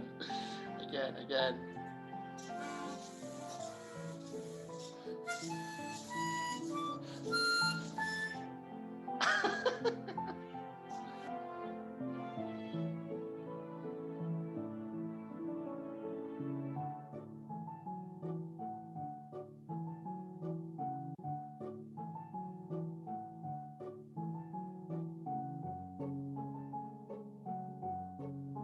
Rensonica is built around a brain box. It's an educational microprocessor used in schools here in Chile, where we live. It's pretty powerful, it's versatile, it has Wi-Fi, Bluetooth, buttons built in, and a great little LED display. So it was ideal for this project.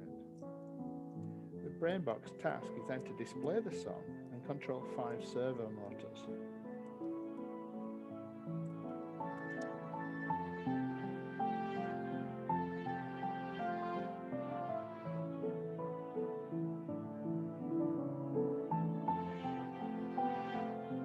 We use brass reed plates from a classic horn or a harmonica, but flip them round because our design is a little back to front, like a melodica.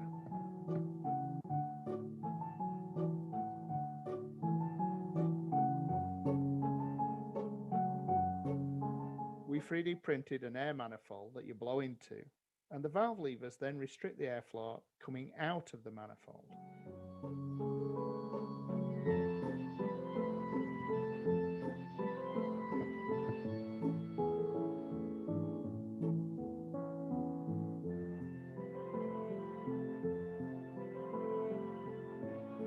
This mechanical side of the Rensonica is connected to the servos and the electronics with wire rods.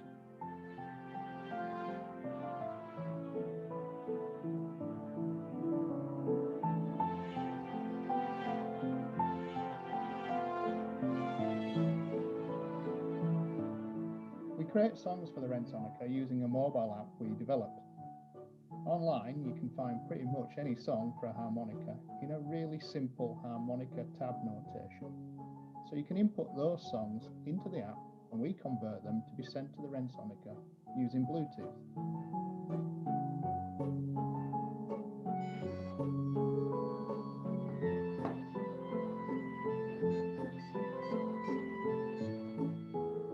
We also built a cool visual that helps you remember and time your performance.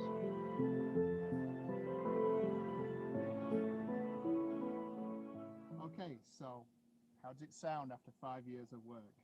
Well, go easy on me because we literally finished this an hour ago, just in time for the Maker Faire.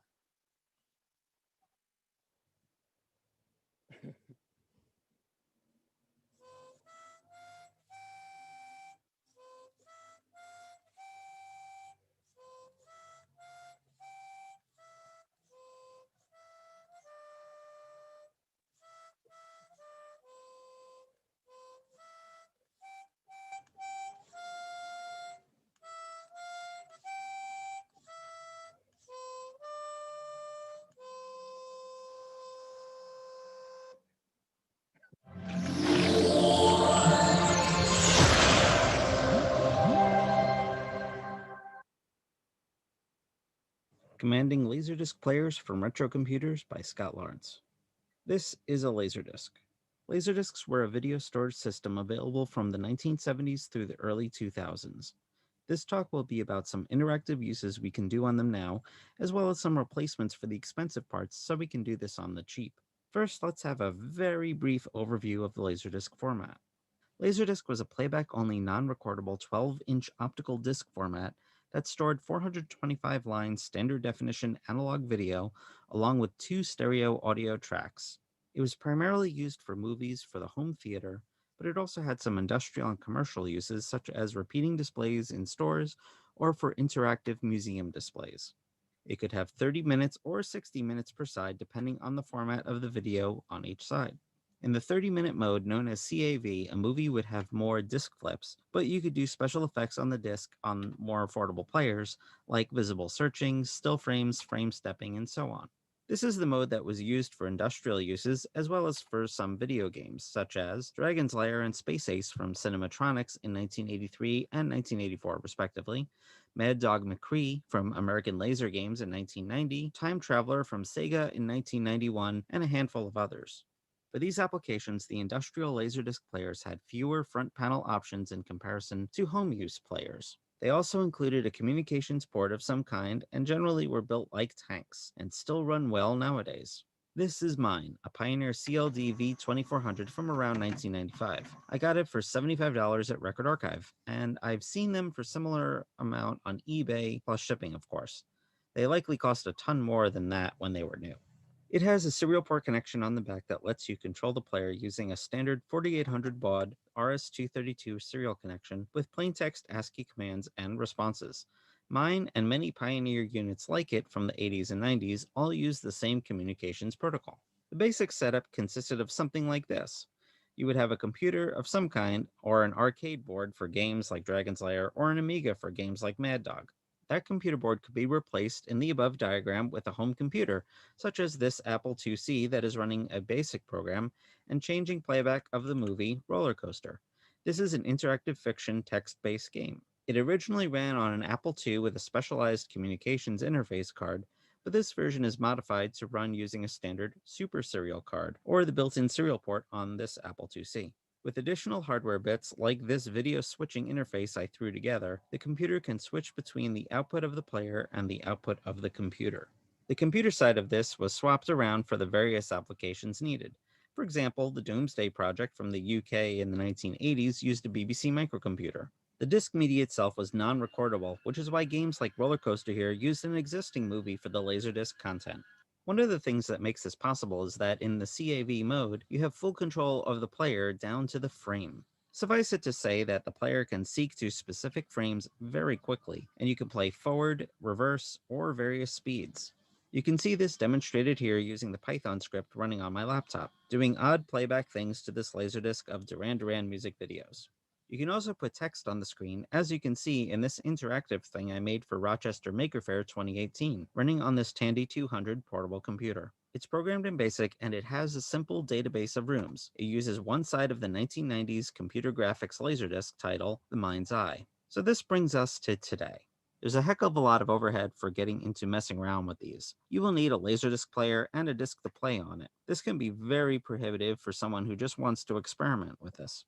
There are already existing hardware player replacement devices such as Dexter for the Laserdisc arcade games, which cost about $400 or more, plus media licensing fees. There's also the Doomsday Project, which recreates Laserdiscs with perfect accuracy. The hardware necessary to capture and play back the media using this project's devices is very expensive and requires terabytes of storage for a single side. I'm working on a Raspberry Pi Zero-based solution that will simulate a Laserdisc player. It will not have the accuracy of the Doomsday Project, but it will also be buildable with the video switch for around $20. My capture solution is an automated QuickTime FireWire Python solution that steps through the disk side frame by frame, saving frames, and then captures the entire side as an audio file. The playback mechanism will be a Qt-based portable application that will run on a Raspberry Pi with composite output. It can also be ported and run on any modern computer instead. This is a just right for enthusiasts solution. It will not be 100% timing accurate, but will be more than good enough, especially at the price point. I'm also working on a few Laserdisc libraries for various systems to make it easier to communicate with players. I have a GitHub repository with starter library code for Tandy 100, 102, and 200 Microsoft Basic, Amiga Basic, and also Python for modern systems, all of which you have seen demonstrated earlier. And I have planned support for HyperCard for classic Macintoshes, as well as for Apple II Basic. The GitHub repo also has the final schematic of the video switcher shown earlier. It will also include the Raspberry Pi and Qt solutions as they are created. Thank you for your time, be well, and enjoy. Welcome to Computer Science House, a student-run organization occupying a dorm floor at the Rochester Institute of Technology. Since being founded in 1976, CSH has been able to give students incredible opportunities to learn and jumpstart their careers in computing and the tech industry. This culture of learning is promoted by the numerous upperclassmen that work with the organization to continue their learning, but also to pass down their knowledge to the freshmen and others. One way we continue this tradition is by hosting a large server room on floor, which is managed by our own student sysadmins and hosts dozens of CSH and public services such as ScheduleMaker, which is used by students throughout our IT. We push our members to continue their learning by requiring them to complete a major project every year. The goal of these major projects is for our members to learn something new in topics that they are interested in, and hopefully by the end of the year, present a project to showcase. We require that every member do a major project every year, and this has led to many amazing creations, like Jumpstart, a website currently in the lobby which displays the current and upcoming events, as well as the current status of the server room. Drink, 2 old vending machines that have been modified to use an internet backend to remotely dispense items. Herald, a system which welcomes every member with their theme song when walking from the elevators. And ClipperChip, a 32-bit workstation designed and created by members back in 1985 that once completed was one of the most powerful computers of the time. To find out more about Computer Science House at RIT, please go to csh.rit.edu or contact us at evals@csh.rit.edu. Thank you and have a great day.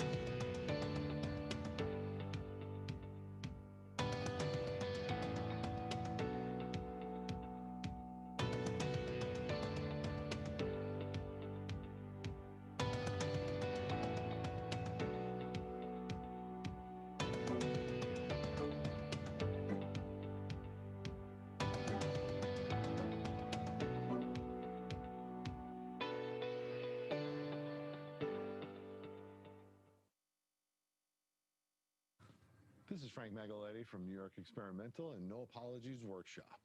Today I'm going to be talking to you about our minigun prop project from the Fallout video game series. We were thrilled to have an opportunity to be part of World Maker Faire 2018 in New York. We were in the middle of our shop renovation when we got the great news that we were accepted. We had to finish renovating, so that gave us just 3 weeks to start and complete our projects for the fair. We wanted to talk about how you can build anything with EVA foam for cosplay. My wife decided to build a full set of power armor from the Fallout video games using foam formats, and she needed a cool prop to go with it. One of the most popular power armor accessories in the game is the legendary minigun.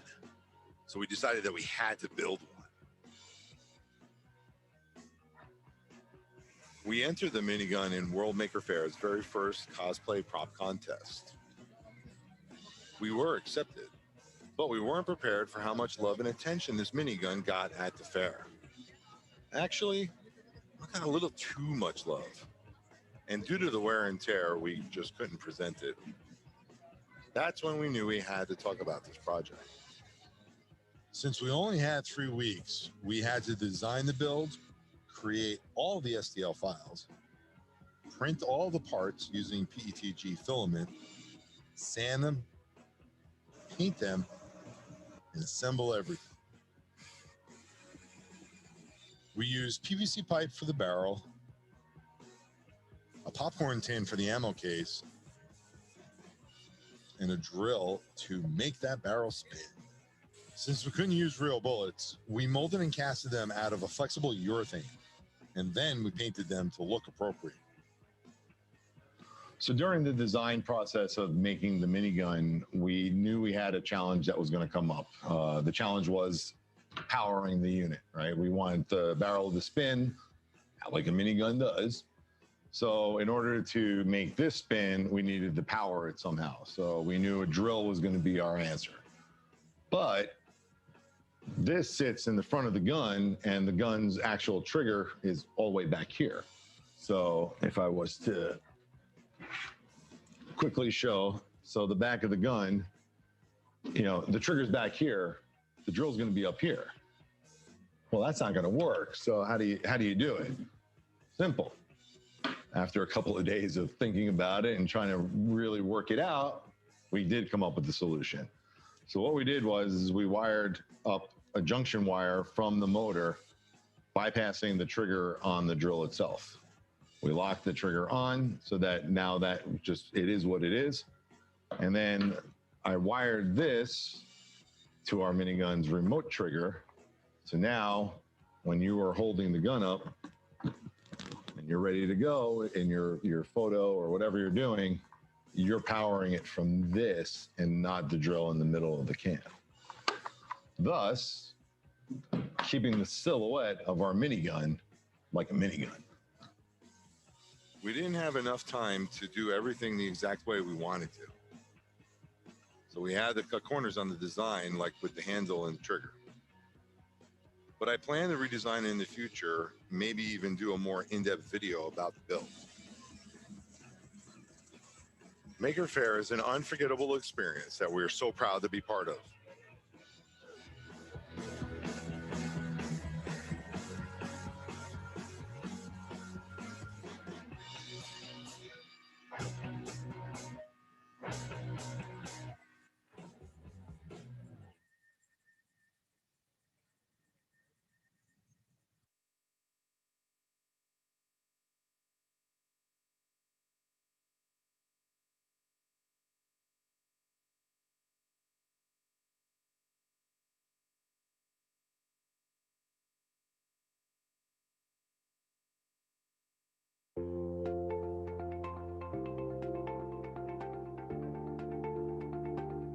Playing with the biggest possible toys here.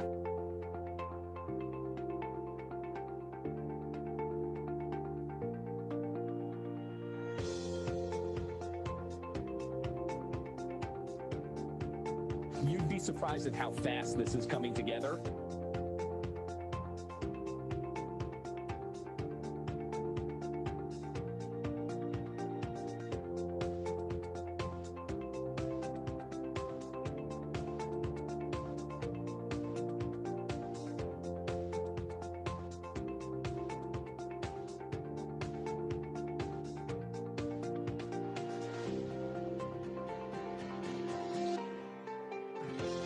Everything that you see here is going to look like it's made out of Lego bricks. And you enter and all the minifigures are building, the buildings around you, the totally bonkers expression of Lego. Anything goes, there's no rules.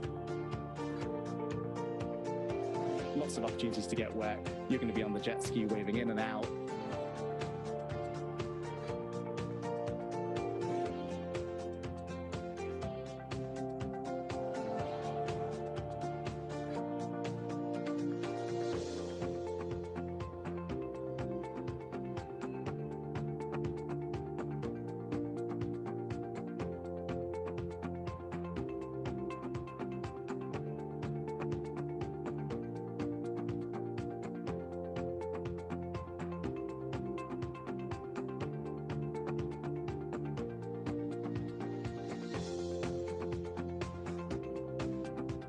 We design all of the buildings, the ride vehicles, the props, the models, everything you see out of Lego bricks first. And then we use those designs, we scale them up 25 times the size of the toy.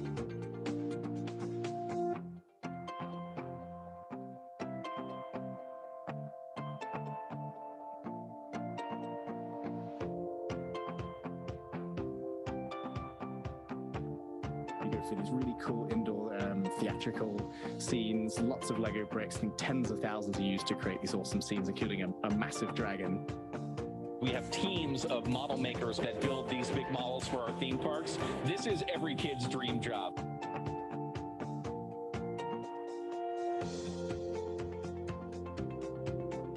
Everything is interactive. You're building together, you're riding together, you're learning together. You're experiencing everything that Legoland has to offer together.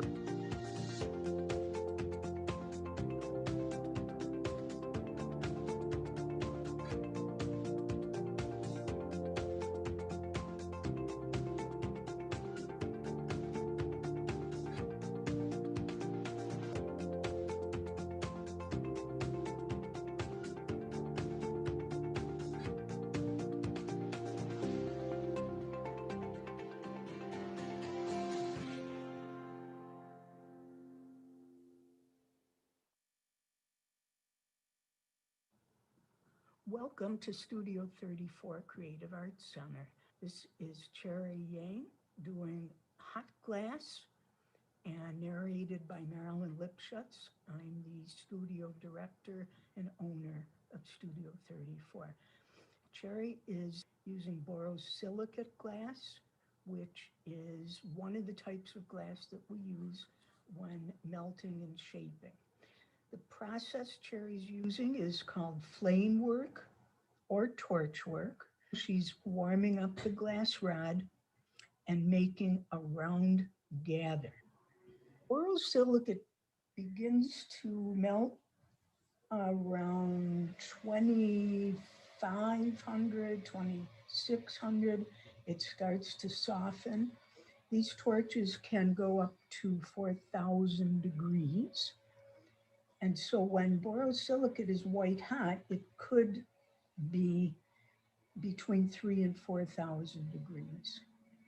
So in your right hand, you're holding the tool, and I see that you're twirling your hot glass in it, and it's helping to make it a round shape.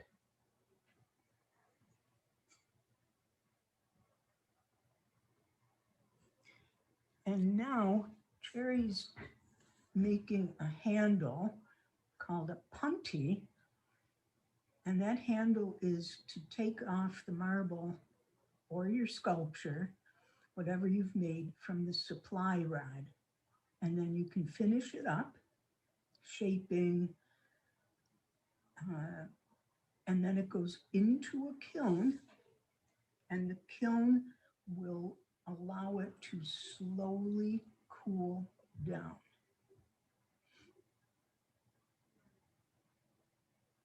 And then when it's back to room temperature, you've got a marble. You can play with it, collect it, give it away. Now she's finishing the end by taking off any leftover glass. And she's almost finished with a marble.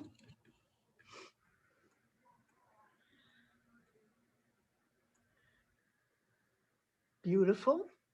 We'll be doing a small sculpture.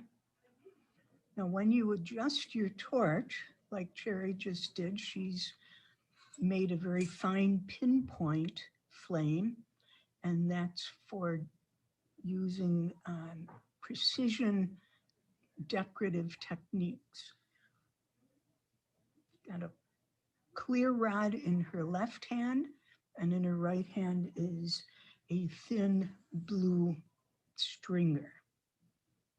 Cherry is wearing special glasses that help protect her eyes from the bright lights and enable her to see better what she's doing in the flame.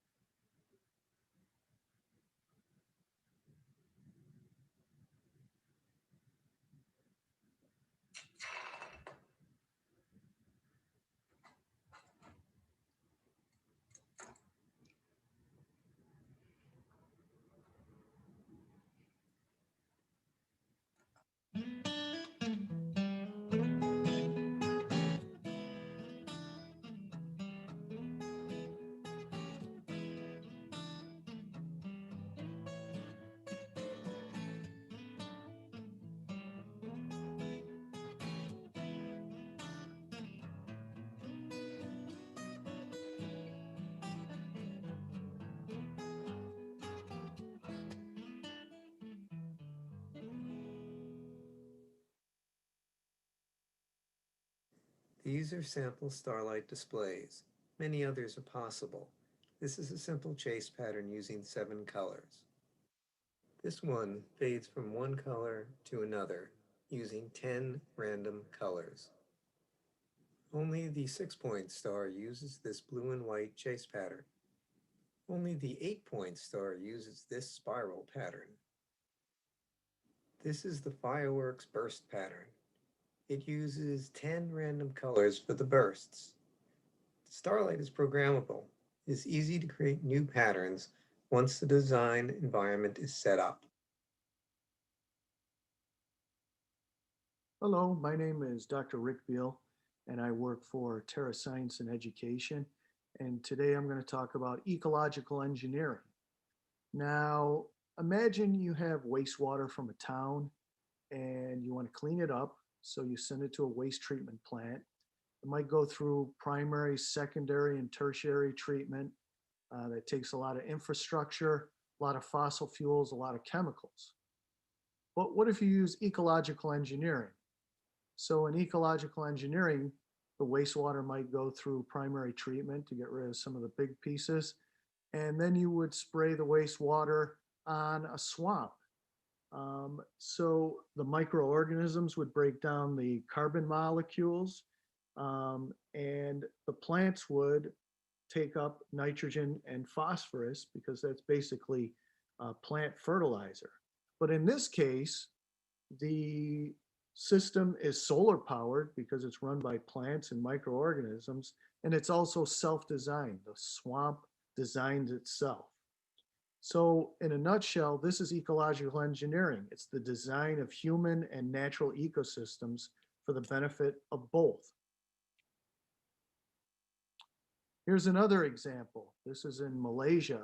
You have a golf course that uses a lot of fertilizer, which can pollute waterways, and it is right next to some rice paddies. So the rice paddies are a human designed ecosystem, and when the runoff with all the phosphorus and nitrogen fertilizer goes into the rice paddies, it's actually a benefit to that ecosystem, so you can grow more rice. Here's an example from China. This has been going on for thousands of years. If you see that row of weeds in the middle of the rice paddy, that takes up phosphorus, and those plants are harvested and used to feed pigs. And then the pig waste is used for fertilizers for the rice. So you have this system, this cycle that involves ecological engineering principles. This is an example of some projects that some students worked on with me. They are using aquaponics. So they grow fish, and the wastewater from the fish is cleaned up using algae. And then that wastewater goes into tanks to grow vegetables, basically floating plants. and then the water is recycled back through again. So this is another example of ecological engineering. And here they are weighing the fish to see how much biomass increased. You can do things on your own. So if you have some containers and you can harvest some worms from soil nearby or order different kinds of worms like red wigglers, you can do research on your own doing composting. So here's some students, they're setting up composting bins. They're using green waste like grass clippings or mulch, and they're trying to see how fast they can not only grow worm biomass to feed the fish, but also how fast food waste from their cafeteria breaks down. And you can do this as well on your own. So here are some of the waste they use from their cafeteria.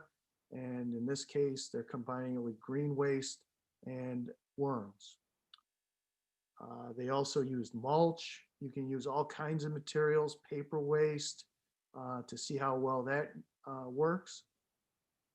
And over time, they not only collected the worm biomass to see how that would change over time because the worms reproduce and grow, but also they did temperature profiles. So again, this is something you can do right in your backyard, and it can become a really nice science project for a science fair. You can change all kinds of variables, temperature, where you do it, time of year, and it really is a nice project that you can do on your own. So I hope you learned something. Thank you. Hello, I'm Tom Lowers, the founder of BirdBrain Technologies, and today I want to share with you some new tools my team have created to keep kids engaged, learning coding using real robots, even if those robots are in another building, city, or country. I call these tools remote robots because we like alliterations here at BirdBrain. Every spring, especially after standardized testing season ends, we see thousands of robotics projects developed by kids in schools using our company's Hummingbird Robotics Kit. We knew when schools shut down in mid-March that many kids would miss this experience this year, and so we started brainstorming ways to allow students to continue programming real robots. In the end, we came up with 3 ways that allows someone to program a robot that isn't physically present in the same place that they are. This video is a quick tour of all 3 approaches. These approaches work with BirdBrain's products, the Hummingbird and the soon-to-be-released Finch Robot 2.0, and may also work with some other robotics and physical computing products. We've tried all 3 of these approaches in webinars this spring with both students and teachers, and they work well with students in 3rd grade and up. The most critical skill a student needs to use them is reading fluency. The approaches include options for block-based coding as well as JavaScript and other text languages, so they'll also work well in middle or high school. The first thing we tried was to use NetsBlocks, a blocks coding environment that is optimized for passing messages between student-built projects over the internet. NetsBlocks is built on Snap, which our products already work in, so getting this up and running was surprisingly easy. Within a few weeks, I had 5 robots set up in my house that anyone could program from anywhere. Once I had the robots running, I had to figure out how to display them on the internet. I decided to use Nest cameras because there's no monthly fee for maintaining a 24/7 live stream. You can also stream free straight to YouTube, Facebook, or Twitch, though you'll need to reset your live stream every day since they time out. Pro tip, make sure you mute your microphone. The biggest problem with using NetsBlocks via video stream is the lag. Turns out live streams aren't really live, but have a built-in 10 to 20 second delay. This means that if someone runs a program on one of the remote robots in my office, I'll see and hear it immediately, but they'll have to wait a few seconds. Fortunately, you can also use NetsBlocks in a video call. NetsBlocks in video calls is totally awesome. We've been using it in Zoom webinars, and it's powerfully connecting for a kid to puppeteer a robot in our studio from Germany in real time. Also, as a bit of an aside, a robot connected via NetsBlocks is a great example of an Internet of Things application.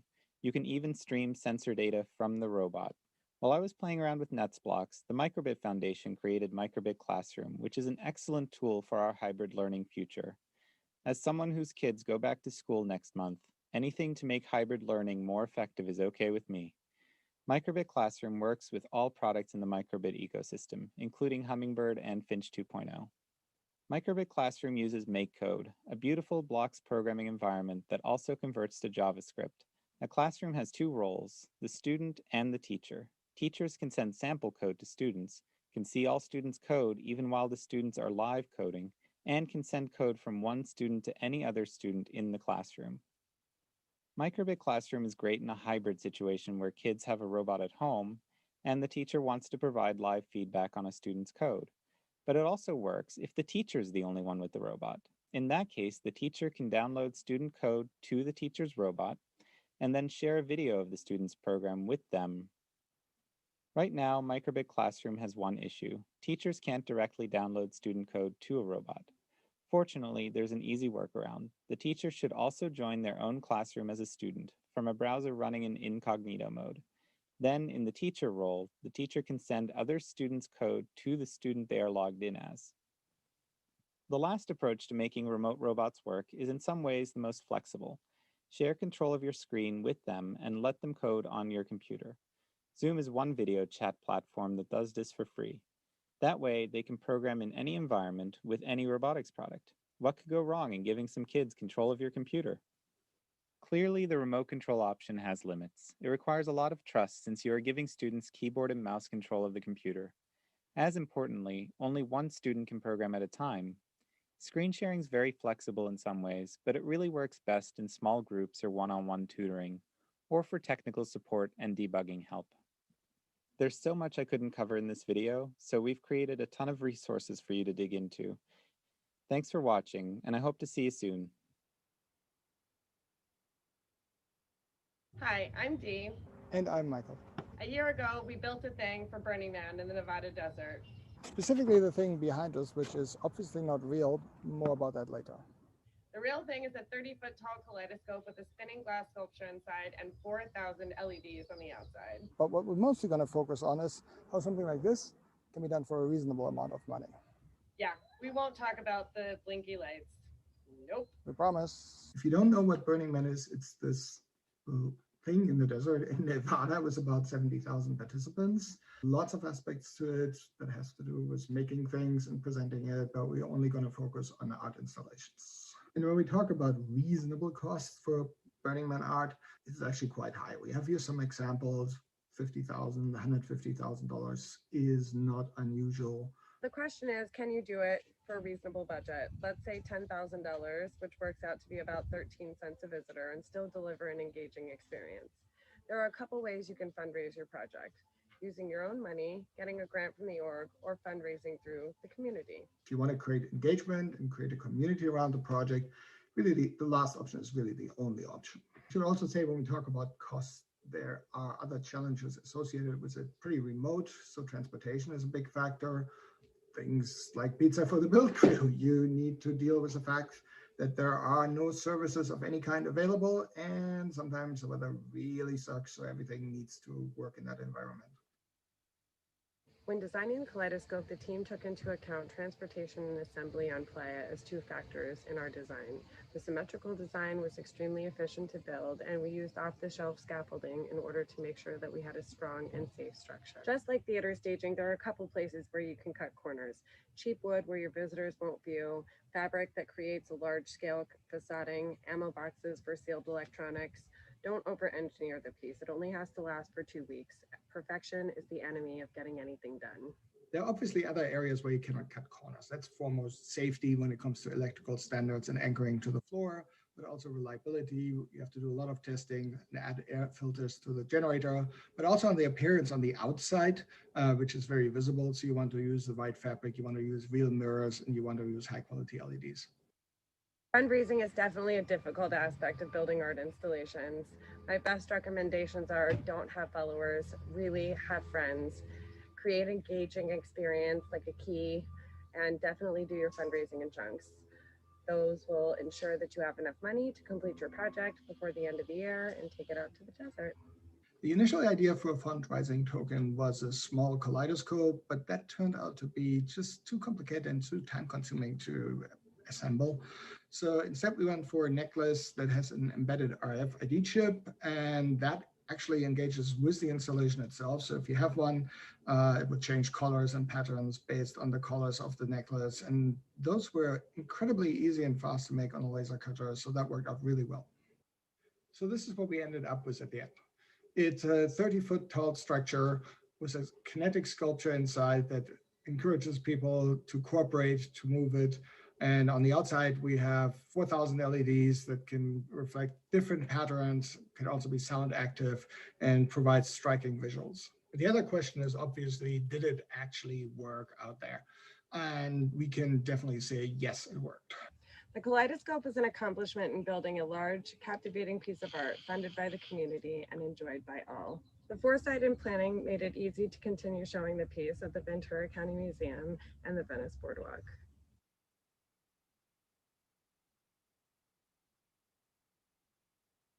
There was a plan to take the installation out to Burning Man in 2020, but then the pandemic hit. So instead, we took all the design files that we had and simply made a virtual version. And now we have a version in AR and VR, and that also helps with engagement and to just keep the idea alive and engage people. Back to the original question, where did we end up on the money side? So we spent a total of a little bit more than $10,000 actually. And the largest chunk by far is actually the scaffolding. The electronic side is actually not that expensive. Turns out that LEDs have become so cheap, we could have done for twice the amount if we wanted to. But the bottom line is, yes, it is totally doable within the constraints that we set at the beginning. You don't have to mortgage your house or sell your soul to pull it off. Don't be afraid to try. The only thing you have to lose is chasing your dreams by building something beautiful. See, no talk about the 4,000 LEDs.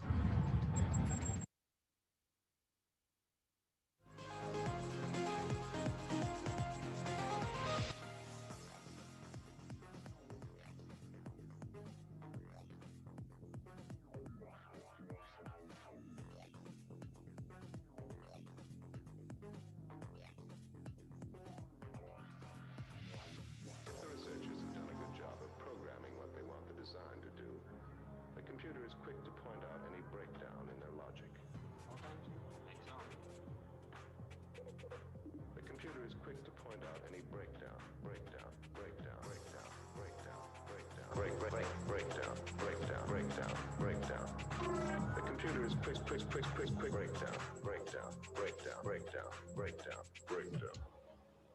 The design is complete.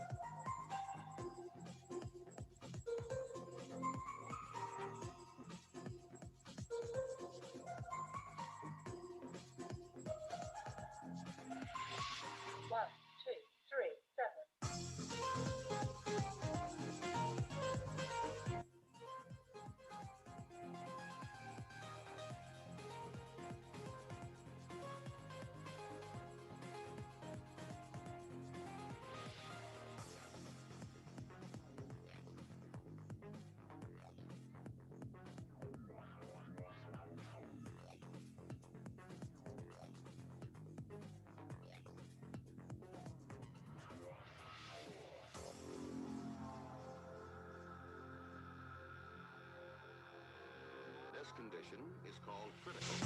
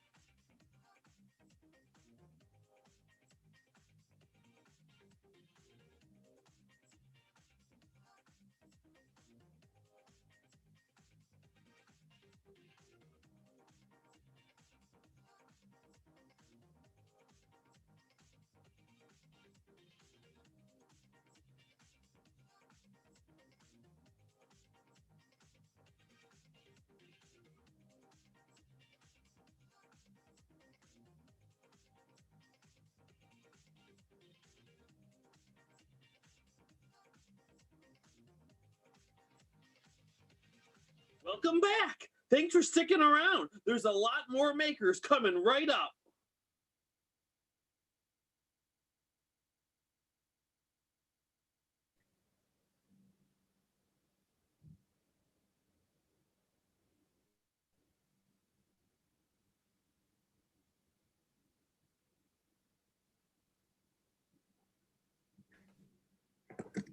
All right. Okay. Let's see. We've got everybody unmuting. Hi. Gosh, it's been forever. I feel like I haven't seen you guys since summer. Hello, everyone. Hey. All right. So, I don't. Kathy, do you want to lead the discussion, or who wants to be in charge of all the crazy people today? Oh, I thought that was you. Okay. I am happy to be in charge of wonderful Maker Camp hosts, or at least lead the discussion today. So, hello Maker Faire, hello Empire State. I hope that you are enjoying another fabulous day of projects and presentations today. I've been watching since 9 a.m. and my brain is like bursting with stuff to bring back to my kids. So I am super excited to be here today. Why don't we take a second and go ahead and introduce ourselves? Who wants to start? Kathy. Okay. Start it off. I'm Kathy Ciceri. I write books and I give workshops that teach kids STEAM, science, technology, engineering, art, and math with projects that use everyday crafts materials and household items. I did a few sessions for Maker Camp this summer, and I have some coming up.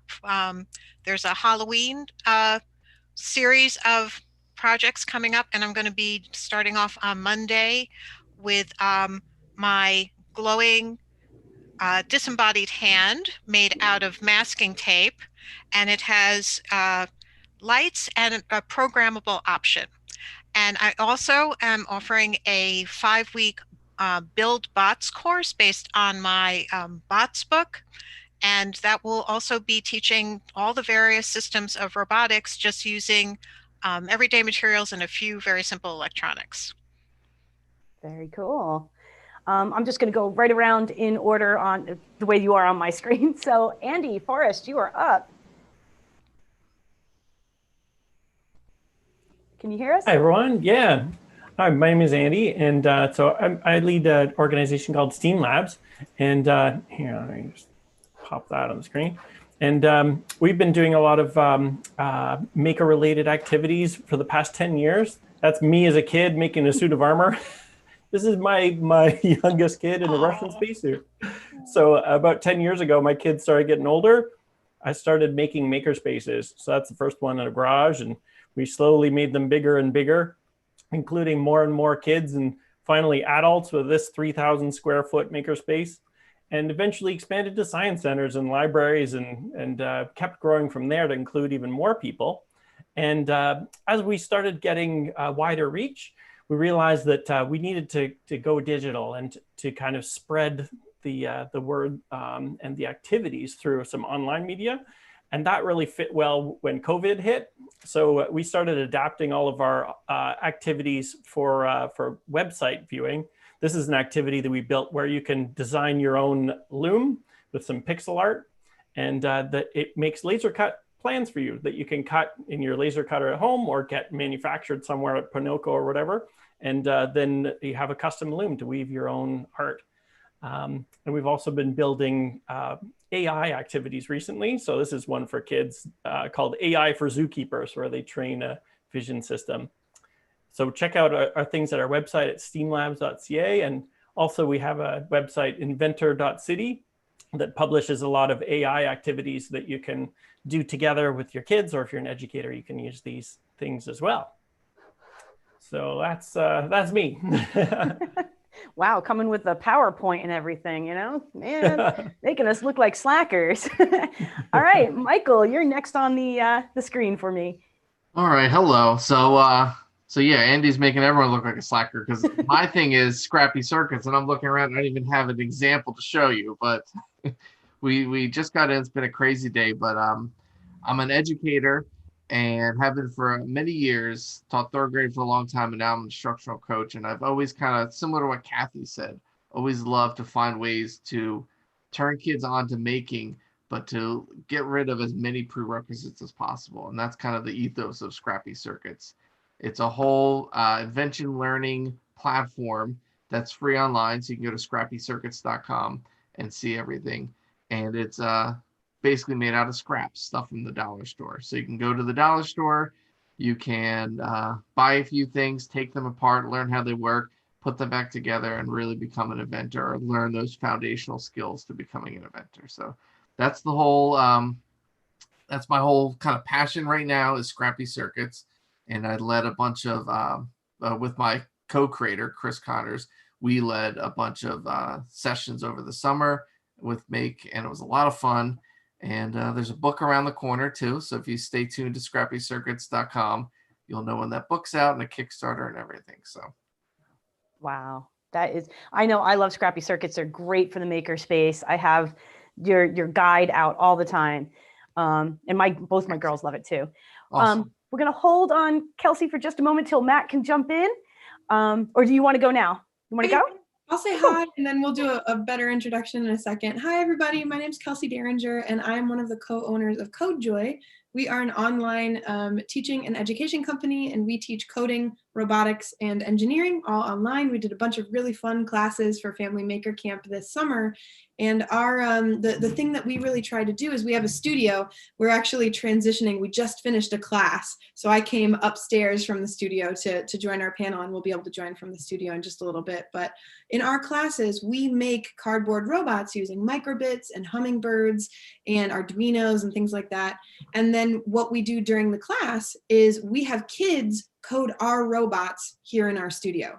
From anywhere in the world, kids can control our robots. And so we have classes that we do that there's some sort of overarching story or theme. So what we did yesterday, what we actually debuted at Empire State Maker Faire was we made this awesome haunted house. So we strapped a cell phone onto a little robot with wheels, and then that little robot could go through this miniature haunted house that we had created. And during the class, the kids programmed the scary things in the haunted house. And that was just a blast yesterday. So just a big thanks again to Empire State Maker Faire for having us and letting us debut that for you guys, because that was really, really cool.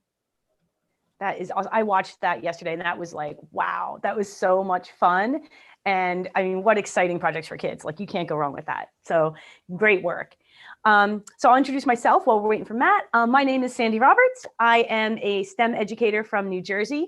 So I've been teaching kids for 13 years and longer than that if you count when I taught college level classes. And my business is Kaleidoscope Enrichment. So I do a lot of STEM programming for schools and libraries, homeschool groups. I am the kind of person that shows up at the farmer's market with the 3D printer. So I have a lot of fun sharing making and STEM education pretty much anywhere that they'll give me a 6-foot table. I'm also the author of the Big Book of Maker Camp projects. So that's got over 100 projects in it, everything from cooking to crafting to coding to citizen science. So it's a little bit of everything for everyone.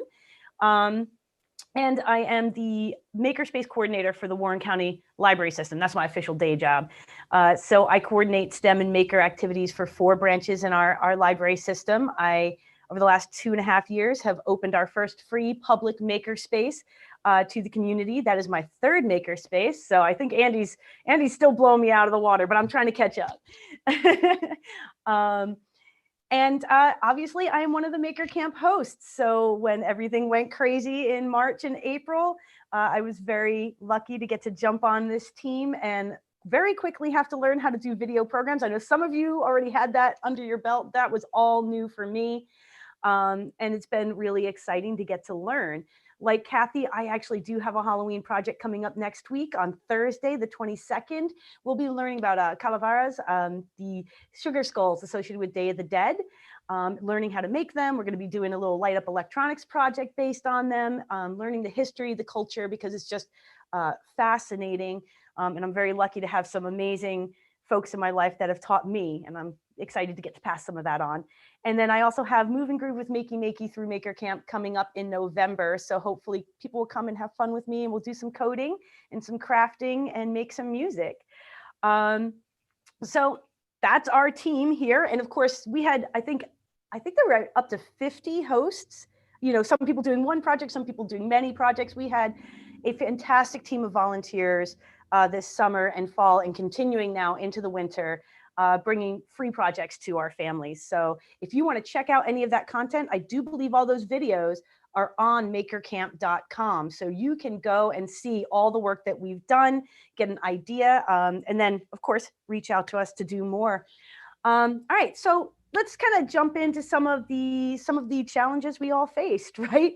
I figured let's start with, you know, equipment and your transition to doing online. I know some of you were already ready, you were already experts. Not all of us were. So who wants to kind of share what that was like, making that change?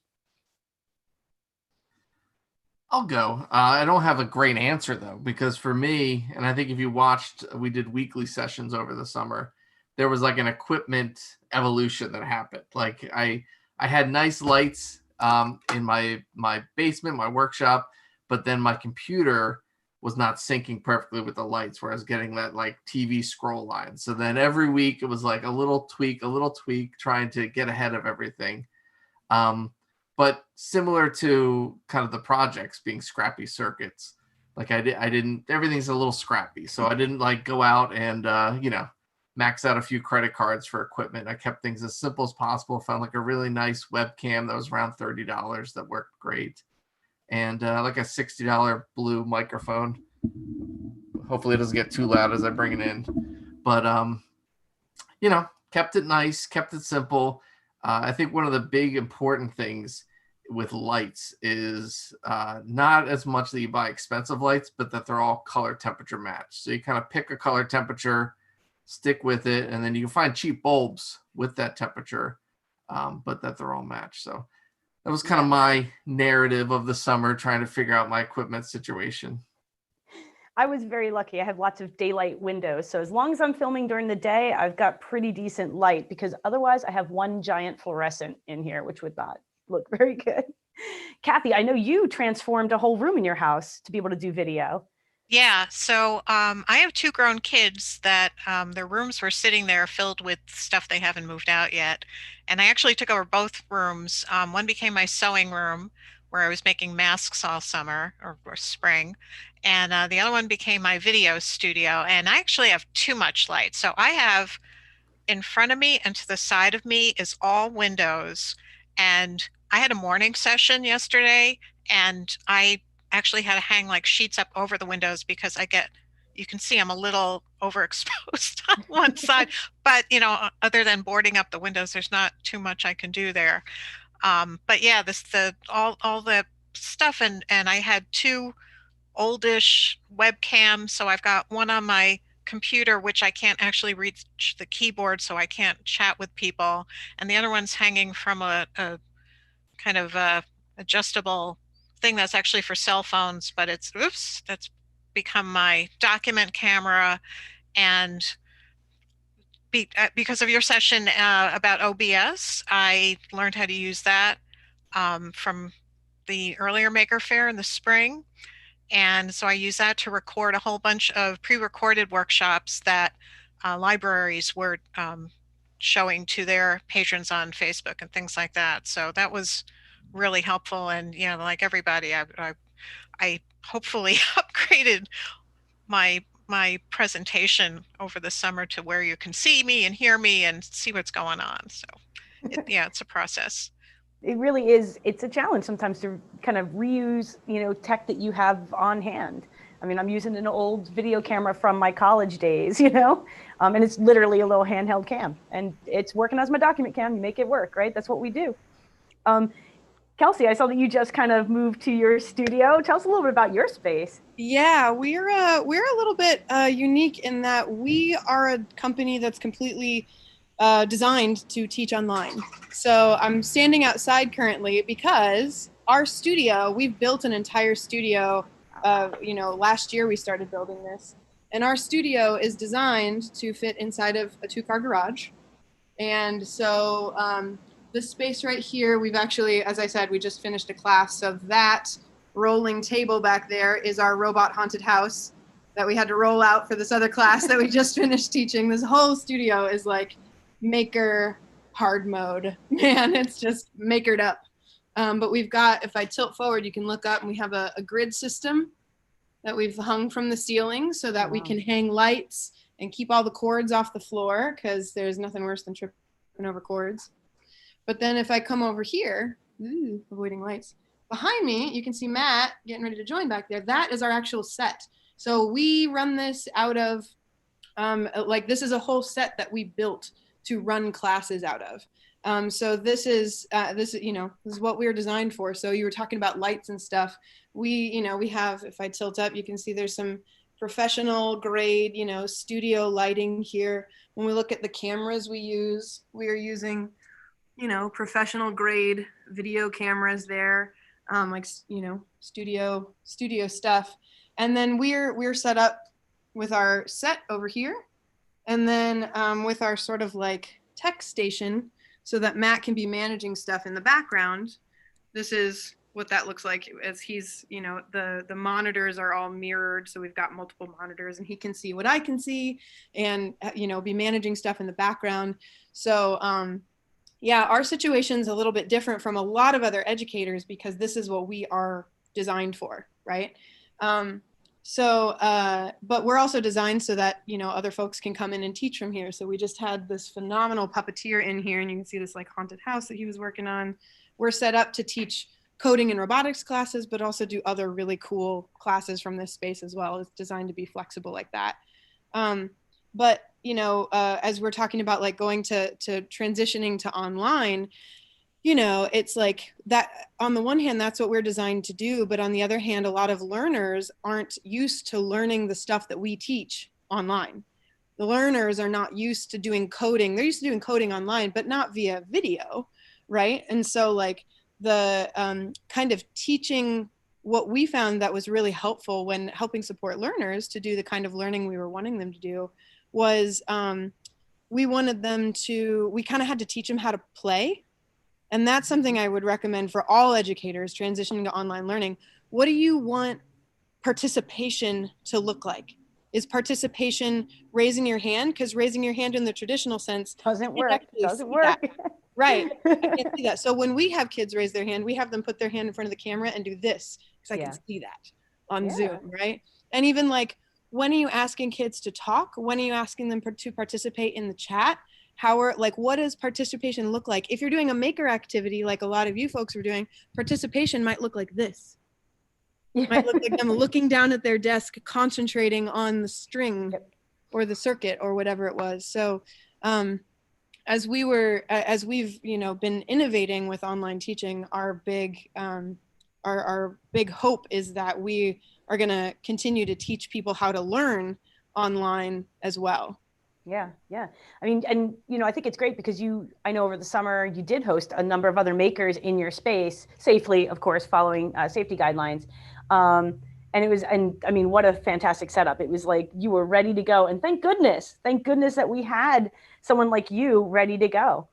Andy, tell us a little, I know that you have, like you said, you were already moving to virtual. How has this changed what you were doing?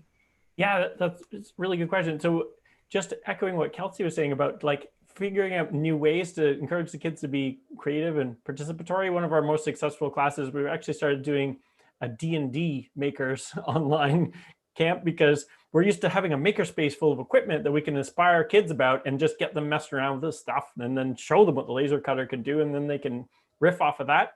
But we didn't have that anymore. So we needed some other creative starting point. So we actually used D&D so that they start with just being creative and expressing themselves.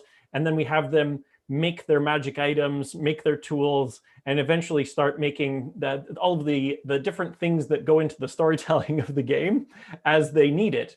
Because that's one of our core philosophy pieces, is that everything we want the kids doing is that they're making meaningful choices that are relevant to whatever they're doing. So we started with that. And also to echo the equipment kind of thing, we have a much less sophisticated setup than you, Kelsey, but there's some simple things too. Like I've got this switcher here, which is fantastic. It's pretty cheap, and you can put all these different video source inputs on it. So I have a document camera, obviously, that I can click on and switch. I can switch back to my main camera, and just having, there's some nice hardware bits that we figured out that work.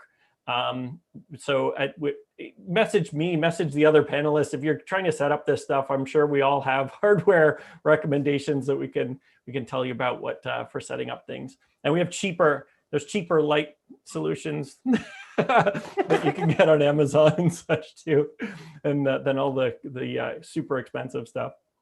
I think what's really important to note is that wherever you are, budget-wise, space-wise, experience-wise, you can get online. You can, make an educational experience because, and this is kind of a perfect transition, it's not just about the equipment, right? It's about you as an educator. So, I feel like Kathy added a great note to the email about the difference between like your amount of preparation beforehand, but then addressing like that in the moment discussion and creation and ideation. And that is such an important part of maker education. I want to know if any of you had some experience or had some insights on how you balanced preparing and getting content across, but also connecting in real ways with your students and making it interesting, especially when you're talking to a camera and maybe not all of us getting to interact directly with students. Anyone want to have some thoughts? Sure, I can jump in first this time. so we love to start kids in the middle. So we have something prepared that is successful immediately. So we're doing a laser cutting thing, then it might be, okay, let's make a musical instrument.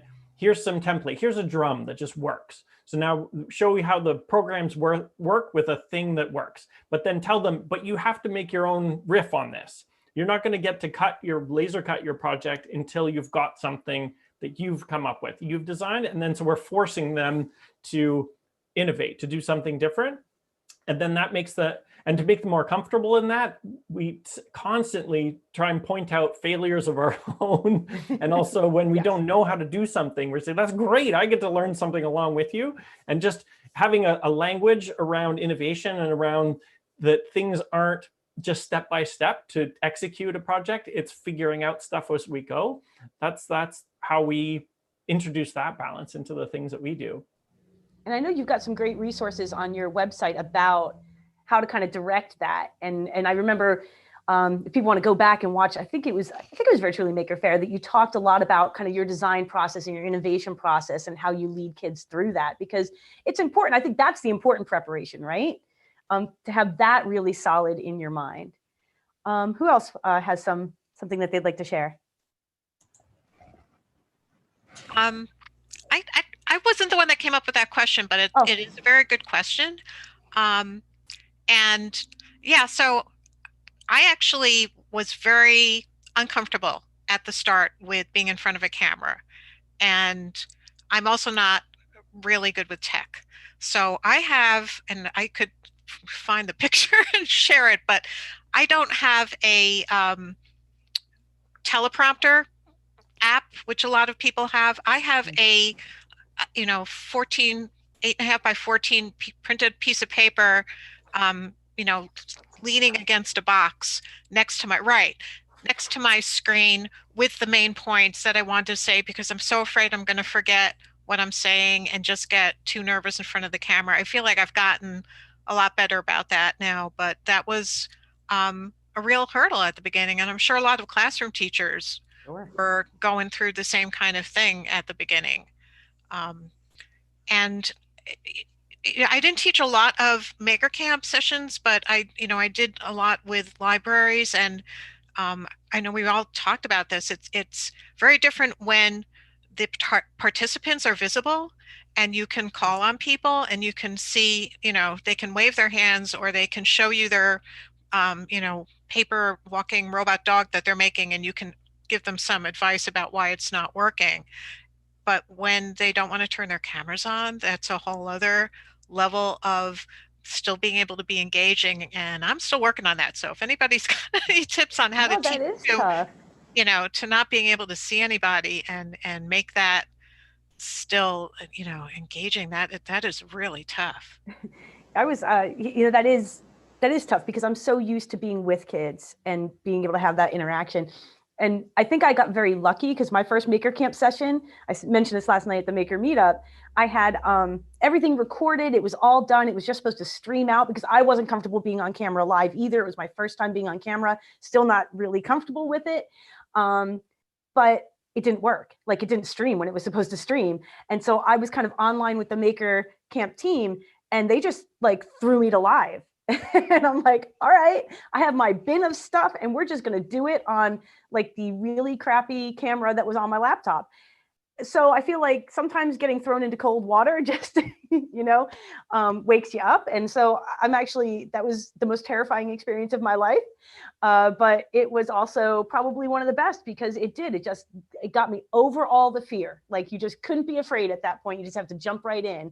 And I feel like that was the rest of the summer was like, I'm just going to jump right in and figure it out as I go, and so that made it for me because I had to start with, just sharing stuff on the fly.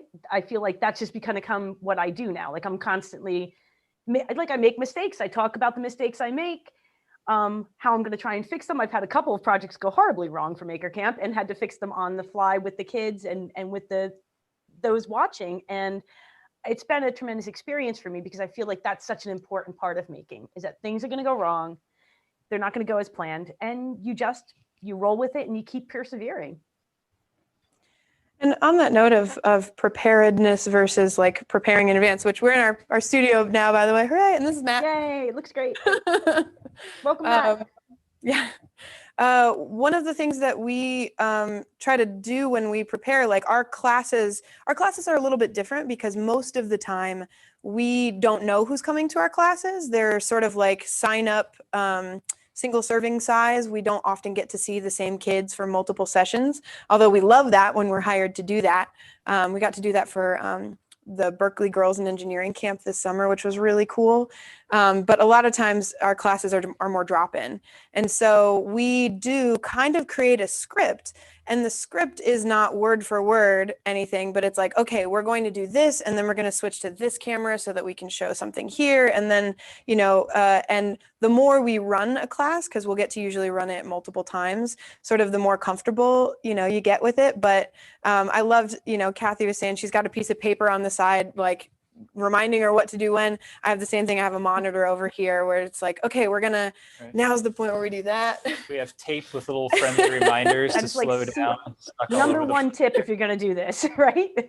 Yeah, like use that. You exist in a square, but you can put whatever you want over here to help remind you of things.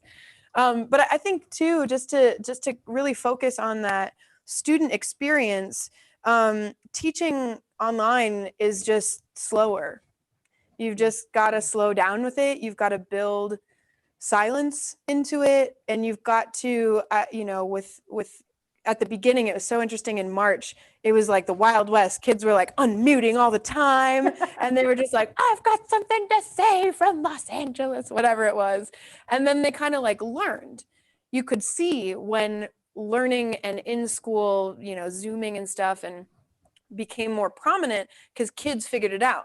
I'm supposed to be muted. You talk, I listen. And like, sometimes that's not what we want, so you've got to build in, okay, I'm open for questions. We're going to pause here. We're going to slow it all down. Put your questions in the chat. I need your questions, right? So like, when we're preparing, we'll put in the script, like 5 minutes for questions, or this is where we're going to be silent. And so we're really trying to think about that student experience too, of like, when is the climax of the show? When is the climax of the class? What's the most exciting thing where we're the busiest and there's music and oh yeah. But then where's like the moment for us and for kids, like trying to build that in. So we have like a flow of it, but then we riff on the moment. I remember talking to an educator early on where she was like scared of saying and I was like, no, like that's gonna happen. Yeah. And like you'll get better at it so that you kind of learn to riff over your thing. You can hear it even in like famous people like, former President Obama, you can hear it, like he got better at not saying, the more he went on, like the more you're on camera, the better you get at it. So like, jump in, the water's weird. That's so true. Get in here. And what you mentioned about like thinking about the flow of your class, I think many of us as educators do that naturally.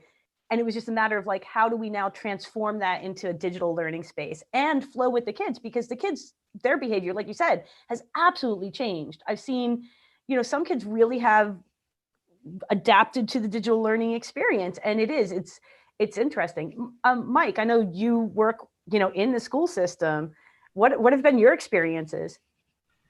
So I was a classroom teacher for about 11 years and I kind of transitioned out and now I'm an instructional coach. But I think those skills have been very valuable because I've finished teaching a lesson and I've looked up at the clock and realized, I have 15 minutes until gym. Like I need to still be the star of this show for 15 more minutes and I have nothing to say. So I kind of honed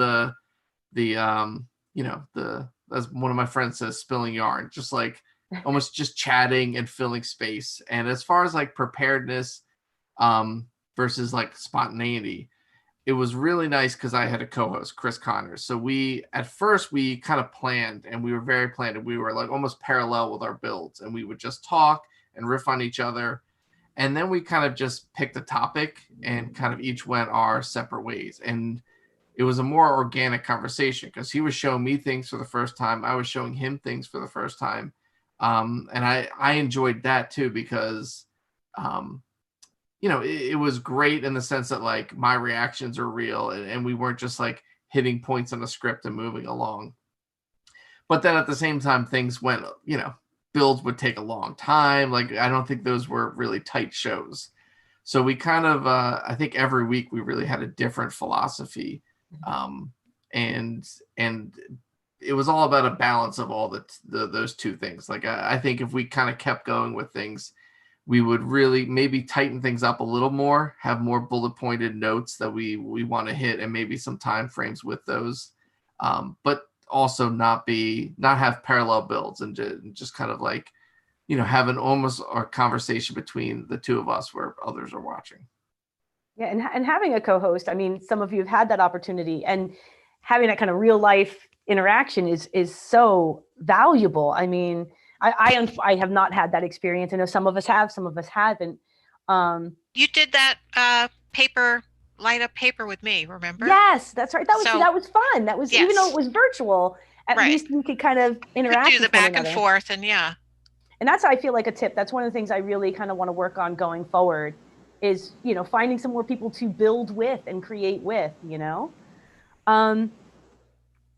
So what just want to remind folks, we are happy to take any questions. So if you have anything that you are trying to figure out about hosting camps online or hosting clubs online, I know a lot of us are doing clubs. We might have Girl Scout, 4-H, things like that. Please feel free to ask. If you have questions about doing STEM at home or maker projects at home, that's something I would love to talk about. And Andy, I know you do a lot of maker projects and STEM at home with your kids because you've got a big family. Maybe you want to share some tips. Sure. Yeah, that sounds great. Yeah, so I find the things that work well at home, it's nice as a smaller group, obviously, than a big class full of kids. So I really try and just follow their interests and just build on that. I've got kids of very different ages, so try and do things that are appropriate for each of them. So here's something I'm working on with my son right now. This is is it a good stuffy to cuddle with at bedtime controller? And it's got a scan of his hand. It can go thumbs down and it can go thumbs up. And then we're connecting it up to AI camera so that it can recognize his stuffed animals. So I just try and find things that are on there, out there already and just build on them. Like Google's Teachable Machine website is what we're building this out of. And he can understand these things. He's 6. My youngest son is 6, and he can understand how to train these things. And there's so many amazing resources online that I just try and look for things that can connect to what he's interested in at the moment. And same with the older kids, with the teenagers, and do that with them. Wow. So who else has some tips for parents or club coordinators out there of how they can foster these experiences themselves? It's tough, and I don't know if you saw you know, my daughter has gotten really smart. She's 6'2", Andy. She knows that anytime she asks me a question when I'm on the computer, the answer is yes. So she just came in. She was like, "Can I get some ice cream?" Because she knows it's going to be a yes. So that's kind of how I manage, you know, balancing family and these experiences, just saying yes to everything. I don't know if that's good, but it makes the conversations quick. But, you know, and we talked about co-hosts too. Like there were times when, you know, my wife's a teacher. She does wedding planning too. So it was times where I was in my workshop and my daughter was hanging around. We only have one. And, you know, she just like wandered into frame. And then all of a sudden she sat on my lap and she was kind of my co-host for a section of the Scrappy Circuits talk. So I think part of it, and I think everyone kind of has gone through this evolution, is, you know, there's professionalism and then there's reality. And I think everyone found their balance between, you know, we have kids, we're not going to lock them in a closet for 45 minutes or an hour. And everyone, I think, found that balance and also saw that balance in other people and appreciated, because, you know, many of us have families and we're balancing talking to a computer with our family and so on. Yeah, and balance is what it's all about. Balance is what it's all about right now. Kelsey, I think there's an opportunity to use that really, because like, you know, when we were doing the club with Berkeley, when we got to see the same kids over and over again, you were asking, how can you facilitate and foster a sense of community when you're doing online learning? Pet day. We had the kids, if they had a pet, bring their pet on screen and show them. So we had 120 120 middle school girls on a Zoom call for 3 hours a day, 5 days a week for 5 weeks. It was amazing. It was insane, but it was amazing. But like we could go through and we could spotlight the different kids holding their like cat or their bunny or their hamster or their little sister or their like stuffed animal or whatever it was, or their drawing of a Pikachu, like whatever they brought for pet day that day.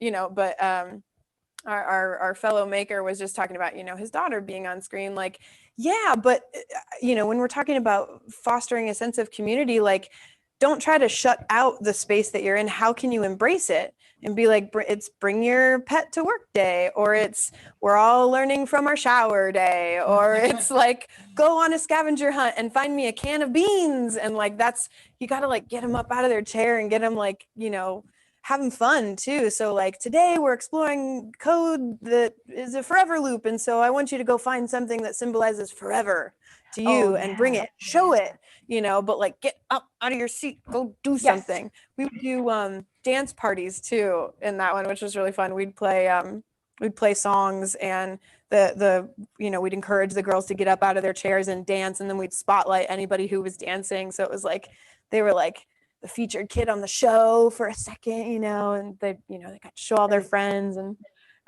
yeah, just fun ways to foster community like that.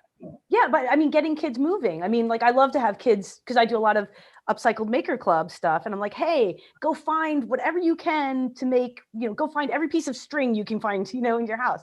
But like getting kids moving makes it a lot more fun. They're not staring at a screen, you know, the whole time. Kathy, I know you're doing a lot of work with homeschoolers right now. You have a DIY homeschool group. You know, what are some of the experiences you're hearing from the community there?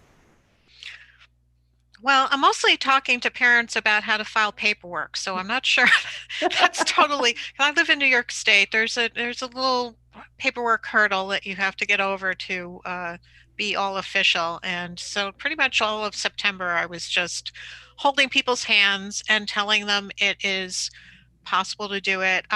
Just something about, you know, doing science at home. I did homeschool my kids K through 12. And I didn't do a lot of science. Well, I mean, I did a normal amount of science. We did a lot of visiting science museums and whatnot when they were younger. And then when the youngest one was middle school and the oldest one was just starting high school age grade, they asked to do chemistry. And I actually found a book of how to do a whole high school chemistry course with everyday stuff, with, you know, plastic cups and plastic spoons, and not having to have glassware and not having to have all the stuff. And I because I am a journalist. I was, blogging for Wired and various sites. I was able to interview the chemistry teacher who wrote this book and get some more background on it. And really, from that time on, I did a whole year of science at home with everyday stuff. I mean, we were making plasma in the microwave. You cut a grape in half and put it on a plate and put it in your microwave and you get sparks. You may not, I shouldn't, you have to be careful, but you put a glass over it and you get a Jacob's ladder effect in your microwave. That's in my Geek Mom book. I have that book.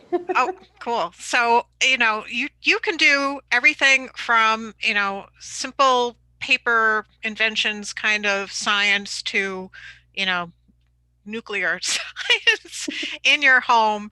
And you don't have to have a science background to do it if you are willing to do the research and, draw on the experts and all that. So that at least I was comfortable doing. And that's kind of the I'm sharing articles and things in that DIY homeschool Facebook group, just trying to get people to understand you don't have to buy a curriculum. You don't have to, have even a online course if that's not something that's working for you, that you can do this stuff at home.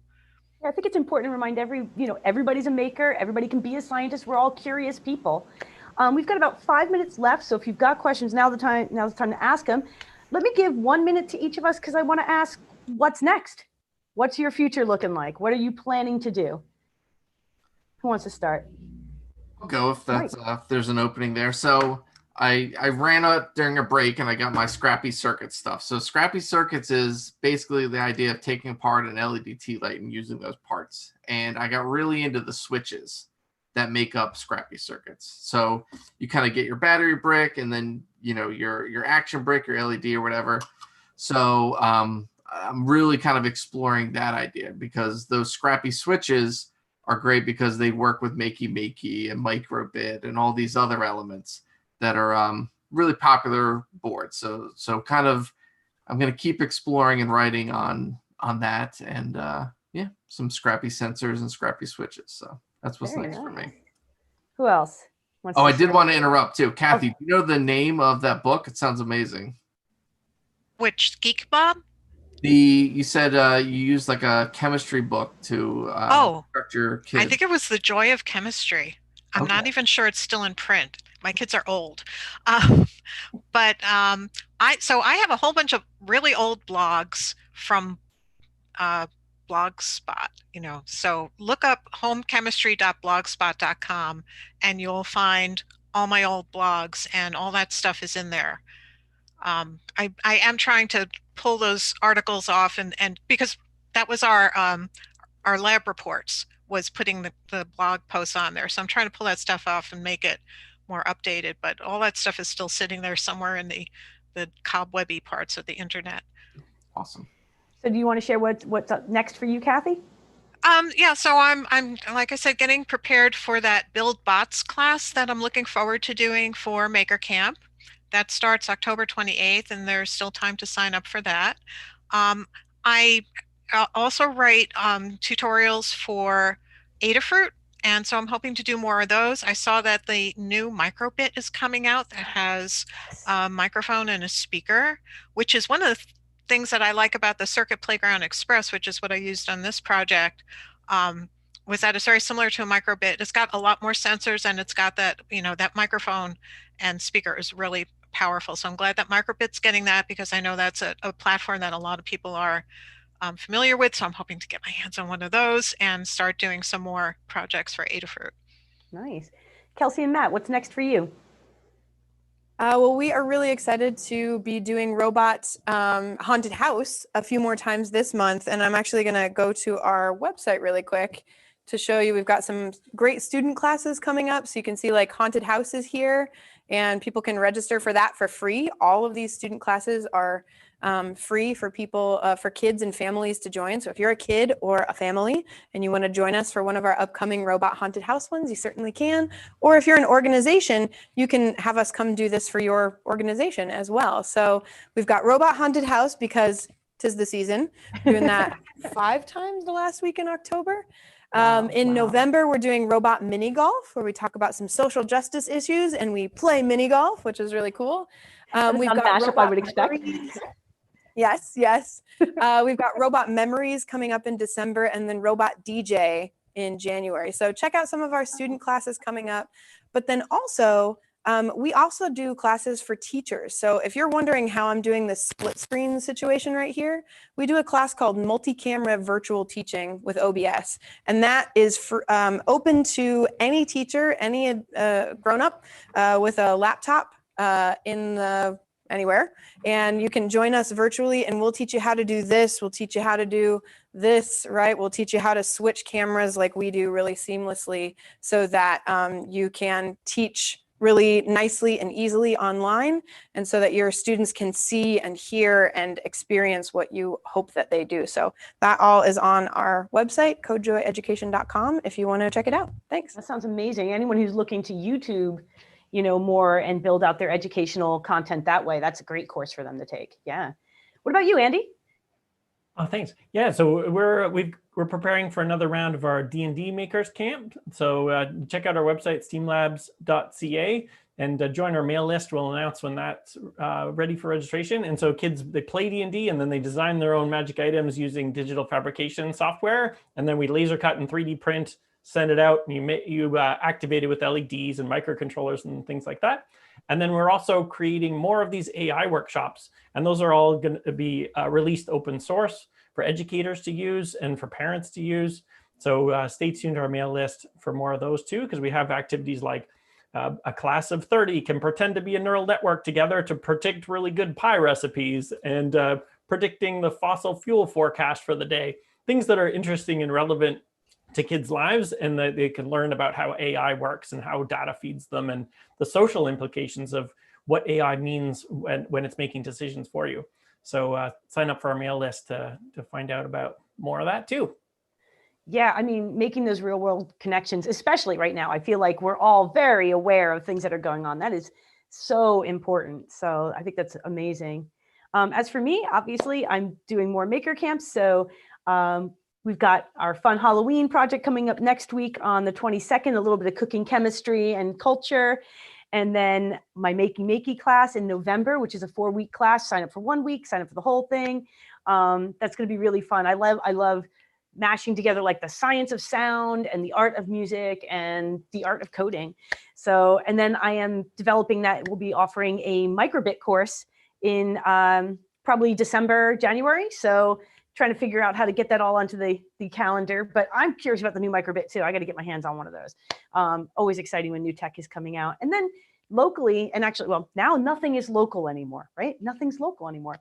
I'm doing a lot of take and make kits for science programs. So I'm teaching a lot of homeschoolers, a lot of physics, a lot of STEM programming, and just providing materials, because in the area that I'm in, and you know, again, we could do a whole nother hour on this, but we have a lot of students that don't have solid web connections, that don't have access to materials, that don't have the finances. You know, I do have students that are living out of cars right now.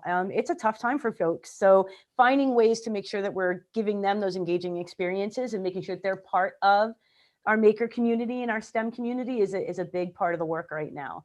And making sure that we're providing equity so that every child can learn. So that's exciting. That's kind of one of my new focuses right now.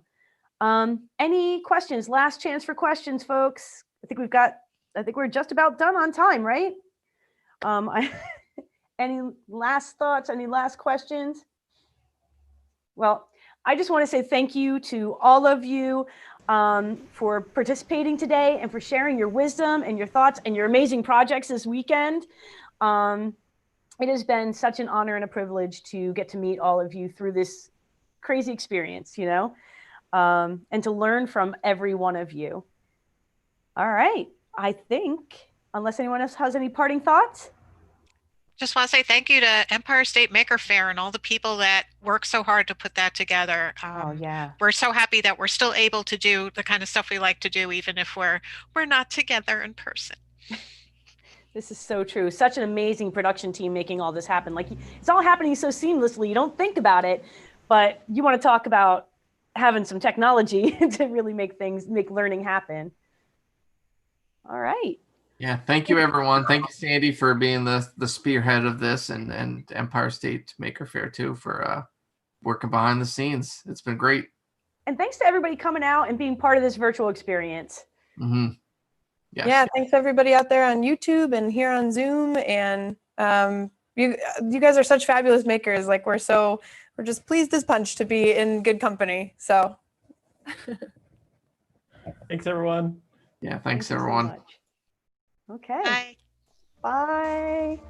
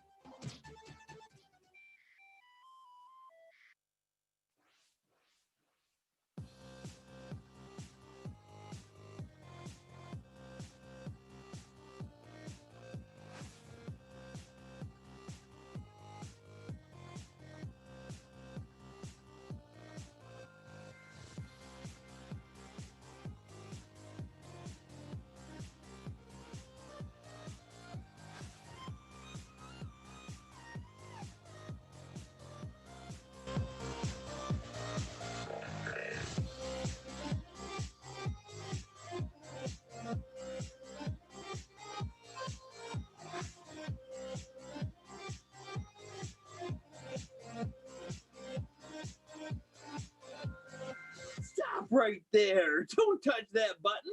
The Empire State Maker Faire isn't over yet. We still have a ton more makers left. Stick around.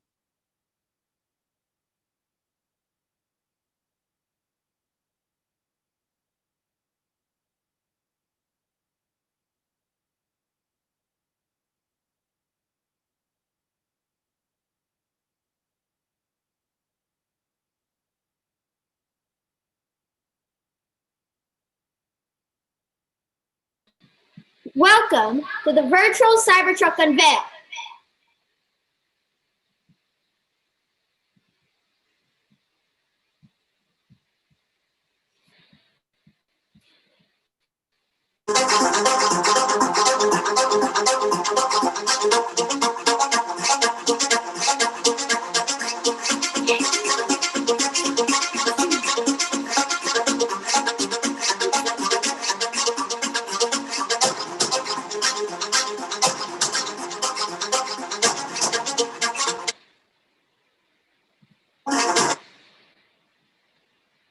Hi, my name is Andy.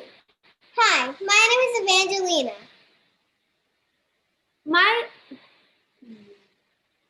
I'm 9 years old and I'm in the 4th grade. I have a passion for science, technology, space, and recently oversized 3D printing. This all started when I got a Prusa for my 8th birthday. Ever since then, I've gained an allergy for idle 3D printers. I'm 8 years old, and I got my first 3D printer when I was 7 years old for my birthday. Since then, I've been making cat ears and bedazzling them with glitter. I also have another 3D printer, and I enjoy 3D printing stuff with it too. The CYBERTRUCKZILLA features opening doors, a removable bed cover, and an opening tailgate with a screen inside the interior, along with a full interior. It will also be motorized in the near future soon.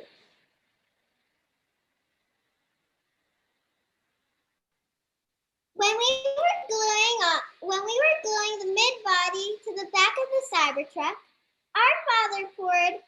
We still had some glue in the glue bottle, but not enough to come out. So our father opened up the glue bottle and smeared it all around. Then he asked Andy to get him a napkin that still had some leftover medical alcohol and hand sanitizer. Right when he wiped his hands, you could see a gust of smoke coming from his finger. So I rushed upstairs to get him some water because I thought it was going to go in flames.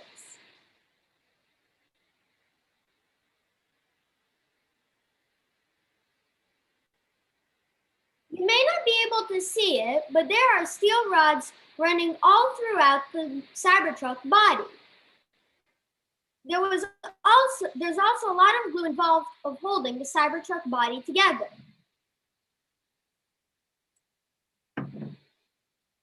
Most of the parts are printed in PLA, but most of the steering parts and the shock absorber parts are made out of PETG.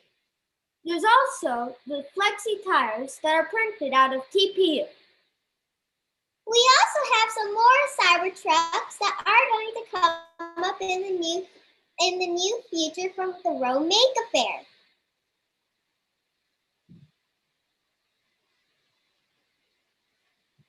This is the infantry. It features a turret designed in the shape of a Millennium Falcon with a Gatling gun and a cannon. This is the Special Forces Cybertruck.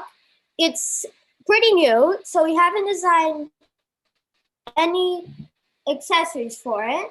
And this is the Air Force, and one turret has already been designed for it, but it will be made in the Rome Maker Faire.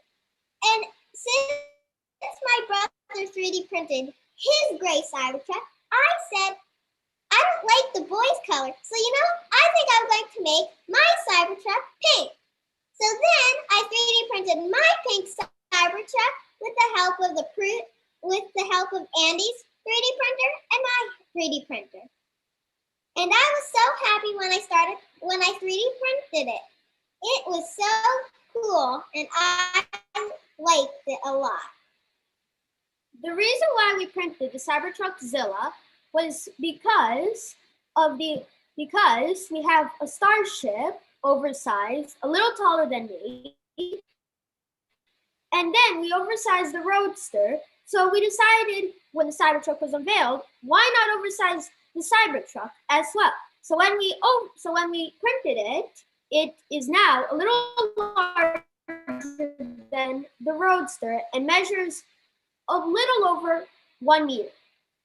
The reason why you can see we have a test dummy in it because we took the one from outer space and made it like this. The Roadster can also light up.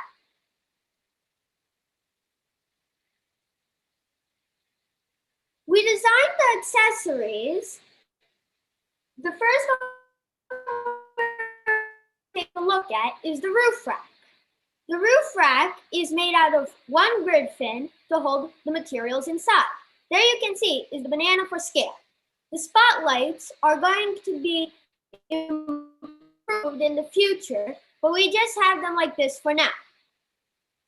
The running boards look like the Falcon 9 and have grid fins for the steps. The brush grill has the brush grill out of grid fins and a Tesla logo on it, and the light bar consists of a Falcon 9 and a Tesla logo on it. This was a really fun project to make with my family, and I really enjoyed building it, and I recommend it to you and I recommend it to everybody who has 3D printers.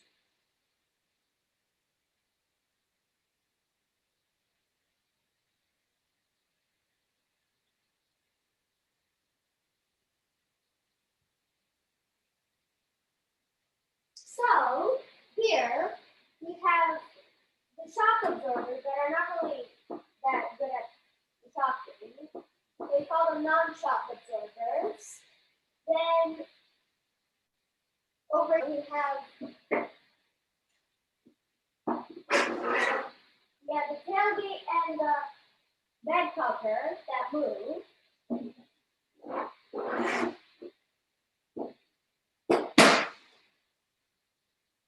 There's also an X logo for the feature because of all the additions we put on this. Here's our banana for scale, and here is our screen that we put in there. It might not be showing a lot of stuff about Cybertruck, but that will be improved in the Rome Maker Faire. Here's the Arduino that it's powered by, and here is the breadboard for the spotlights. We use LED strips to put the lights in for here. In the light bar, it also has lights, but it's not done yet. There's also lights inside here. It's not really that visible.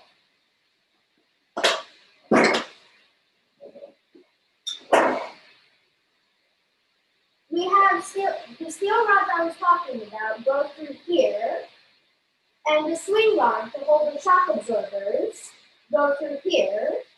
Here's some more wires. Down here we have the back swing arm, same with the shock absorbers, and here we also have more wires for the tailgate. If you join us at the Near Rome Maker Faire in December, we are going to have the Cybertruck motorized, and you're going to be able to see it drive. It may not look a lot like it, but we had to drill a lot of holes in this thing. In the tailgate, we had to drill a hole going through the back of the body so that you could put the lights in the back of the Cybertruck. You might not be able to see it, but underneath there are a lot of steel rods. There's also some more drilled parts for the swing arm because it had to lift off the bed, and then we had to drill it with a huge drill. It weighs around 15 kilograms or 30 pounds. It's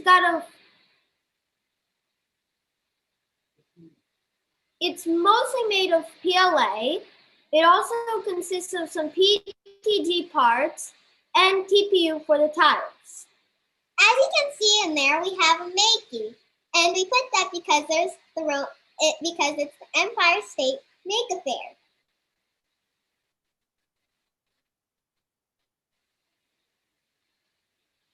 Do you have any questions? And you can chat from Q&A. Sorry that Anthony's not here or Mr. Chan.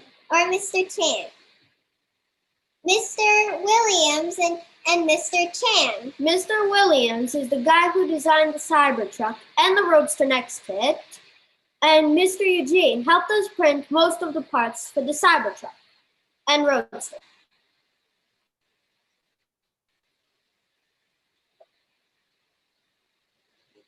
Any questions? We don't see any. If you have any, you could just chat from the Q&A on Zoom.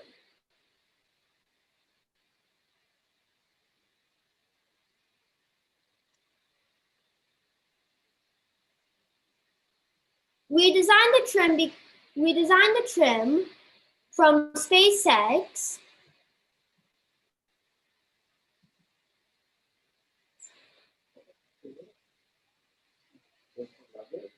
How long did it take to print?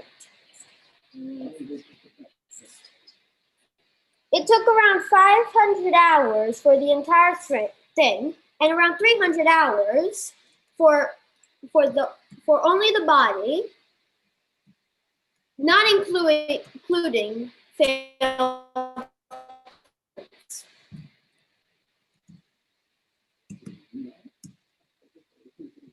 Eugene, Mr. Chang, would you like to talk about some parts that you helped us with? Hey, I'm finally in. Sorry about that. Welcome. Can you guys hear me? Yes. Thank you. How's it going? I was watching the whole thing. Yeah, so some details about the prints, you know, they're about the same. They took 500 hours.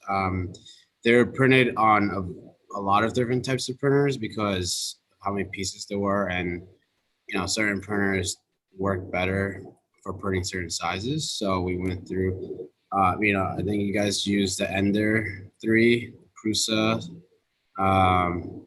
and the Chiron, the Anycubic, and we also had the Anycubic, and we used the Sierra 10. They used about like I think it was like 4 to 5 rolls of filament each. Yeah, and I guess some challenges that we came across was just large pieces printing and fitting together.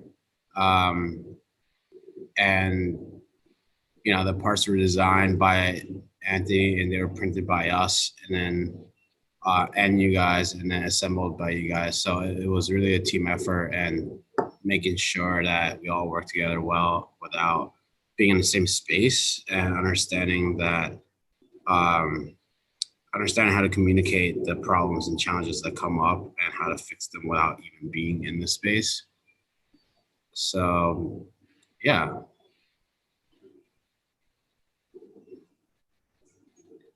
Do you know how you printed any of the TPU parts? Yeah, TPU parts were printed on the Prusa. You know, TPU is a very difficult material. People don't realize that you're shoving flexible material through a tube and trying to push it out a smaller hole, and it tends to bind up and spit back out. So, you know, printing TPU, you have to get the first level, your first layer leveled perfectly, and make sure you're not feeding material too fast, or else it's just gonna jam up and spit back out or get tangled. So yeah, we printed them on the Prusa. They were actually they're like the quickest parts compared to everything else. That are like, you know, they range from like 40 to 70 hours each.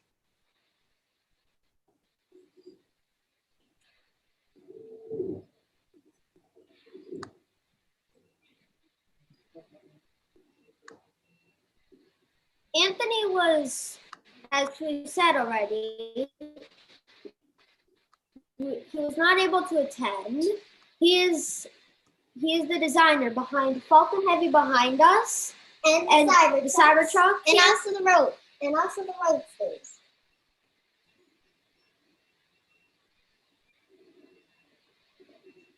We all got together when one day I was browsing Thingiverse, looking for a good model to print a Falcon 9, when I came across Mr. Williams in Anson, Africa. That's his company. And I decided to print it. So he printed it. And by the time he found our posts, we were already printing his Roadster. And he eventually gave us the parts to motorize the Roadster. And a few months later, Mr. Anand invited us to build a printer with him, or tour. And Mr. Chang was there. We got to know him a bit from there. And since then, we always hanged out with each other.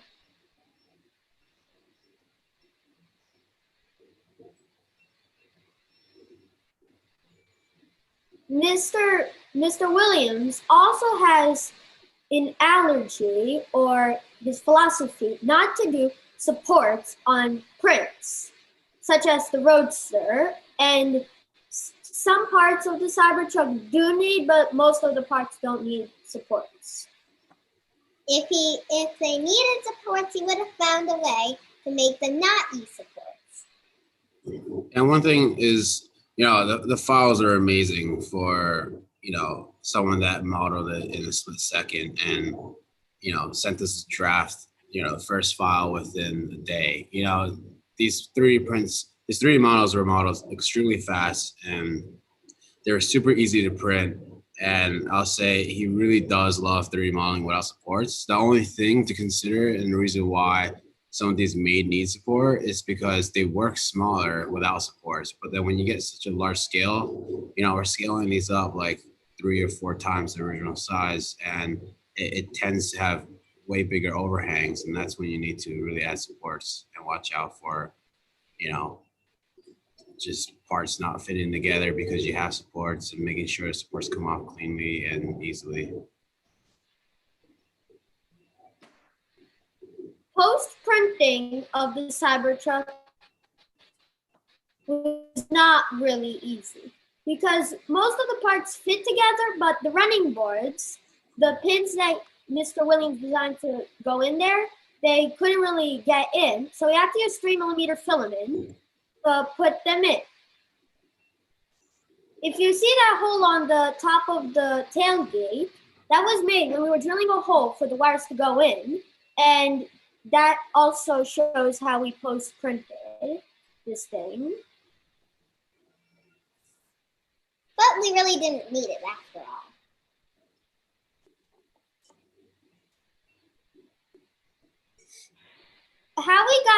How we made this big 3D print, how it inspired us to make this big 3D print was that we first had the starship, then we had the oversized roadster. So we decided to make the Cybertruck big after the unveil.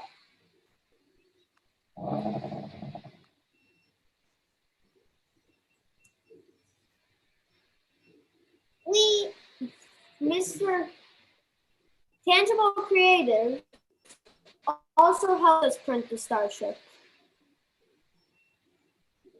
He also has a big shelf with oversized stuff. Would you like to show us? Yeah. So they don't look that big on camera, but you know, when you're in person, there's like, you know, a big AirPod case. And then, I mean, for scale, I guess my hand is right there. And then there's that person who printed the big AirPods, which were really cool. This Buddha was printed really big. Can you show us your printers too? Yeah, I can show you that. Pangolin. This is my favorite print, by the way. This one took over 72 hours. And the details are extremely clean.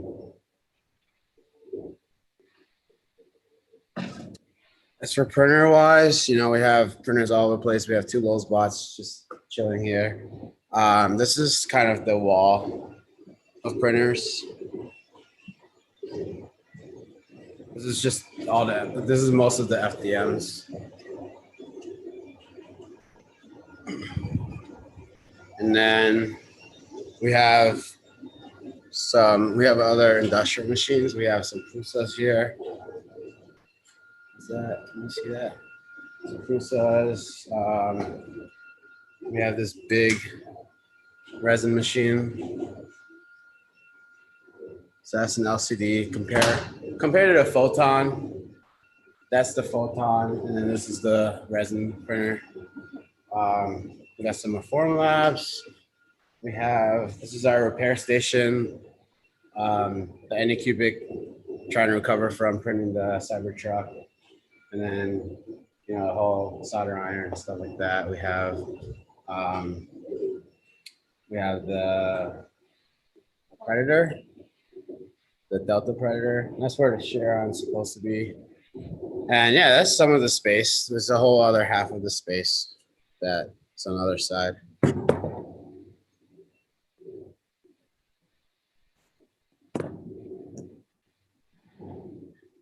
This is the motor that we're going to use for the mini Cybertrucks. It comes also complete with an ESC and a tiny switch here. We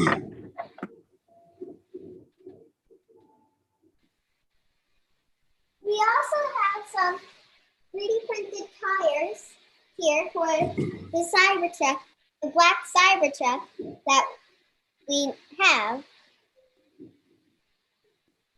It's also really flexy because the Cybertruck ones weren't that flexy, but these, because they're more tinier, they're easier to flex.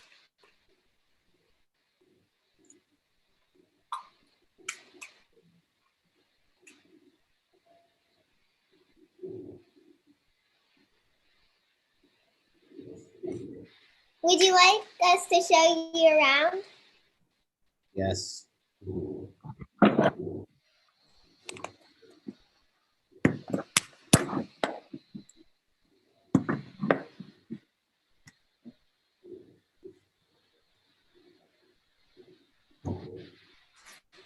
So here we have our 3D printers.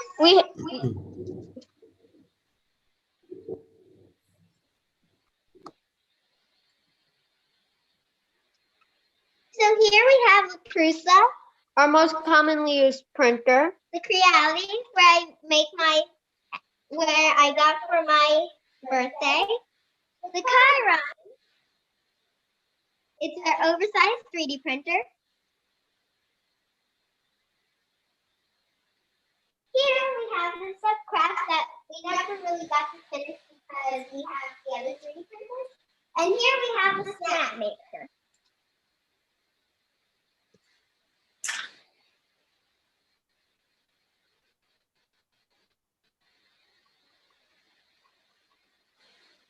If you haven't seen already, we have some mini CYBERTRUCKs. Just to give you a sense of scale, we have the tires. This is about how big the tire is compared to it. So the mini CYBERTRUCKs are going to be a little bit bigger than this. My sister also printed her own fake one. Which is right. You can find this model soon on Thingiverse. And you can also find the big and the mini infantry and the special and the Air Force all on CG trailers.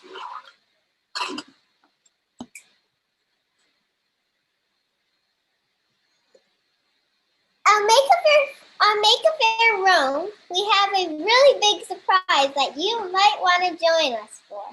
Because it will blow your mind.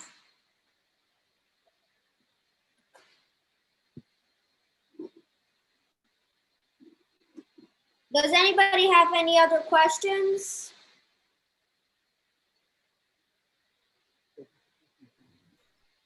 I had a question.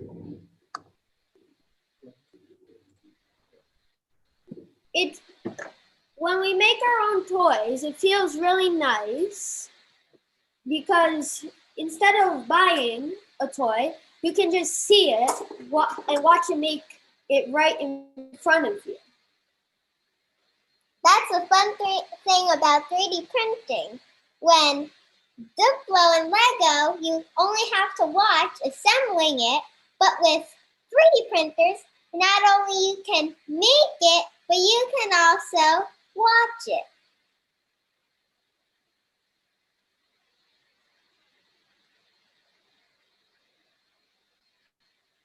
Does anybody have any other questions?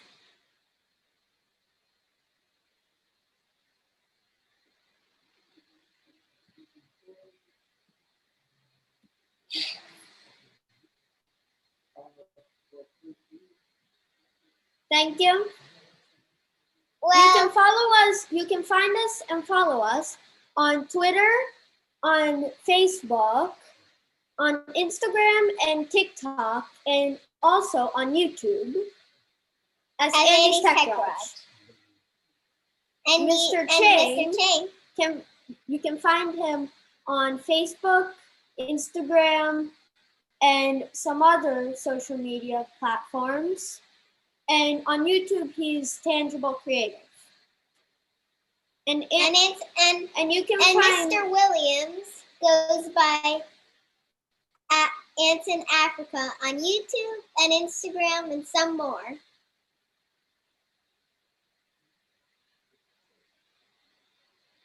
I guess that's it.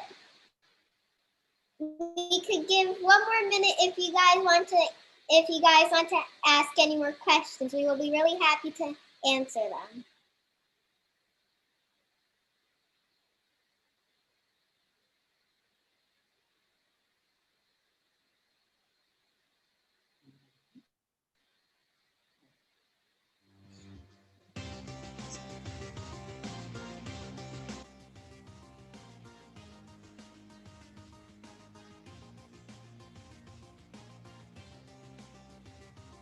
Bye. Bye.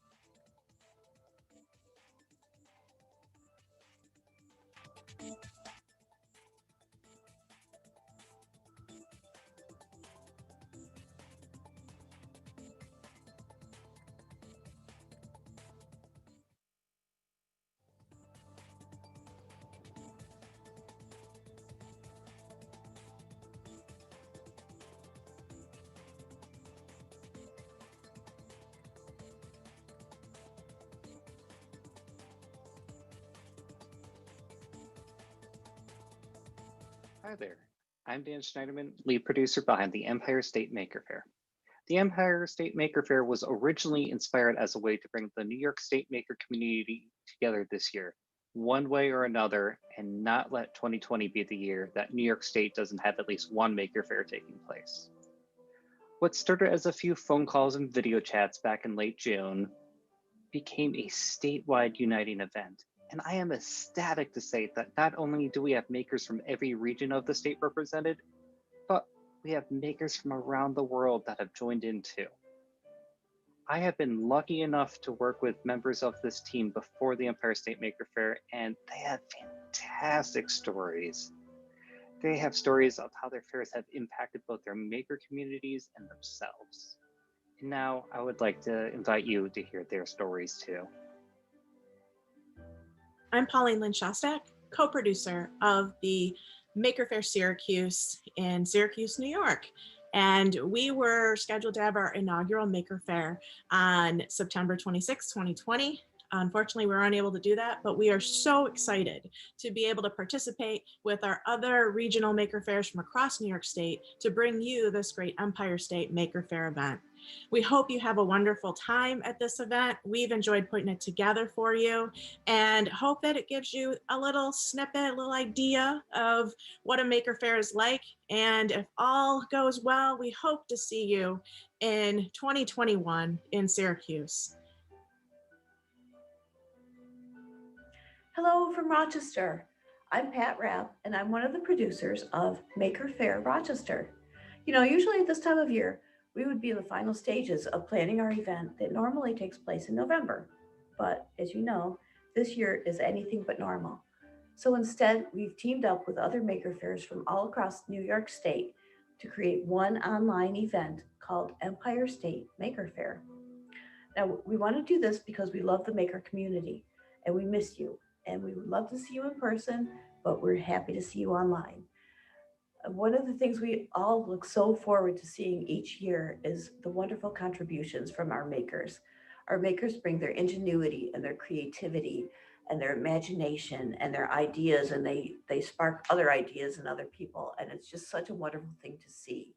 And we also do this because we love to see the faces light up of the people who attend Maker Faire. You bring your enthusiasm and your excitement and your energy, and that combined with the makers it just creates this wonderful experience for everyone. One of the most amazing things for me personally to see is when somebody comes to Maker Faire, they don't know what to expect. They don't really know what a Maker Faire is, but they come in and you see their eyes get wide and you see their faces light up and you see the wheels start turning and the ideas start turning. And then sometimes they come back next year as makers. And this is so rewarding, almost as rewarding as the excitement on the face of a young child to see the sheer joy on their faces when they come in and they're doing hands-on things or they're learning something new or they're interacting or they're being excited. This is why we do what we do. This is what gets us up in the morning. We're glad to have you here. We hope to see you in person next year, but we don't know how that will go. So if we're not in person, we will be online. Thank you for being here, and we hope you have a really great time. Hi, I am Deb Brimmer from the Twin Tiers Maker Faire. We are located in the Elmira Corning region of the southern tier of New York State. We have been producing Maker Faires for many years. We love providing local makers the opportunity to share their talents with others and watch people of all ages tap into their own creativity. We all have something deep inside of us that is just waiting to be discovered. Thank you to all the makers for stepping out of your comfort zones to make this happen virtually on such a tight schedule. We could never have a Maker Faire without you. We are thrilled that in the current situation, we were able to come up with a way to share Maker Faire with you all. Thank you so much for coming, and we sincerely hope that we will be able to do it in person next year. See you then. Hi everyone, this is Danny Kurt from the New York Hall of Science, and I'm super excited to be here representing the World Maker Faire today. It's so amazing to have come together with all these other fairs from around New York State to put together this amazing event and to have you all here today to be part of it. So we're really excited for all the future Maker Faires and for future events at the New York Hall of Science. Enjoy your time at the Empire State Maker Faire, and we hope to see you all in person soon. Greetings from Buffalo, New York. I'm Douglas Brzezinski, and like many of you, I'm a maker, though I didn't always realize it. In 2007, I came across this little magazine called Make, and I was instantly hooked. In 2012, I attended my first Maker Faire, the New York City World Maker Faire, and I knew this was something I needed to bring back to my community. So working with a team from the Buffalo Museum of Science, I helped create the Buffalo Maker Faire. We are proud to be part of the Empire State Maker Faire, to bring us all together from one end of the state to the other, and include some of our friends from around the world. It is with that spirit of cooperation, I'm glad to announce the Buffalo and the Fredonia Maker Faire are combining to become the Western New York Region Maker Faire.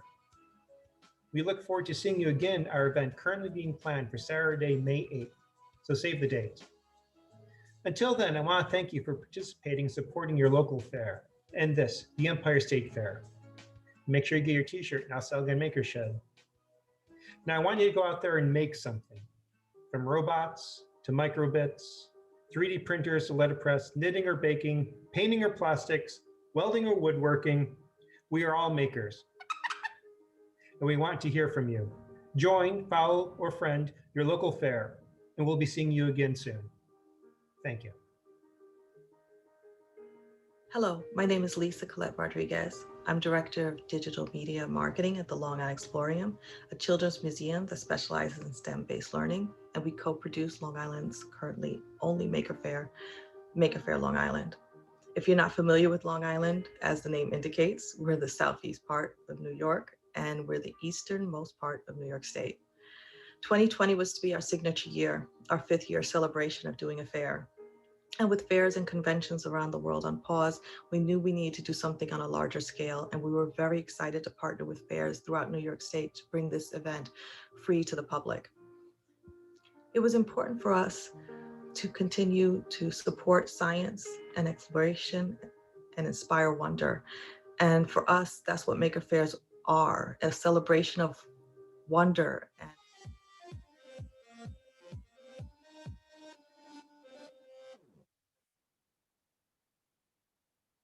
Hi there. I'm Dan Schneiderman, lead producer behind the Empire State.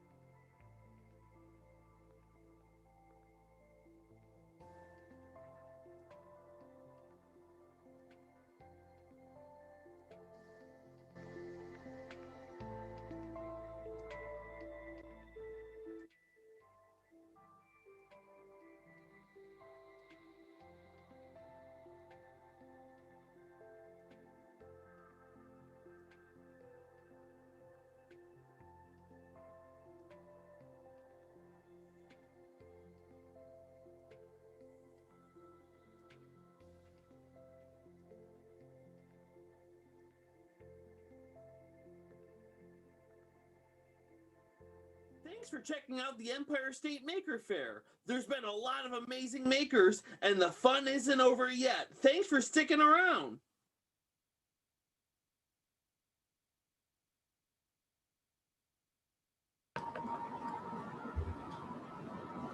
Hi. Can you guys hear us?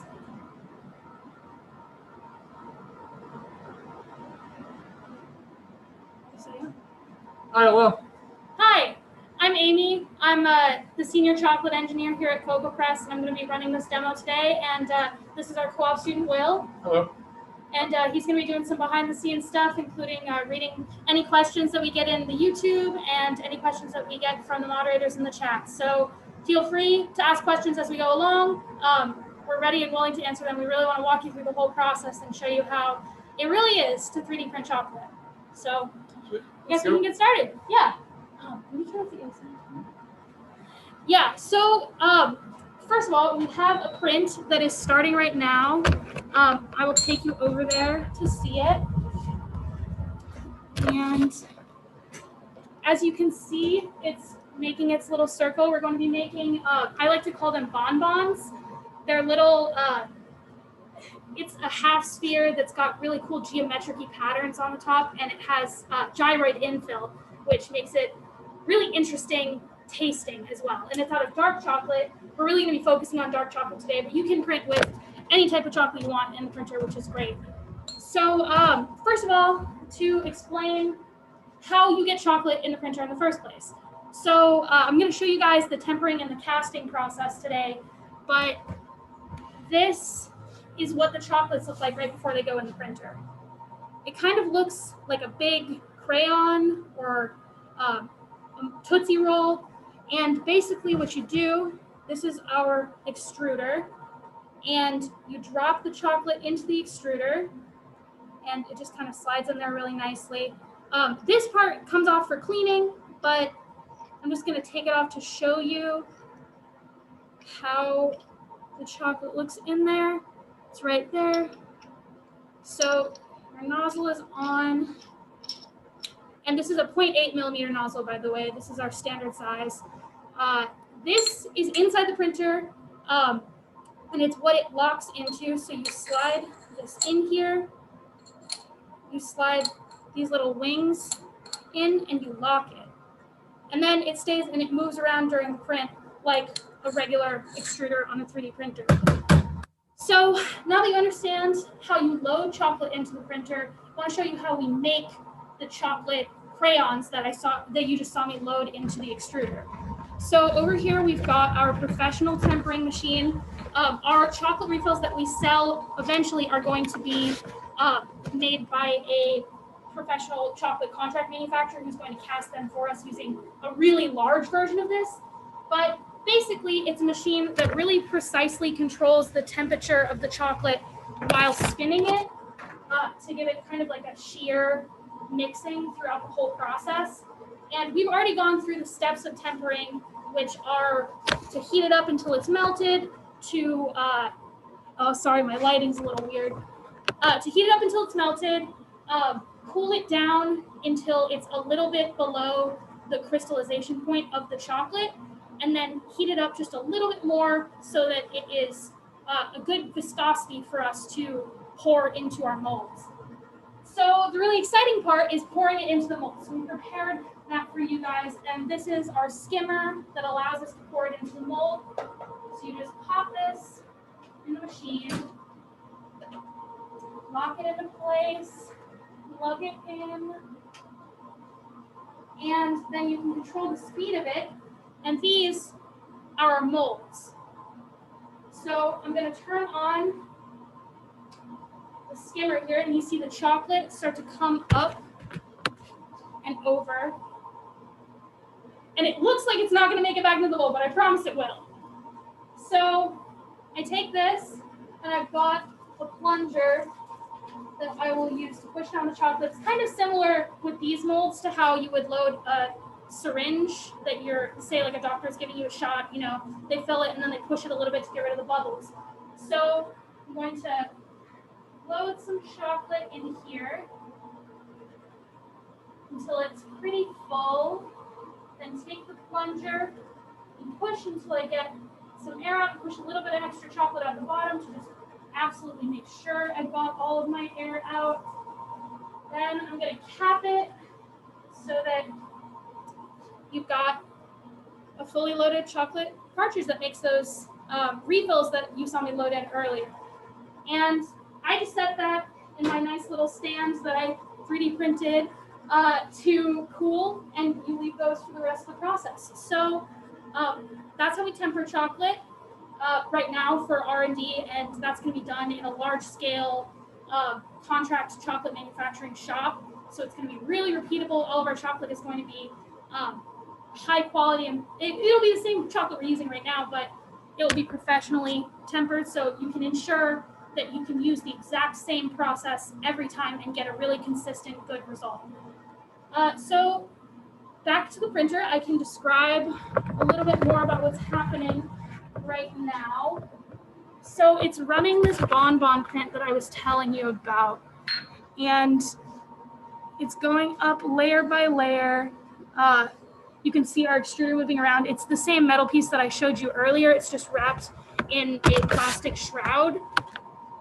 And something that is a question we've been getting a lot recently is, can you use your own chocolate in the printer? And the answer is yes. We sell the chocolate refills so that people without access to that rather expensive tempering machine I showed you earlier can put chocolate that we supply in there and get the same result every time really repeatably.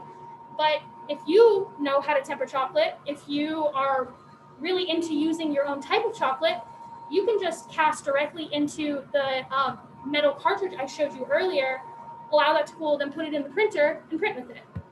And essentially, until we get our refills from our contract manufacturer, which they're coming in really soon, I'm excited to try working with theirs a little bit more extensively than just the samples that I've seen. But what we're doing right now is exactly that. We're using our chocolate, we're tempering it in-house, casting it, and then putting it into the printer. Except in our case, we're casting it into these plastic molds that we have rather than directly into the metal extruder. So some other interesting things about the printer. It has a temperature control of 0.1 degrees Celsius. So that's really precise and really important, because with chocolate, if chocolate is, it's really important to have a very specific crystal structure with it that is this type called beta-5. It's one of 6 different types of crystal structures that chocolate can form, and it's the kind that makes it shiny and gives it that really nice snap that you get when you have a good bar of chocolate. And it's really important to chocolatiers to be able to get that crystal structure reliably every time. And a question we get really often is, well, so you have a printer that's melting the chocolate, how are you not killing the temper, which is basically melting out all of those good crystals? And the answer is, because we have that really precise temperature control, we can soften the chocolate just enough to where it can extrude, but not so much that it melts all of those grains and kills the temper. And so that's where our printer really shines, and where a lot of previous chocolate printers have had some trouble, is being able to maintain that temper on cocoa butter real chocolate. So yeah, and I wish I could show, I mean, it's a little difficult to see with this camera, but the gyroid infill looks really interesting. It's able to bridge, which is awesome. And oh, on using your own chocolate, this is something that, as part of that question, can I use my own chocolate? You absolutely can. I was saying it's a little bit easier with ours because it is, you know, it's going to be the same every time. And part of that is the printing temperature. It's my job to find the perfect printing temperature for every type of chocolate. And as you can see, I found that for all of the kinds of chocolate that we use. The problem is, when you use your own chocolate, you have to find that by yourself. And if you overheat the chocolate, you kill the temper and you basically ruin an entire syringe full of chocolate. Whereas if you use ours, our machine comes pre-programmed with a preheat cycle and the precise temperatures that we've found through R&D that work perfectly for printing our chocolate and getting a good temper every time.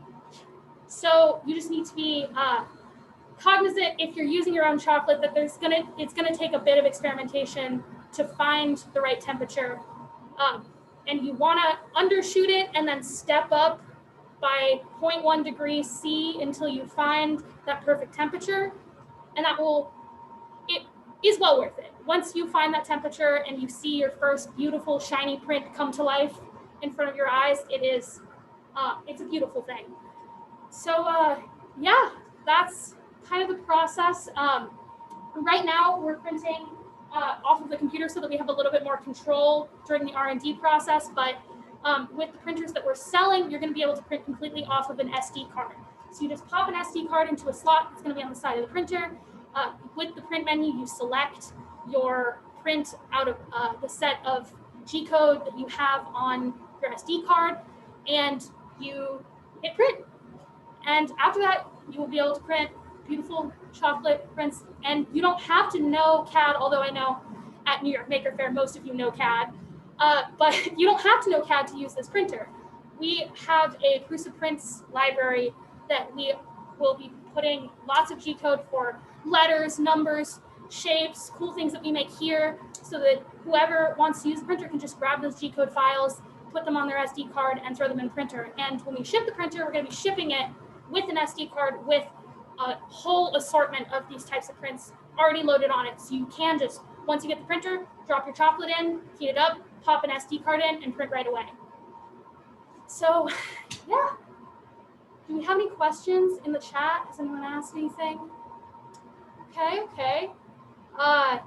So I guess I'm going to take this opportunity to talk about something that I really like and think is interesting, chocolate as a material, because that's what we're doing here, and material science is my background, so it's the angle at which I come to 3D printing in general, but specifically 3D printing of chocolate.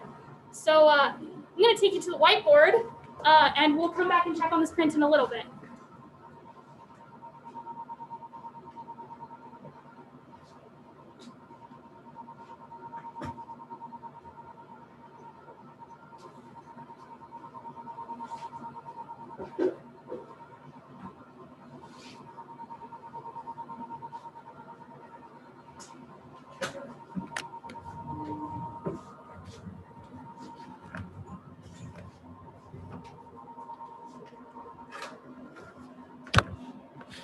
All right, hope you enjoyed that brief intermission. Here we go.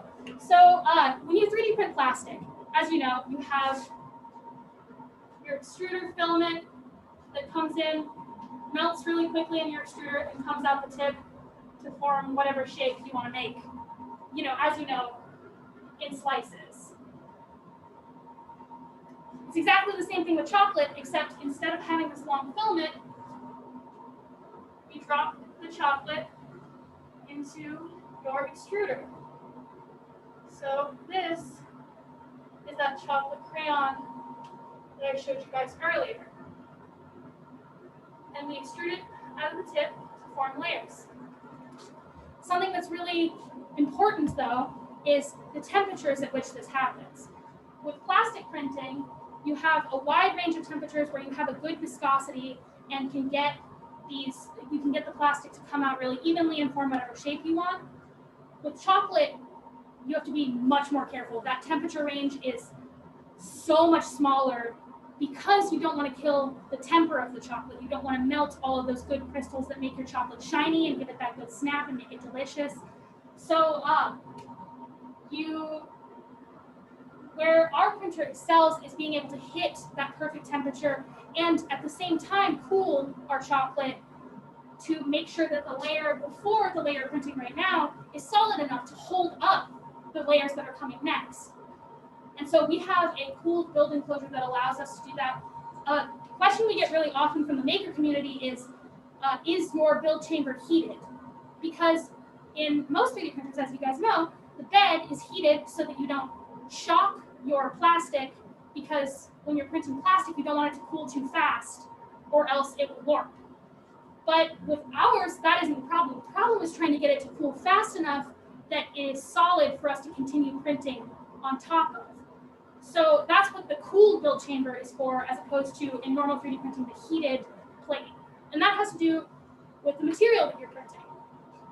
Something else that's really important about chocolate is it's a composite. which complicates the melting and solidifying behavior.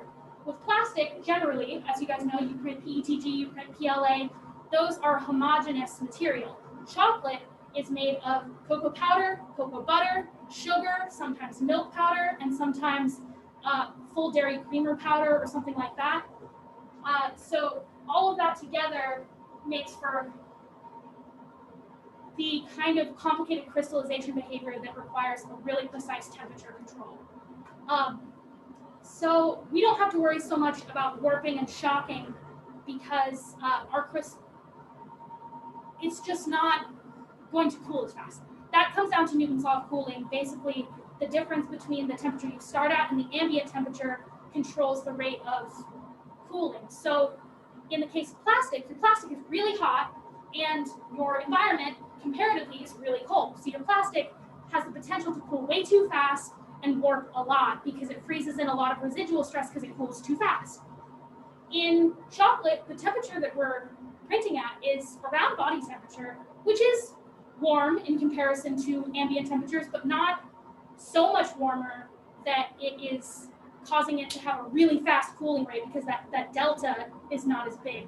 So we don't have to worry as much about warping and shocking. We have seen some warping, but nowhere near what you would see if you were printing plastic in a cooled building chamber or plastic without a heated bed. So that's something that has been nice to not have to worry so much about coming from a plastic 3D printing background is the warping, because that used to be a huge issue. And I also have done some work in metal 3D printing, and that's an even bigger issue because, as you know, you have to print metals at much higher temperatures. So yeah, and chocolate tempering.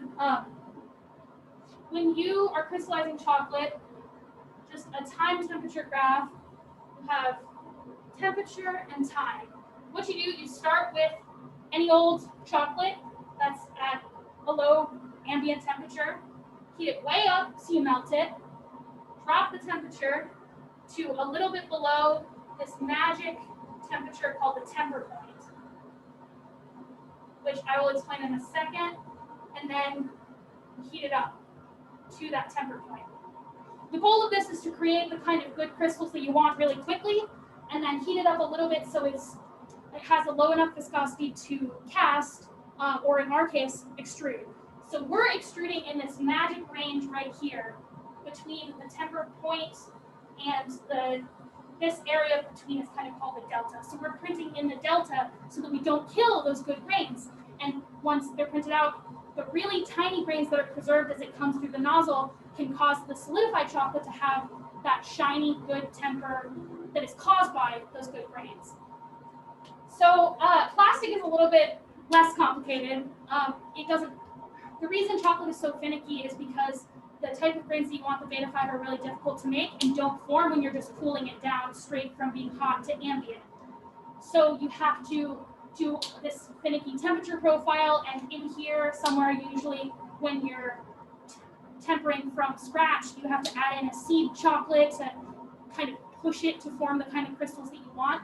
With plastic, when you cool down from ambient, it forms the exact kind of crystals you want right away. So that's much simpler, and you don't have to, that's one of the reasons you don't have to have this really intense temperature control down to the 10th of a degree Celsius.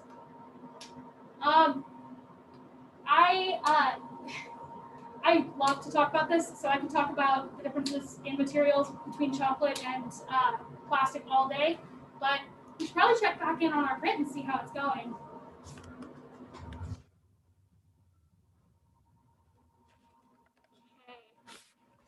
All right, as you guys can see, it's definitely gotten taller, and that gyroid infill, as you may or may not be able to see, looks pretty good.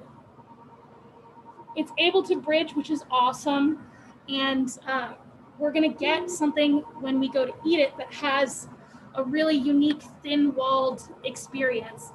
And I guess I can show you guys the shape that we're making here. It's this kind of dome, but it's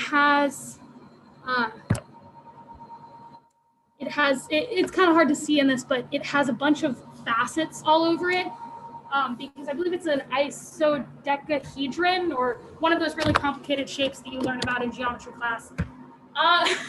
So that's gonna be really exciting when it's done. And you know what? I want you guys to be able to see the gyroid infill and it not to be locked in. So I'm gonna stop the print and show it to you right now so you can see what it looks like.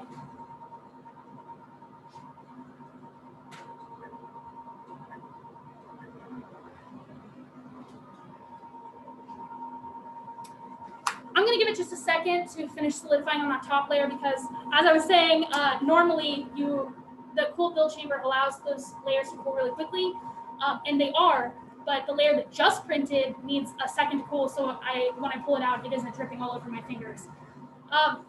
But something else that's really interesting about chocolate that's different from plastic is you can really easily shock chocolate in a couple different ways. And anyone that's cooked with chocolate can tell you this. If you accidentally drip a couple drops of water in your chocolate, it will shock it and cause it to form just like a goopy, sludgy mess that's no fun and doesn't look nearly as delicious as chocolate that doesn't happen to. Another way that you can shock it is by shocking it temperature-wise, by taking the temperature up or down too quickly, which is what I'm trying to avoid right now. Basically, if you have chocolate that goes through a temperature shock, the cocoa butter fats inside the chocolate want to separate out. So something we recommend for our prints, and I personally try my best to follow when I'm not too excited about them and pull them out too quickly, is just giving them an extra second to finish cooling when they're done printing. So you can just make extra sure that they come out fully solidified and you're able to get that great snap that everyone looks for. So that's enough time. I'm gonna grab the print out of here. As you guys can see, I just pulled the whole silicone mat out that we were printing on. This is just a basic silicone baking mat. And you can just, the thing that's nice about this is it's so flexible, you can just bend it right off of the plate. As you guys can see, we've got some cool gyroid infill here. And on the outside, you can kind of see the little geometric-y features I was talking about. Obviously, didn't get to finish the rest of the dome, but I've printed this a couple of times. Actually, can you grab me the orange one out of the white chocolate bin? We've been experimenting with adding colorants to our chocolate, which is kind of difficult because you can't have water-based colorants, aka most food coloring, in your chocolate. But we've been using white chocolate, and we found a candy-specific colorant that is not water-based, and we were able to print a couple of these little bonbons, and this is one that was fully complete. And you can see the gyroid infill on the inside here. And here's a slightly bigger one out of non-colored white chocolate. It has the same gyroid infill, and of course my white balance is struggling right now, but it's got those geometric-y features on the side and the clear gyroid from both sides. So I guess a good way to finish this off is to eat our piece that we made live. I'm gonna ask our co-op student, Will, to just take a step back so I can take off my mask. But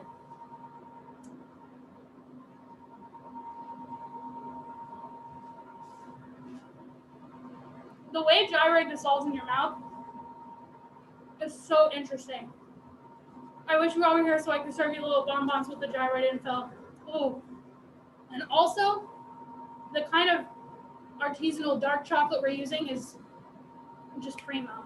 So trust me, that was delicious. I wish I could share it with you all in person, and I look forward to being able to do that at some point, but that's pretty much all I have for you guys. And I guess we'll invite Will over here just to say bye to everybody. Appreciate you tuning in. Hope you enjoyed our walkthrough of how to 3D print chocolate. And check our website if you have any other questions. Advertisement right here.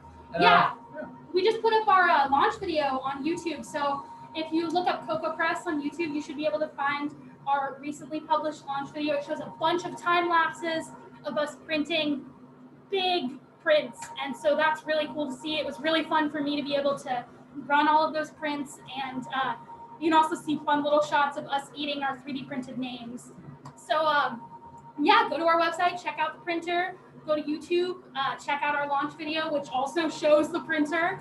And we'll be on Slack and looking at the YouTube comments for the rest of Maker Faire so that we can answer any questions that you guys have. Also, if you want to get in contact with us for any business inquiries or any questions that you feel like we can't answer in the Slack, our email is info@cocopress.com. And these are all of our social media. We're at CocoPress on Twitter. We're at CocoPress on Instagram. And on Facebook, we're facebook.com/CocoPress. So thanks for tuning in, guys.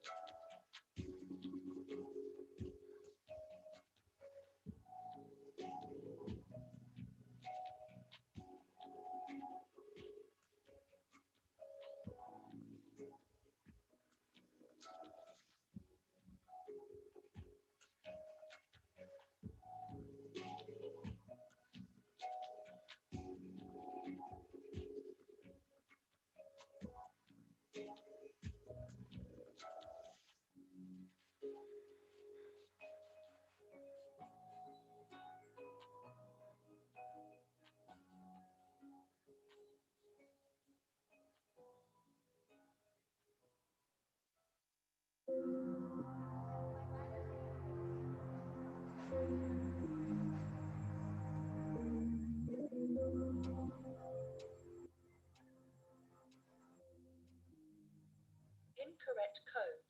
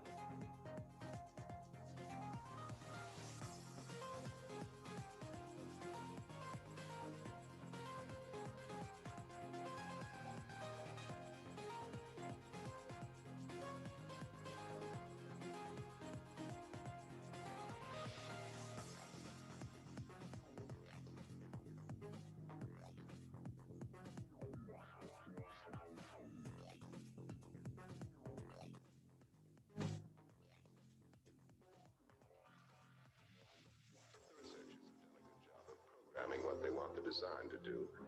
The computer is quick to point out any breakdown in their logic. The computer is quick to point out any breakdown. The computer is quick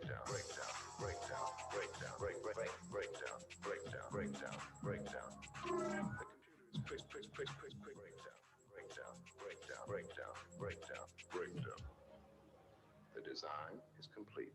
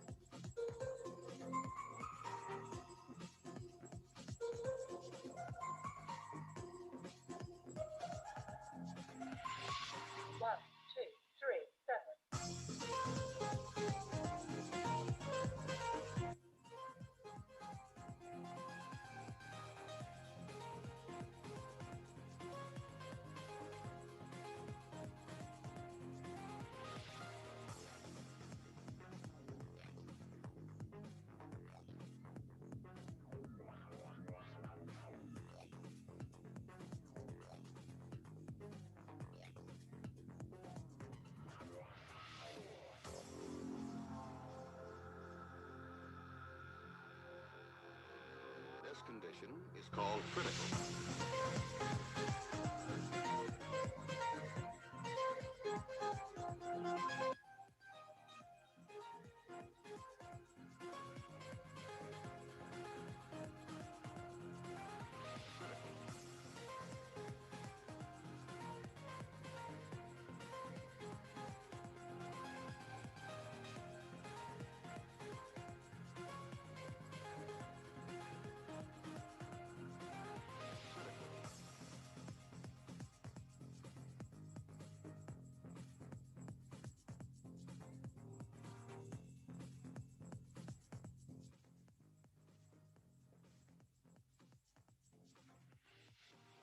Incorrect code.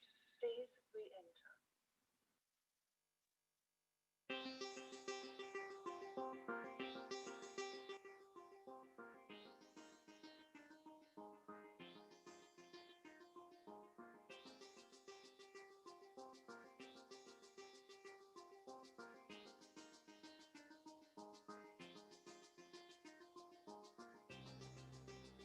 Thanks for tuning back in to the Empire State Maker Faire. Hope you're having fun. I know I'm learning a lot.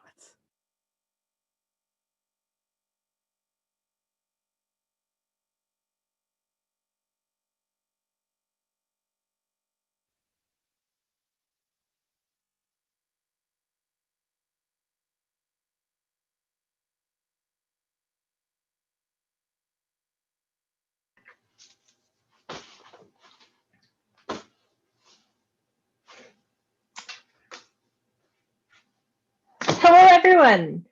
My name is Anne-Marie Thomas, and I am going to chat a bit today about OK Go Sandbox, a project that my research lab works on with the rock band OK Go.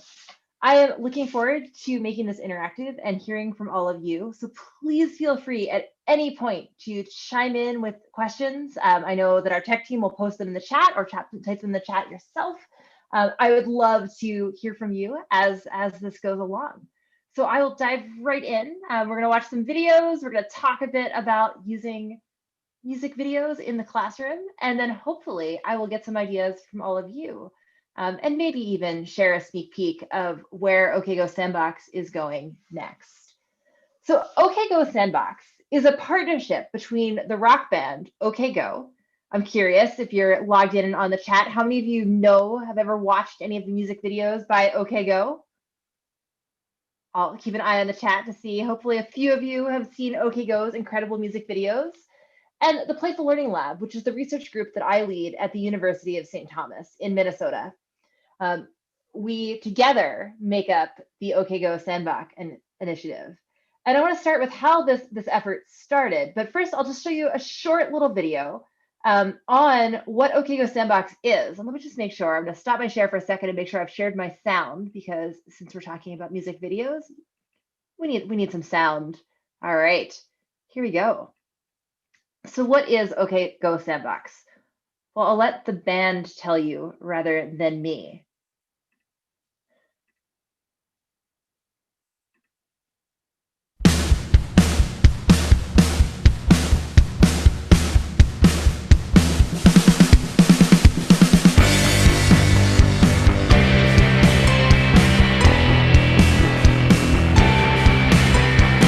OK Go Sandbox is a website where teachers can engage with the content of OK Go's music videos and use them in their classrooms for challenges and to start discussions about things like art and math and science. Right now, we know that there are teachers out there who are using our art to actually do something really good in the world. And that's such a rare and wonderful thing that we just want to help it. We want to do anything we can to be a part of that process. It's an honor to have teachers continue on with the videos and the artwork that we make.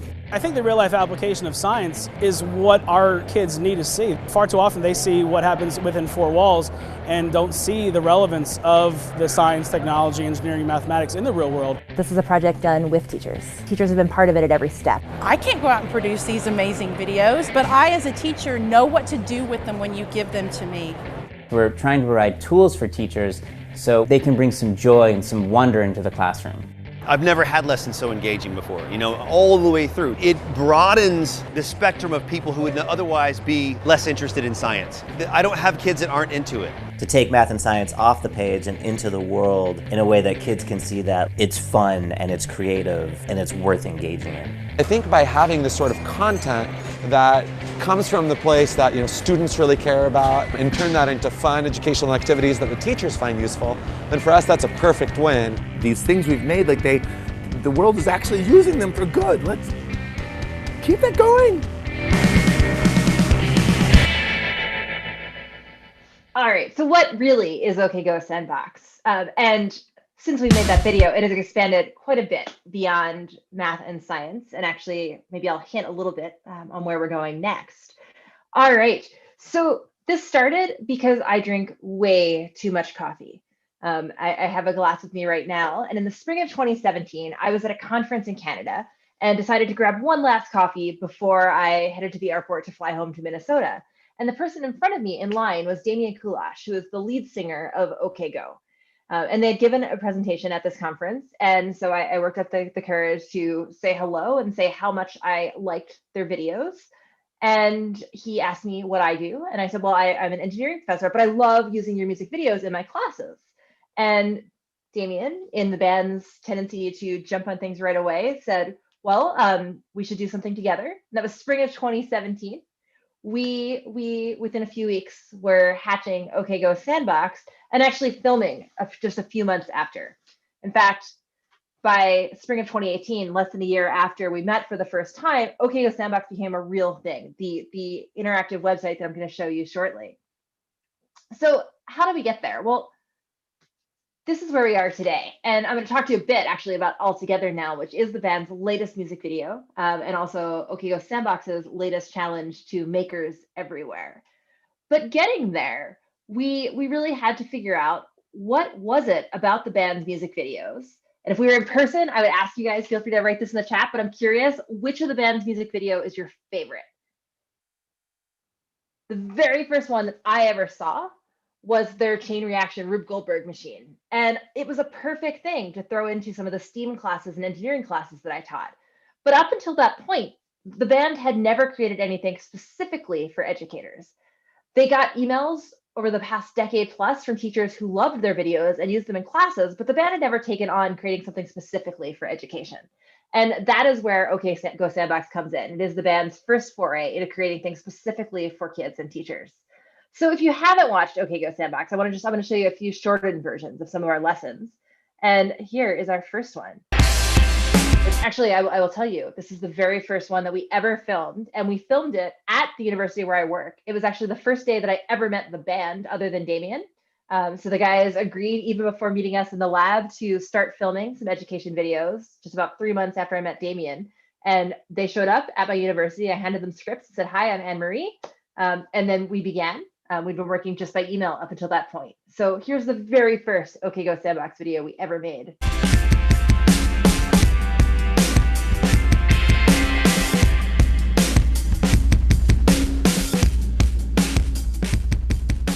You guys set? Yeah, we're ready. Okay, go.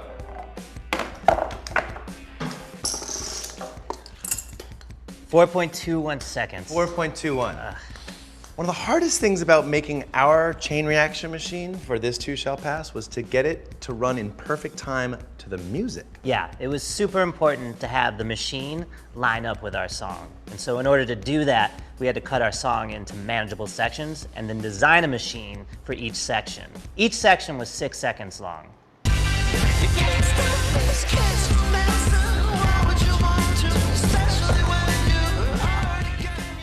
So if the machine was going too fast or too slow, it would mess up the timing for everything that came after. And then we'd have to stop, reset, and start all over again. To give you a sense of what it takes, we want you to try it. We posted 3 different music clips to the OK Go Sandbox website. Each music clip is a different length of time. So pick your favorite music clip and then design your own chain reaction machine that starts and ends right in time with the music. Yeah, and it'd be great to get the events in the machine to match the rhythm in the drum beat, or have the whole thing end in an epic sound.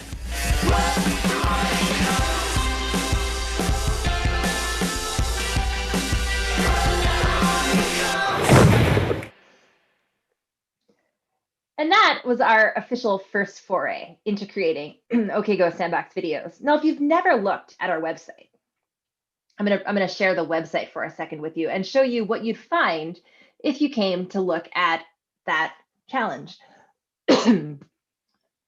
1 second here.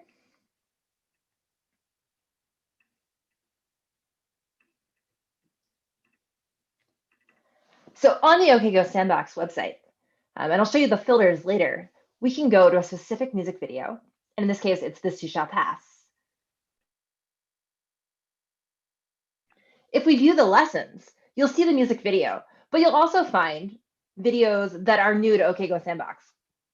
In this case, a new making of video, the chain reaction video that you just saw, a lesson on how sound works, and also an introduction to simple machines. For each of these, we've also posted educator guides.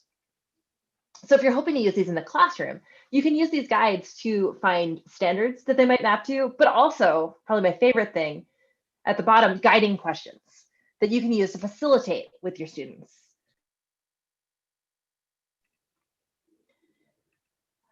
For the chain reaction one, if this is a challenge you'd like to do with your students, you can also find clips of music that are at different lengths that you can then use to challenge your students to make even longer chain reaction machines to the band's music. Now, a really fascinating thing about this for us was that when we launched, we weren't really sure what we'd find. And we have now seen chain reaction machines and weird sounds and art projects from users around the world who have started incorporating OK Go Sandboxes into their maker clubs or into their STEAM classes. All right, well, how do we get to an OK Go Sandbox video? This is probably one of my favorite aspects of it, is that all of you out there who might be educators, you're part of this process. This was the very first photo shoot and first video shoot we ever did for OK Go Sandbox. Like I mentioned, this was the first day that the band even met me and my students. But a key part of that first day, the first day we were filming, was actually a meeting between Damien and myself and over 30 teachers of varying classes, of varying grades, various subjects. And this has been a key part of OK Go Sandbox. As I'll show a little bit later, we always have, whenever we are filming OK Go Sandbox content, we always have at least one PK through 12 teacher on set with us at all times, with the director, with the band, with me, giving us feedback in real time. So this even though we can't bring all of the educators who use OK Go Sandbox into our filming situations, we make sure that there's a representative every time we film. Well, it's not just engineering. It's not just math. There's also a lot of art if you've watched OK Go's videos. And one of my favorite OK Go videos is the one moment where they take a 4-second filming and then slow it down in slow motion over almost 4 minutes. And it turns out that everything that happened in 4 seconds matches up with the music in their video, the music in their song. For this, we actually branched into our first art video. And many of you might know that Dan, the drummer, is an incredible drummer, among other talents. But did you know that Dan is also an artist? Well, Dan and Tim have become our art teachers for videos like this short one that I'd love to show you next.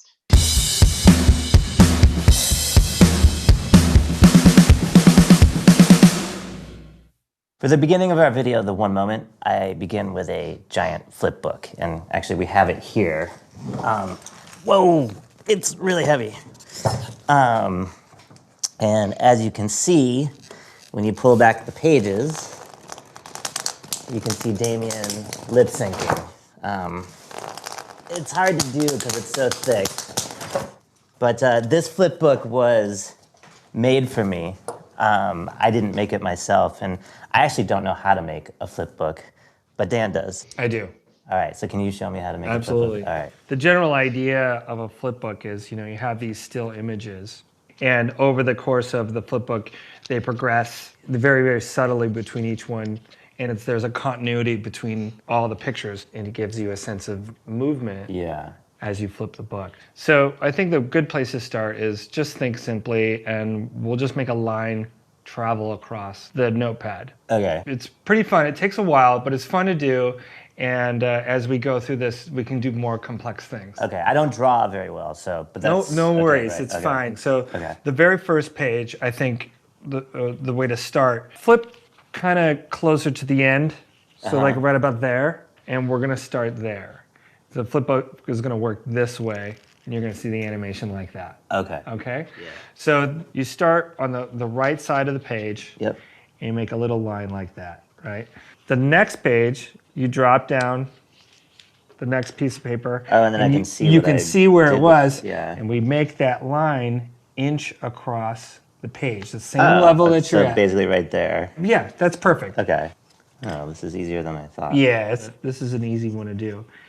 And I like to call this one Flying Arrow. Oh. Flying Arrow. Do you? This is the name of this book. Oh, that's nice. So you'll see how it feels that way when we're done.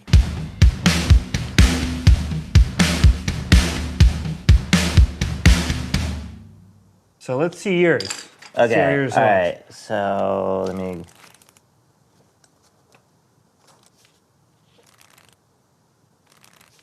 It works. Okay. But it's just not well. Okay, that's fine. All right. But I Let me see how it moves. Let me show you how mine looks. Okay. What's it called? Flying Arrow? Flying Arrow. The master. Thank you. I love that video because one of the things that we really want with OK Go Sandbox is for our videos to be accessible. And so while that was a basic flip book, if you were to go to the site, you would find there's a version 2 where they then get into a dancing Dan and Tim for their flip book. But the nice thing is the Flying Arrow is a simple one where step by step you can create your own flip book, even if you don't know how. And we really want that with OK Go Sandbox for people to be able to jump in. If it's something they've never done before, they can jump in and try it, whether they're exploring art or they're exploring gravity or density or even creating their own sounds. We broadened things out a little bit with Sandbox and have also been trying to bring in some of the work that the Playful Learning Lab does. If any of you know the work that the Playful Learning Lab does, that again is the research group that I lead of about 32 undergraduates. And we have created things ranging from conductive Play-Doh, if you've ever used squishy circuits, up to work with circus performers. But a project that is near and dear to the hearts of all of us in the Playful Learning Lab is our work with the deaf community. And it turns out that in the music video, I'll give you a quick little pop quiz if anyone's watching, and the tech support can tell me if anybody writes the answer and who they are. And in fact, maybe if someone gets it right, maybe we'll have to find a way to send you something. Does anybody know what music video of the band's included some American Sign Language? Anyone? I'll tell you that answer at the end. Let's see if anyone can tell us in which music video does OK Go Sandbox use, does OK Go in their music videos, do they use American Sign Language? Well, because the band has a little bit of familiarity with sign language, and also because they were working with us, we convinced them last year, it didn't take much convincing, for International Deaf Awareness Week to create a series of videos introducing themselves and the alphabet in American Sign Language. A. B. C. D. E. F. And I meant to share, but shared the wrong video, the band introducing themselves in American Sign Language. They also do the alphabet, but if you look on the site or look on our social feeds, you'll find the band introducing themselves and their names in sign language. So that was a fun project to bring in projects that we were already doing in the lab and then pull them together with things that the band had a history of. We've also been, as moving forward, looking at ways to get more kids, educators, and families interacting with the band.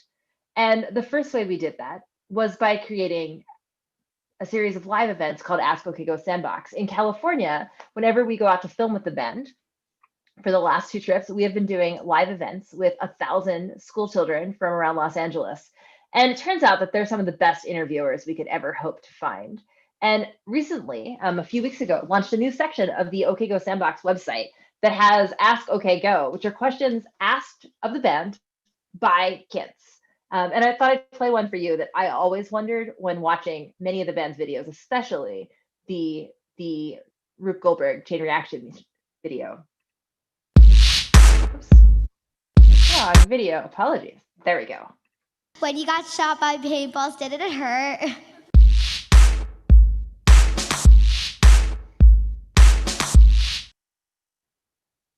Sometimes it does hurt, and we ended up covered in paint at the end of almost every video. But we're filled with such relief that we usually made it to that part in the video that it doesn't really hurt because we're just full of joy. There was one time where it hurt really bad. That was at the end of, we have a song called This Too Shall Pass, and we built a big Rube Goldberg machine. And at the end of it, we get blasted with different colored paint. I got blasted with red paint, and it hit me right in the nose. And I was like, ow! And so we stopped, and we had an on-set medic who came, but they couldn't tell if I was bleeding because I had red paint all over me. So that hurt. I wasn't bleeding, and that's my story. There it is. You see Tim with the red paint on his face? Right, those cannons right in the front were they're air cannons, and so they put there's like a lot of air pressurized, and then you release the air, and the paint is on the other side of the air, so it throws the air at your face, and it hit Tim's face pretty hard. Pretty hard. But I'm a professional. Yeah, that one we tried to do 89 times, and we only got to the end twice. So this was very uncomfortable, but the fact that we got there was so amazing that I didn't feel anything. When you got shot. So we have loved getting questions from young audience members. That has actually probably been one of the highlights of our live events is the fantastic questions that kids and teachers have been sending to the band, and we hope to do a lot more of that. I was going to show you a video. I think I'm going to skip on a video. Maybe I'll show one at the end if people ask. I would encourage you, if you are a math geek like me, to watch the one moment of math, which is one of our very mathy, awesome videos. So I think I'll say till the end. But I want to tell you what else we've been up to with OK Go Sandbox. We actually got to see quite a few of you last year in New York. The band did a long tour of their performing arts show. Unlike the rock shows that OK Go had been doing for decades, over the last 2 years, they've been going to theaters around the country and doing a show where they perform live in front of their music videos, which is particularly interesting if you realize that some of their music videos are done using unusual instruments. So they had to come up with ways they could do it in a theater. And the OK Go Sandbox team hit the road with them as well. And we've actually been able to meet teachers in the different cities and in the lobbies create some installation art where families and kids could come and bang on things and try their luck at recreating some famous moments from OK Go music videos. But last spring, we got to do possibly our most epic interactive project yet that seems perfect to discuss at a Maker Faire. As you may know, OK Go created a music video in microgravity. They were on a plane running parabolas, and they decided to invite kids around the world to come up with an art experiment that could only happen in space. And in fact, if you look at one of our posters here, it says, OK Go made art in space, and actually, no, it was in a plane in microgravity. And now it's your turn. Actually, in a real spaceship, in real space, much cooler. By partnering with Blue Origin and our longtime supporter, Cognizant, we were able to offer kids around the world a chance to dream up art experiments that would happen on a Blue Shepard, one of Blue Origin's, New Shepard, one of Blue Origin's spacecraft. And we received entries from 28 different countries, from Uzbekistan to Australia. And the band, working with a panel of engineering professors, art historians, and more, came up with 2 that they decided were the winning entries. And I thought I'd share a kind of fun video we took of the kids finding out that they won. Hello. Oh my God. This is awesome. This is surreal right now. Oh my God. What? I'm Damien. I'm Tim. I'm Andy. We're OK Go. How are you? We wanted to tell you that we're sending your art to space. Oh my God. Oh my God. No. Yeah, you won. Congratulations. Congratulations. Wow. Thank you. Thank you.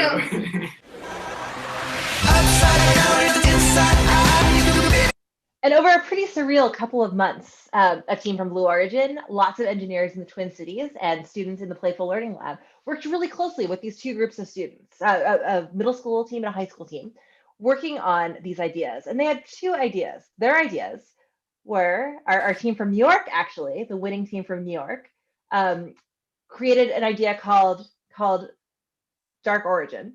And they were probably one of the first groups to send glitter to space.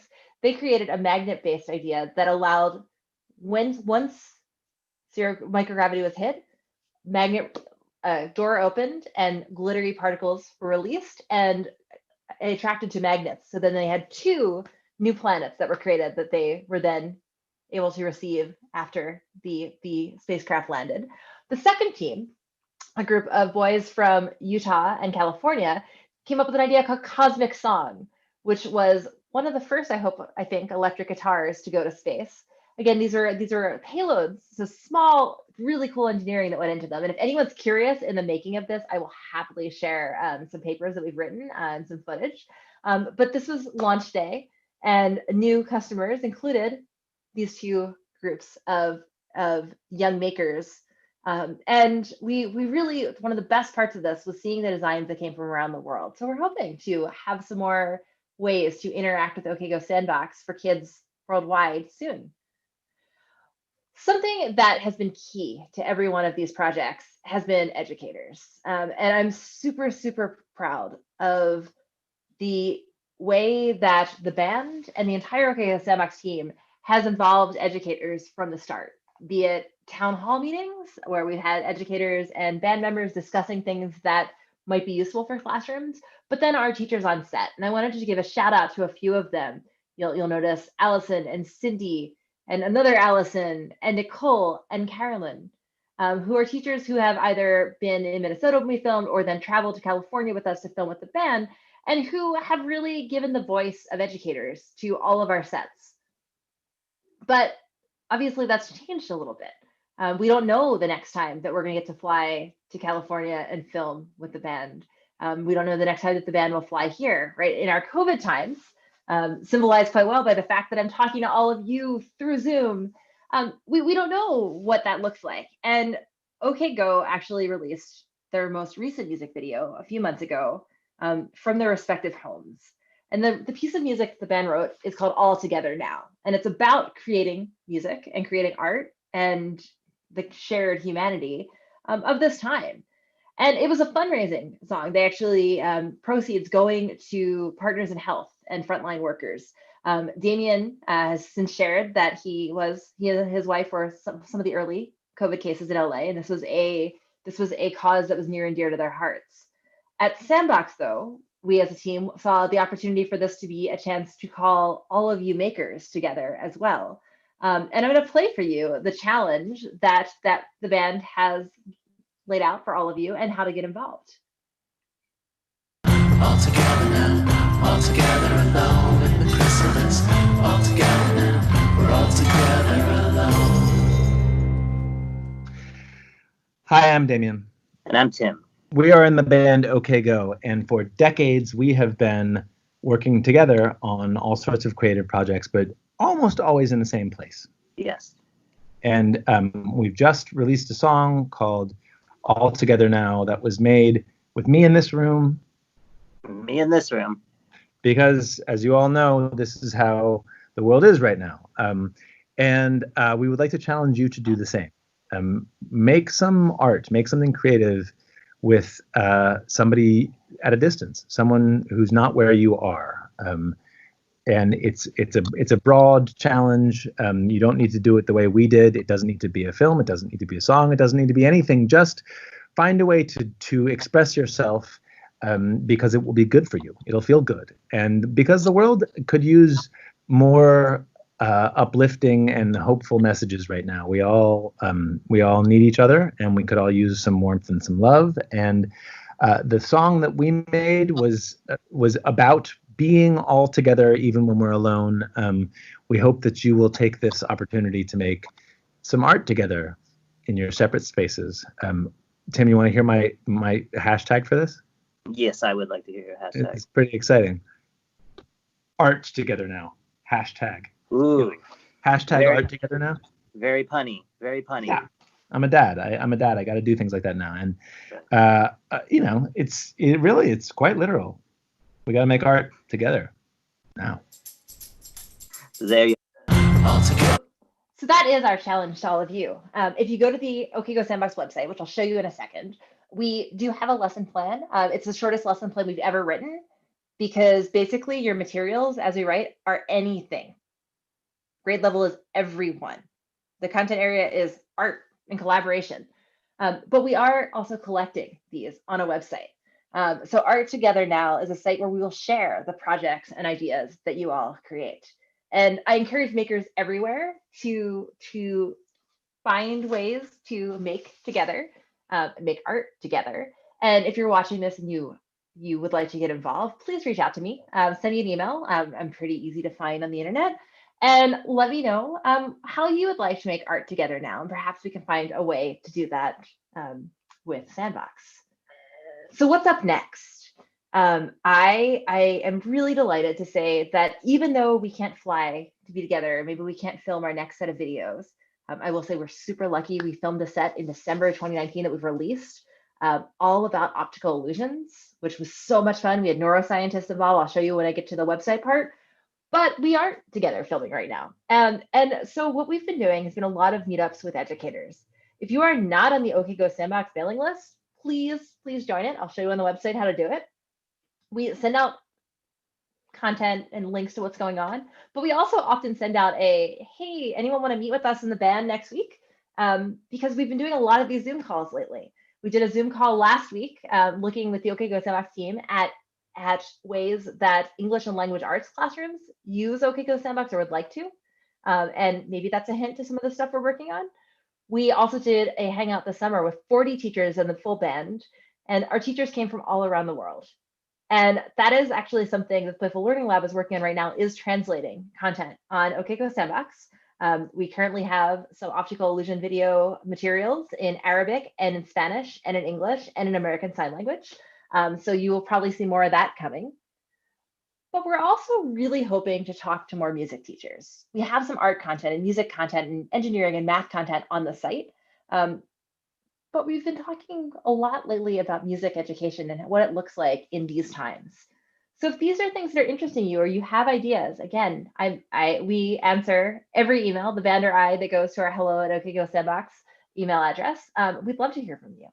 So before I go to the website, I want to stress the huge thank yous.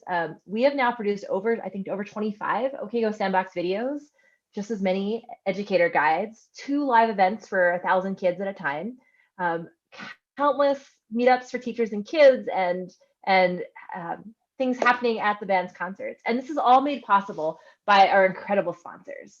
We've been supported over the past 3 years by Google and Morton and Cognizant, and we really couldn't do it without them. So now I'm going to share our website. Now, if anybody has questions or ideas, please feel free to share them. Again, I've been teaching lots of classes of college history lately on Zoom, and they're always more fun when we interact. So I would love to take some questions, because the last thing I was just going to show you is the site itself. So here is the OK Go Sandbox website. And we'll just go start at the main part of the site. Okay, here is OK Go Sandbox. And when you see the site, you can click on an individual music video. If you are looking specifically, if you want to do something on optical, let's look at optical illusions, the writing on the wall, you can go to that music videos page. And for the writings on the wall, as I mentioned, this is the latest big chunk of content we've released. We have a explainer on optical illusions. The great neuroscience professor Roxanne Pritchard was our consultant for that and helped us write out on how the brain works. All of these videos are directed by Jeff Shelton, who works closely with the band. But then the guys actually explain how to create some optical illusions. Here, I'll give you a little sneak peek of one of my faves.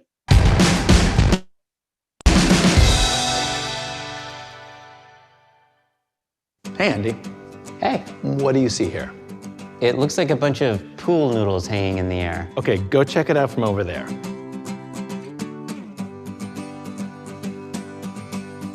Oh, it's a cube.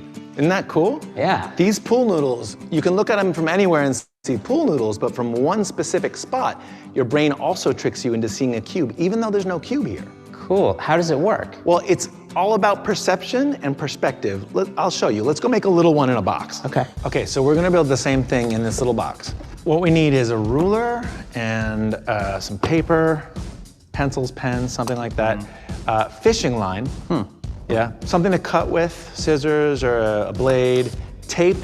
I'll let you watch some other time to see how this ends, but the guys walk you through how to make an illusion in a box. And then if you need some step-by-step instructions, those are also provided with pictures on the site. Well, so that was one way. We went to a music video that we like or are interested in and saw what we had for it. And you can do that by lessons, but you can also go to filter resources.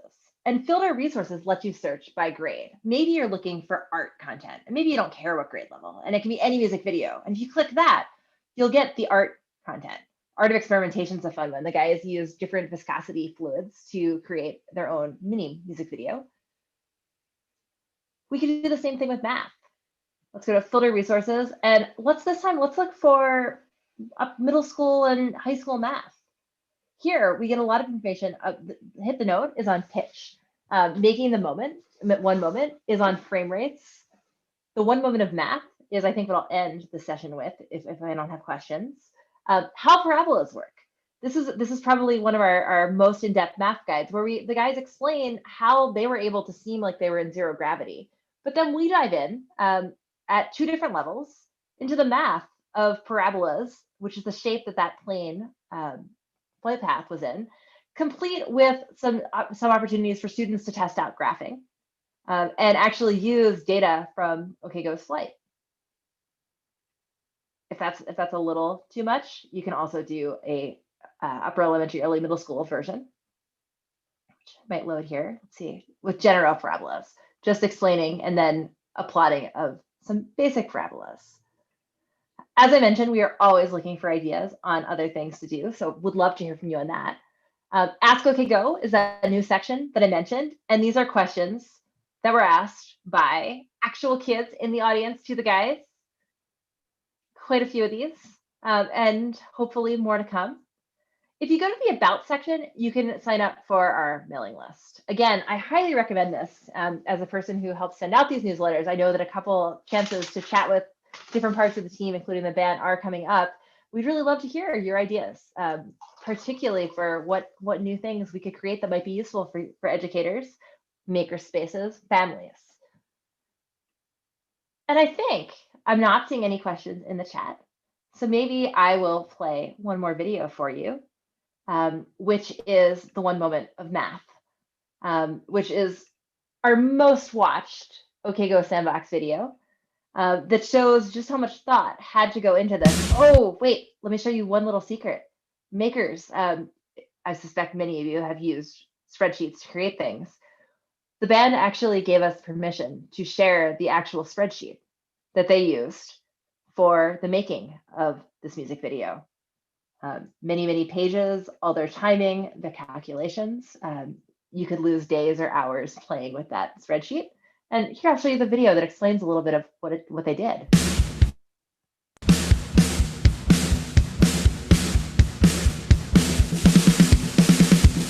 Our normal process for making videos is trial and error, testing some cheaper version of what you will be doing so that you can practice it and get a sense for it. But in slow motion, it's really hard to do that, especially when some of the elements are inherently dangerous. None of this stuff happens in our realm of experience, our realm of perception. They're not happening at speeds that we can access. So the only way that I can actually get in there and tinker with those events, the only way I can communicate with those events is through math. So I built this spreadsheet that had all the things we wanted to have happen, and then all of the various parameters we needed to consider. The main ones are what time does it need to happen? So what time do I need to trigger it in some way? And what speed should the camera be going at that point? I guess we could look at the section where the balls drop and break. During that section, each one cracks right on a beat. We needed to hit its podium and explode at exactly the right time. So we've gone through the song and we've found the exact time for each beat we want to hit. We've got ball crash 1 at 1 minute 48.387 seconds. And ball crash 2 is 149.354 and so on. So you get all the way up to 16. And now we also know that these are all evenly spaced notes, right? It's an even rhythm going dot, dot, dot, dot. So if we compare the times here, we should find that the amount of time elapsed between each hit is the same. Sure enough, we see that each beat is, in fact, 0.967 seconds apart. Now for this video, our base frame rate is 30 frames per second. And what that means is that for each second of finished video, there are 30 still pictures that the camera is taking. So really any duration of time can be thought of as actually a number of still pictures, right? And if we start at 0 at the beginning of the video, each moment in the video has its own distinct picture number or frame number. So if we look back to the impact times, we can translate those into frame numbers. If we look at the duration of each beat, we can figure out how many frames each beat is. And so you see here that's 29. So, okay, at this point we have determined this much. Each beat of the song is 0.967 seconds long, and that'll be 29 frames of the finished video. That means each ball should land 29 frames after the last one, but the question really is, what does that mean for us when we're filming in real time? How much time do we need to wait between dropping each ball? Well, to capture slow motion, we'll be shooting with a really high-speed camera. It gets way more than the normal 30 frames per second. And in fact, you can see here that our frame rate at this point is 550 frames per second. We know we're trying to capture 29 frames, so if 1 second equals 550 frames, how many seconds equals 29 frames? X over 1 equals 29 over 550 equals 0.0527272727, repeating, which we rounded to 0.053. In real time, we need these balls to land 0.053 seconds apart. That's about a 20th of a second. Each of the balls was rigged at the same height above its platform, so that means each one will take the same amount of time to get to its impact. So now we know how quickly in succession we have to drop each one for them to land one beat apart in slow motion.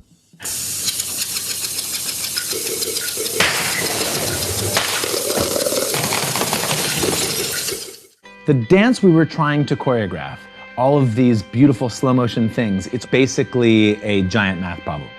But you could also kind of see it as like a way of traveling, kind of, right? Because we never get to live at that time scale. We never get to see that stuff. And through math, we actually can kind of get these handles in a universe that we don't otherwise have access to. So it's also kind of like an insane sci-fi trip.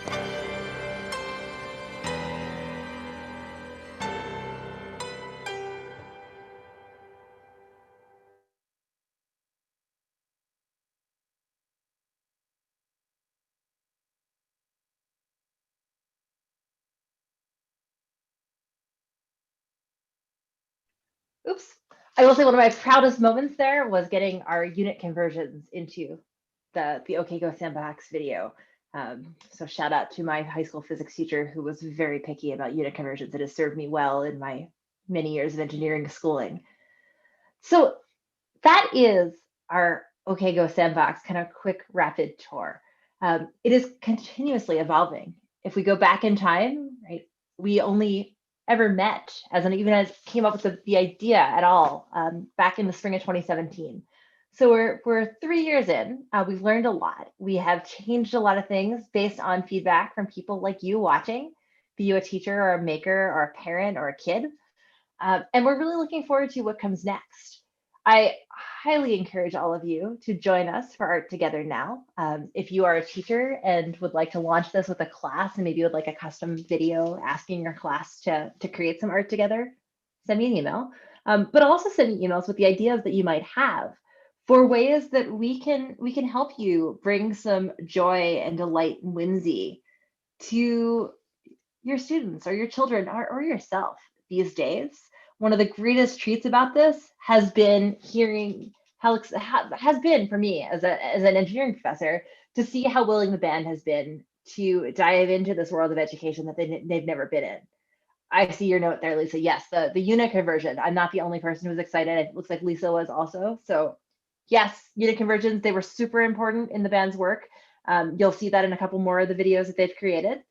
And so it's been 45 minutes. I think we have a few minutes for question and answer. If anyone has any questions or ideas, please chat them either in the Zoom chat or on the YouTube Live. The moderators are watching and they'll get them to me. I'm happy to take some questions.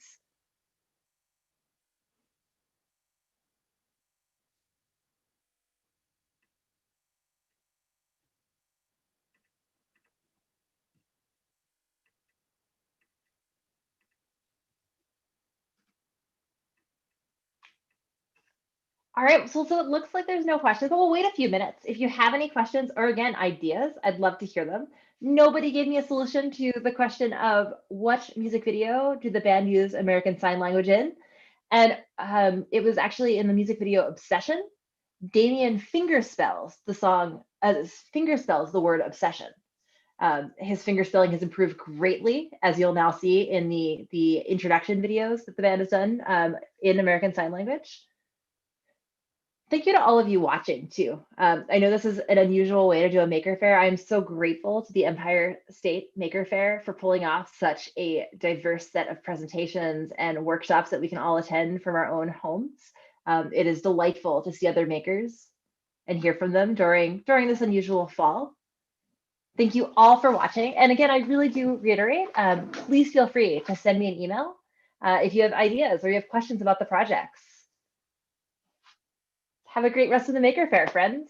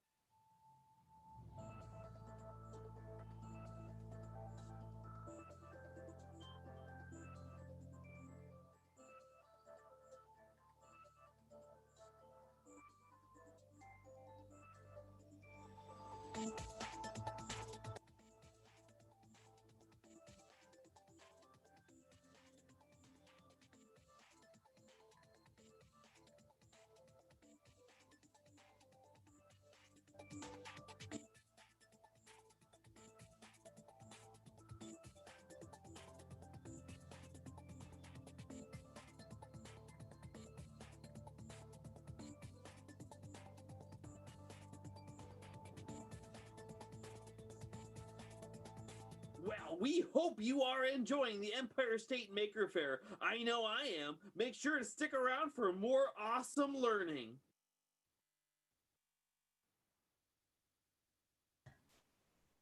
Hello, everybody. Hi. Good evening. If you're located in New York, Or as the we East are. Coast. Yep, we're the East Coast. We're calling in from Sunnyside, Queens, New York. All right, we're gonna get started. So let's share the screen here. I'm gonna share this one. All right. Okay. So welcome. So we're gonna do a little bit of a speed build on the panel today. So let's kick it off. Here we go. So we'll start with introductions. Yes, my name is Demaray. I've been cosplaying since 2014, I believe.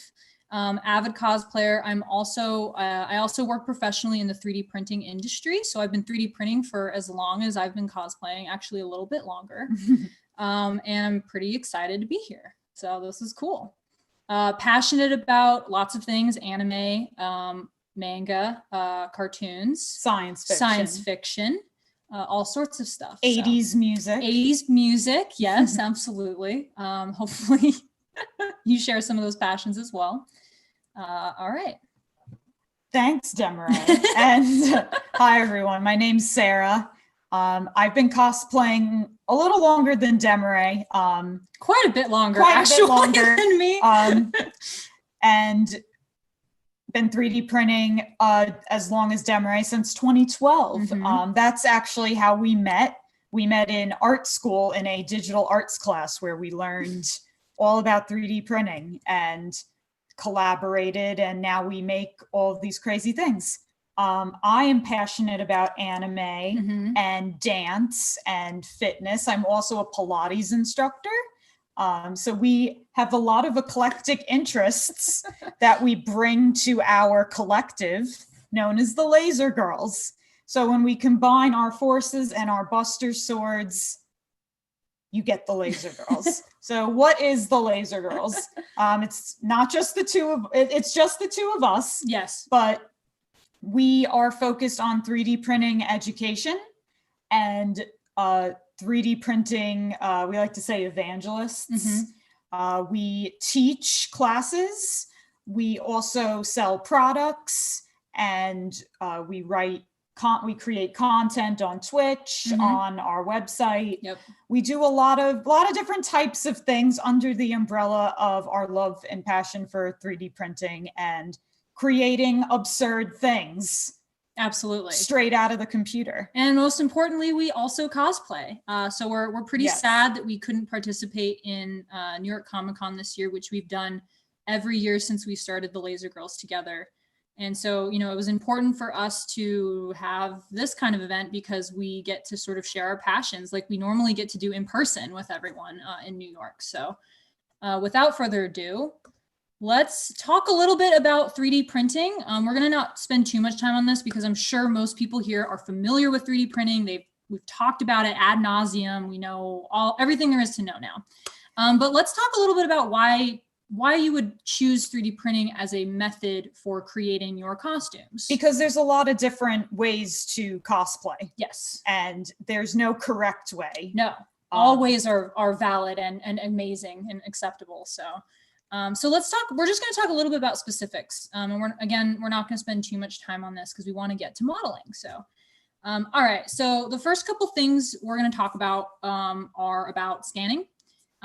If people are not really as familiar with 3D scanning, it's a method of capturing an object in the real world and bringing it into a digital space so that you can manipulate it. If you're familiar with like MRIs, CAT scans, that's a similar process. It uses different types of technology, but it's the same kind of idea.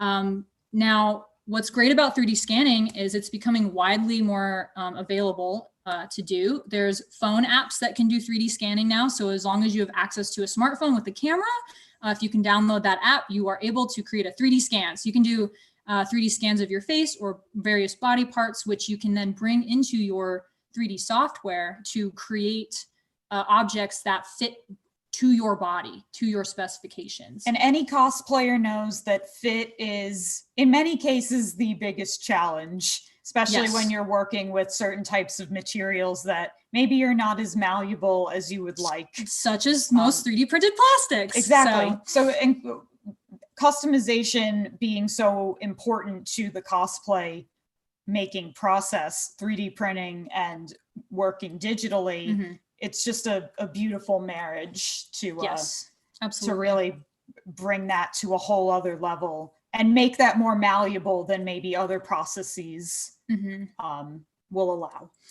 Yeah, and so on top of scanning, obviously designing in a digital space, designing your 3D objects to then be printed. You know, huge obvious perks are precision. You can be highly accurate in a 3D design program. And reproducibility. You can remake the object once you've made it once, which is kind of amazing. So if props break all the time, we've broken many a prop at a convention. All it takes is, you know, one little too rambunctious of an arm swing, and then your part hits a wall, and then it goes flying and it shatters into a billion pieces. So, but what's great is that you can reprint it.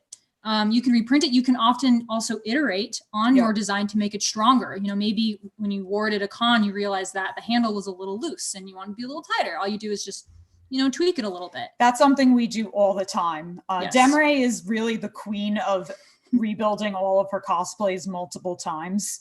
I love doing it. Yeah, after taking it around the convention circuit that we do every year, she really likes to sit down and evaluate what could make this better. And she's able to do that because she has the file. Right. And I'm not going to say how old I am, but I will say that I'm at an age where the most important thing for me for cosplay is being comfortable. I'm tired of being in pain, and I'm tired of fussing with my costume. And so my goals now are not only to be able to create like amazing props, because I always want to do that, or amazing costumes, but I want them to be comfortable and easy to wear, easy to take off, easy to put on. So a lot of my focus now is building props that are easy to use. Space is the next one. And depending on where you live, this can be the biggest hindrance to your making process. Right. We live in a 1-bedroom apartment in the city. So we've been working in tight spaces for a very long time. And we were in art school, so we were working in dorms, trying to paint in dorms and do all kinds of crazy things. So space is something that we don't have the luxury of having. And this process is perfect for small spaces or any space. All you need is your computer on a surface, or you can even sit on the floor. A computer and a printer, or access to a printer. So yeah, that's what's really great. You can design on a laptop. You can design on a tablet now. There's programs that work for tablets and phones. So you don't need to have a super high-end laptop. Some programs, all you need is access to the internet. So that's all you need in order to be able to design something. So that's amazing. So, you know, it's actually really easy now to get into 3D design on, you know, a low budget, which is great, when that used to not be the case, you know, a few years ago. And on a positive note, our lack of space has, I think, made us better designers and better practitioners in the software that we use. Yes. I can definitely say from 4 years ago, when we were first kind of starting our cosplay journeys together as the Laser Girls, we build completely differently now. Yes. And a lot of that is space influenced. Space influenced, and also we want to try to reduce the amount of waste that we produce when we're making our costumes. And 3D printing actually is a way to reduce that waste. Other positive notes on why, we talked a little about iteration and the learning curve. There is a learning curve, as with learning any skill, any practical physical skill. There is a learning curve to software, but that learning curve is shrinking, which is great. Again, software is becoming so advanced that it's becoming much easier for beginners to just hop on it and start making their first costumes. So we'll keep moving on. And we're going to go through this a little quickly, but material pros and of obviously using 3D printing for costumes. Material durability. You'll find that plastics are more durable than foam in terms of its lifespan. But, you know, there's other perks too. You can get really high resolution detail, as you can see in Thor's hammer. There's a really high resolution cap there. And what I love about this image is that Demery built this hammer using a variety of materials. So yeah, she's got nylon plastic, she's got PLA, she's got HD resin. Yep. So you've really got a lot, you've got a menu of options to pick from, and you can adjust your materials based on what you need your piece to either look like or function. Absolutely. So I really like this image because I think it really shows like the exciting possibilities of materials. Absolutely. And you may be asking yourself why Thor's hammer was 3D printed. This design for me was I wanted to make a flat pack 3D hammer. So basically I wanted to make a hammer I could just take apart and store flat, or as flat as possible. So this hammer actually comes apart and is stored flat for size constraints. Again, living in this apartment. So the entirety of the Thor costume is in a box under our bed. It sure is. And it all fits in there. Yeah. And a lot Amazingly. of that is due to your flat packing designs.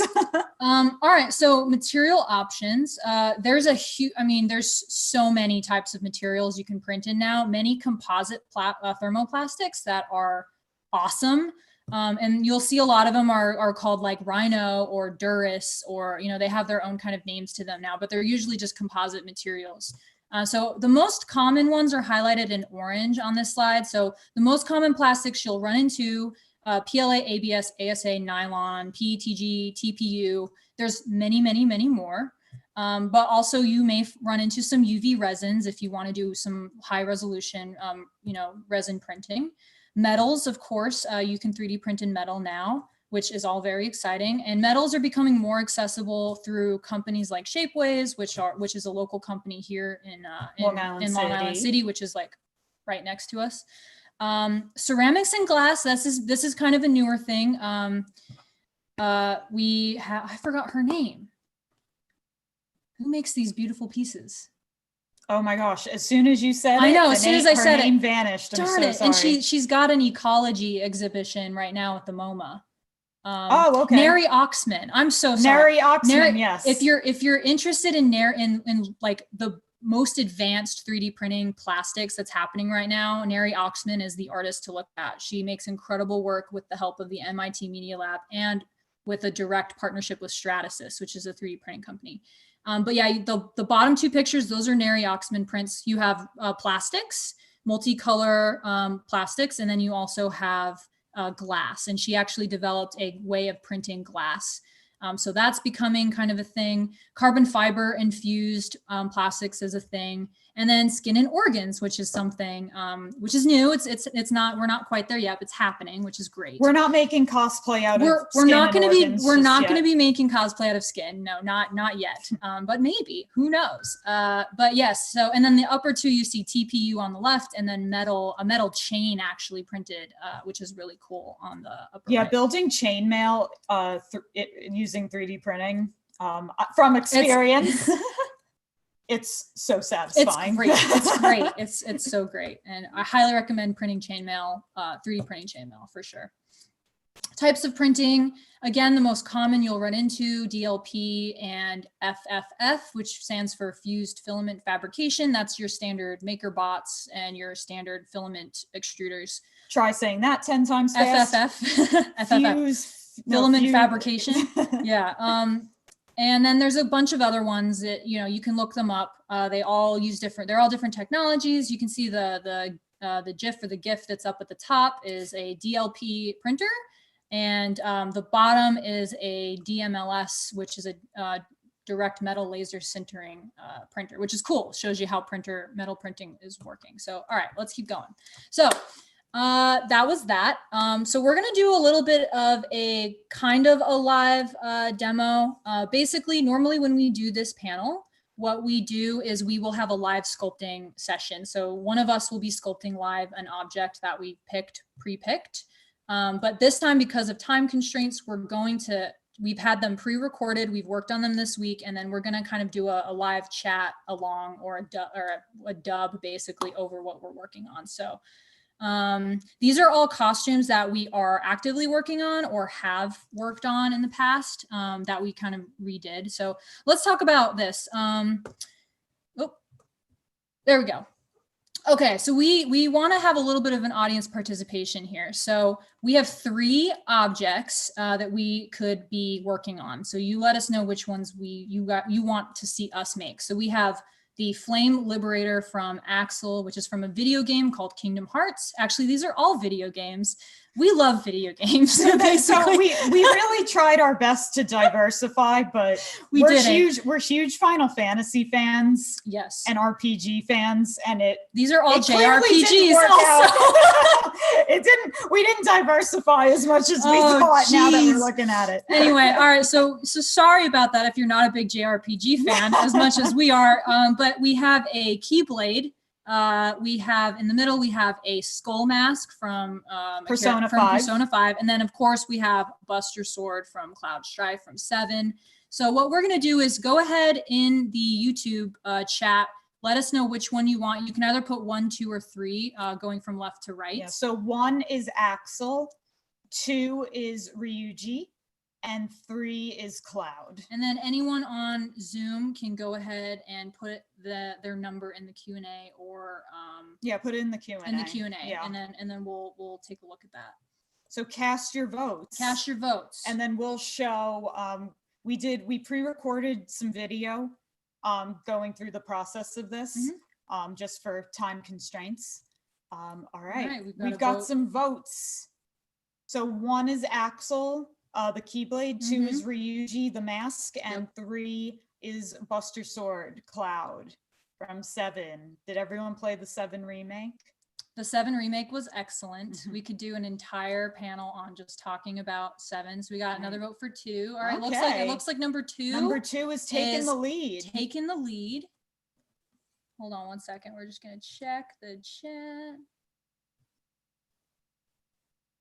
All right. Yeah. All right. So it looks like 2 has kind of swept the field. So we're going to 2 is sweeping. This is your last call, everyone. Last call, skull mask. All right. People want a skull mask. So this is great because it's actually October. It's the spookiest month of the year. So we're going to go ahead and do something spooky. All right. So the votes are in. We will be showing my best boy, Ryuji's mask from Persona 5. Woohoo! All right. So a couple things before you begin the design process for 3D modeling, for printing, for costumes. You want to think about scale. You want to think about construction, how it's going to be made. You want to think about materials. Will you be using multiple materials? And then you want to also be thinking about post-production. And believe it or not, all of these do impact the actual design process of the prop that you're making. Making anything for 3D printing cosplay, I always describe it as a chess game. You really kind of have to know your end game before you even begin. And that can be difficult because there's so many different things that can happen. And the process is ironically quite malleable to a degree.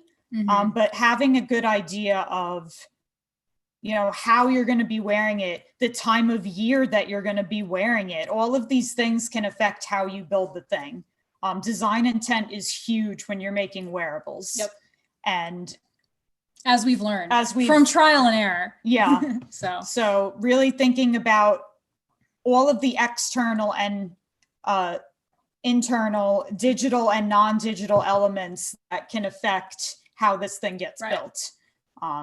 Which sounds really intimidating, but I think is really exciting, at least for us. No, because I mean, again, you learn all this through doing. And that's what's kind of great about 3D printing is you can iterate so fast. Just make stuff. Making, like small errors you don't think about, like, oh, I needed to put a hole in here for straps, or oh, I didn't even think about how these two were going to be glued together and stay while they're drying. I didn't, like, those are things that you realize after the fact, and then you just iterate and do it this again. Whole thing weighs 20 pounds now that it's printed. That is something that you don't learn, unfortunately, until you're all done, which is something I learned, which again is a great story. But the first time we ever printed our Buster Swords for Comic-Con, they were about 15 pounds. And that was a terrible idea because they were printed in resin. Our right arms were very strong. And they weren't solid. We hollowed them out, but they were about 1/8 of an inch thick. And even so, still very heavy. All right. Anyway, All right, there without he further is. ado, this is, yep. So we're going to go ahead and hit play.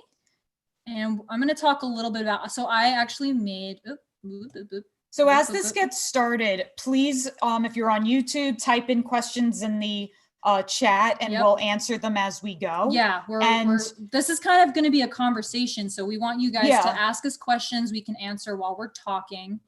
And we're kind of just here to show you guys what we've been working on. Audience participation. Highly encouraged. So Zoom people, you can put your questions in the Q&A. In the Q&A we can answer, and then, or the chat, we can also do that as well. And yeah, YouTube, just go ahead and shout them out in the chat as well. So this is Ryuji's mask. This is ZBrush. For people who are unfamiliar with what this software is, this is ZBrush. It's a digital sculpting program. So it's really meant for creating organic shapes, excellent for making things like masks, helmets, just a really great program because it's more like manipulating clay than it is working in CAD or more engineering based programs or NURBS based modeling, which is like Rhino, which is a completely different style of making. So you can see on the left, I have this reference image that I'm working on, and you'll also notice that I pull a bunch of different reference images. I had a kind of a problem with this particular object because as you'll find for making things based off of video games, even animation, we run into this all the time across all mediums. It looks different every single time you look at it on screen. So Ryuji's mask looks very different in rendered scenes. It looks different in the video, in the gameplay. It looks different in the artwork that is illustrated for the game. So you actually kind of just have to pick a look that you want. So I ended up making kind of a composite of a couple different ways the masks look. Also referencing other people who have made the mask in the past, just to check and make sure my work kind of makes sense, which is sometimes hard. I mean, obviously not everything you want to make is gonna have already been made by other people. But it's a good thing just to see how other people have solved problems that arise while you're designing. So you'll see that I'm going to be referencing a bunch of different images throughout the whole process. There's easier ways to pull reference images into ZBrush. I just didn't do it. So you'll see me opening up pictures, analyzing how things are looking, just trying to get the base shape down. So what I did is I brought in just a stock head. Not my own head. And the reason I did that is because my head is asymmetrical, as are most heads. And so I wanted to be able to sculpt symmetrically. I wanted to make my job easier. And that's a really cool feature of ZBrush, is that you can model in symmetry. So you only need to technically make half the object, and then the other half will just be there. It's very magical. So you'll see what I've done is I've masked the shape from the head. So that'll give me a rough sense for how it's going to wrap around the face. And then from here, I'm basically going to just reduce all the geometry in topology to make something. Did it jump? It didn't jump. I wonder if it. We'll just keep talking. But basically, what I did is I reduced the geometry of the object, and you can do that in ZBrush. You basically just throw away a bunch of triangles, and then I started pushing and pulling out the elements of the mask that I needed to, and then also removing the eye holes preemptively. Something you'll notice too in ZBrush is I'm working on a surface. It's not actually a solid object. So it's not printable in the state that it is. It's literally just a plane that I'm basically pushing and pulling. You can think of it as like a sheet. Whereas, when you're 3D printing something, it needs to be like a box. It needs to have all the sides.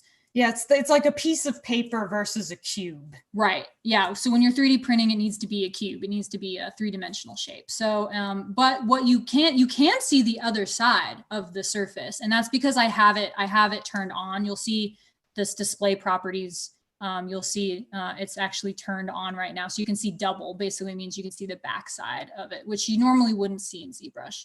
ZBrush does a good job of telling you whether or not the thing you're making is a full three-dimensional shape or not. And oftentimes this program is used for rendering assets for video games or illustrations. So you don't necessarily need that three-dimensional aspect. You can work with just surfaces. And that saves a lot of topology, geometry, saves a lot of triangles. So yeah, you can see right here, I'm still just trying to figure out the base shape and what I want it to look like. And I'm only working with, let's see, it doesn't say on here how many triangles I'm working in. It's probably just like a couple thousand triangles. So it's a very small, well, it's actually quads right now, but it's, you know, a couple thousand. So a big thing with making masks, and we've dabbled. This is kind of like the first really intensive mask that you've made. As you were building this, what were you thinking about around fit? Well, so oftentimes, like, this is going to be made for me, but in the future, we probably want to allow this item to be bought by people who want to cosplay as Ryuji in the future. So for me, I wanted to make this as generic as possible, which is why I picked a generic head. Obviously, you know, when I try on the mask that's fit for me, I can make adjustments to the sort of stock shape to make sure that it could fit most people. And again, I mean, masks are hard. That's why when I'm thinking about what material this is going to be made out of, I'm going to print it in a more flexible plastic. So nylon is ideal for this type of material for printing it in, at least in terms of cost and just wear, the ability to paint it and manipulate it and continue to wear it. Iteration with this is pretty much inevitable. I think so. I think it will be. I mean, it hasn't been printed yet. It's actually being printed now. It's coming. It's like Christmas. It's coming. It'll be arriving at my door any day now. I'm very excited. But yeah, I mean, iteration is going to be important for this. If you want to save on cost, an easy way to sort of iterate is to just iterate core sections. So maybe just cut the eye holes out to make sure they will align. Again, 3D scanning, honestly, if you have access to that technology, 3D scanning yourself and then checking the fit digitally is probably the most cost-effective way to prototype things like a mask that you would be wearing on your body. So you can see after working on it for a bit, you can see that, let's see, now what am I doing is, oh yeah, I'm basically I'm trying to make the edges a little less wavy, you can see. So I'm sort of trying to, again, when you start from working from a head, you'll notice your edges are not going to be super clean. And so that's kind of an important consideration as you're working. You want to make sure you're always rotating around your object, looking at it at all angles, because something may look good in one angle and then look terrible in another. And again, this is a ZBrush thing. This is a digital sculpting program style. It's like if you were sculpting a bust in clay on a platform, you would be circling around it physically, stepping back, stepping in. Yeah, and they tell you to do that. We both went to art school, and so we both were painters at one point, and that's always something they always tell you to do, is to step back from your paintings and just look at them for a minute and then go back in. So you should never paint from your 3-foot distance. You should always be painting from across the room, down the hall, you know, right in front, get really close to the painting, you know. So the same thing is with digital sculpting. You always want to be continually looking at it from different angles. Another thing too that's interesting about this particular object in this program is that it uses techniques that are referred to as hard surface sculpting. Usually when people want to make, this is like way back in the day when 3D programs were not as good or they were really difficult to learn, someone would probably make this object in a program like Maya or Cinema 4D, maybe not so much in a CAD program, but a program that can manipulate surfaces. And, you know, it would be made using rigid shapes or rigid vertexes that are moved around, pushed and pulled. But in ZBrush, because it's a sculpting program, it's easy to make organic shapes. It's a little harder to make shapes with rigid planes and mixed in with your organic form. So there's a technique that's referred to as hard surface sculpting. So that basically means you're sculpting surfaces that are very angular, very machined, planar. So, you know, for making things like mechs or, you know, robots or cubic objects, houses, things like that. Automobiles, you know, things that have really sharp edges and clean edges. Cosplay. There's tools in ZBrush that will help you along while you're working. So there's very specific brushes. ZBrush uses brushes kind of like sculpting pens or sculpting, what are the sculpting tools? You know, sculpting objects that help you sculpt. They have the similar kind of terminology within the program. Speaking of tools, I think it's important to discuss kind of your desk space and how you like to sculpt. Yes. Oh, you want to talk about like tools, like desk tools? Yeah, just for a brief moment. So there's people that, you know, use tablets or the way I do things, which in the unconventional way. Insane. Yeah, well, let's talk about that. So I like to, so people often use ZBrush with a tablet. And because it's a digital sculpting program, using a drawing tablet is actually a really natural feeling way to use this program. I actually use a mouse, and I use a mouse with my non-dominant hand, which is crazy, but that's how I learned how to use a computer. So I use a mouse. I also when I started learning ZBrush, I didn't have access to a tablet, and they were very expensive at the time. So I was using a mouse. So you can use ZBrush with anything. You can use ZBrush. Sarah uses it with a trackpad on the computer. So you don't even need to use, and that's insane. That to me is insane. It's slightly, but she makes incredible things with it. So you know, the tools that you don't need a tablet, but they can be helpful for doing specific things. I can see how, like, I've seen for some people are easily swayed to like stay away from 3D because some people think they need all these bells and whistles for their setup, and you really don't. All you need is your computer and the program and an idea. However you want to go about using your mouse or your tablet or whatever you have, it's possible, and that's what's so great about working digitally. Absolutely. Is that you don't need a facility with a vent and all these specific things to make it work for you. It could be on your phone. Now you can do things on your phone or your iPad, which we didn't really have when we first started. So I think it's important just to talk about that, because you know, especially when you're talking about space and what other people have, you know, tablets might work for you, they might not work for other people, vice versa. So just try a lot of stuff. Yeah, absolutely. I think that's what's kind of that's a really important thing. I love using a tablet. I sometimes have to for certain things I'm making, because I need to use my left hand in order to do so. Let's see what I'm doing right now. So I'm adding, Ryuji has some kind of like like bolts or nuts or, you know, on the mask that kind of attach it together, simulate like a sort of like things that are stitched together. So I'm adding those now with just separate, they're literally just stock cylinders. So they're really easy just to pull in and manipulate. And again, everything's mirrored. So everything that's happening on one side is happening on the other side, which it's again, wonderful. A wonderful perk for this type of software. Another thing too that's kind of interesting about ZBrush as a program in and of itself is that it originally was a painting program. It was a 2.5D simulated painting program, and what that meant is that you can paint, but then you can simulate depth. So you could paint things that look three-dimensional but are really just a two-dimensional flat object or a flat plane. And then as it evolved over time, it kind of became more of a 3D program, and then started doing all this other really fancy stuff. And now you can do all sorts of really cool things with it. You can rig objects for animation. You can do really high resolution renders in different materials, just like any other 3D design program can do.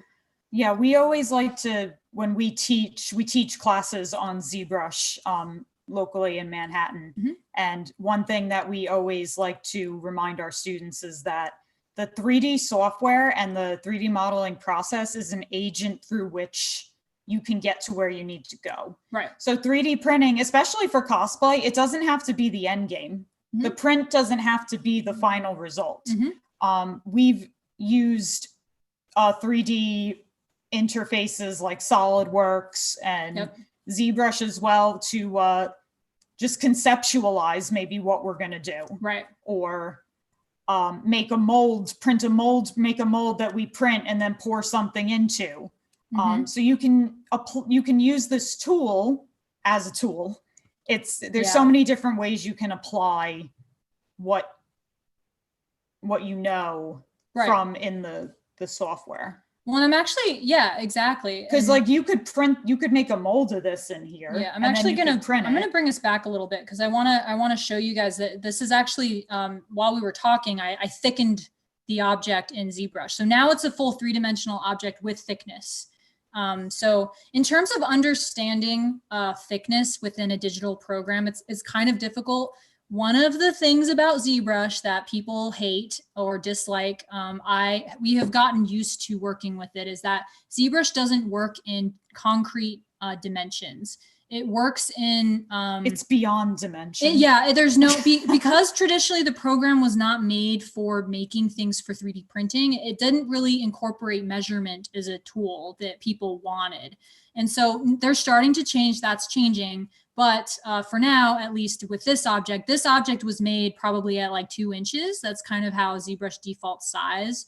So it's about 2.5 inches. So it's really small right now. But basically what helps, and this is what I've done, and it's a weird thing, but you can measure inside ZBrush now. But what I oftentimes do is just have a ruler by my computer. Always. I'll scale the mask in the program to be roughly like, or not scale, I'll zoom out so that I can have the mask roughly about the size of my face. And then I'll literally pan around the object to the thickness and then measure it with the ruler and be like, okay, so if my mask is 6 inches wide, how thick is it? And then from there, I can figure out, if it needs to be thicker or not. So we have about 10 minutes left. I'm gonna bump this a little just so we can see you start to put it on your face. Yeah, I can do that. So, but as you do that, let us know if you have any questions. Well, we can actually keep it going because it's not that much longer because it probably, after this part, I'll put it onto my head. So I'm basically just adding like this fancy kind of, the mask has a bit of a lip on the outer side. So I'm just adding that portion, making it look fancy and fun.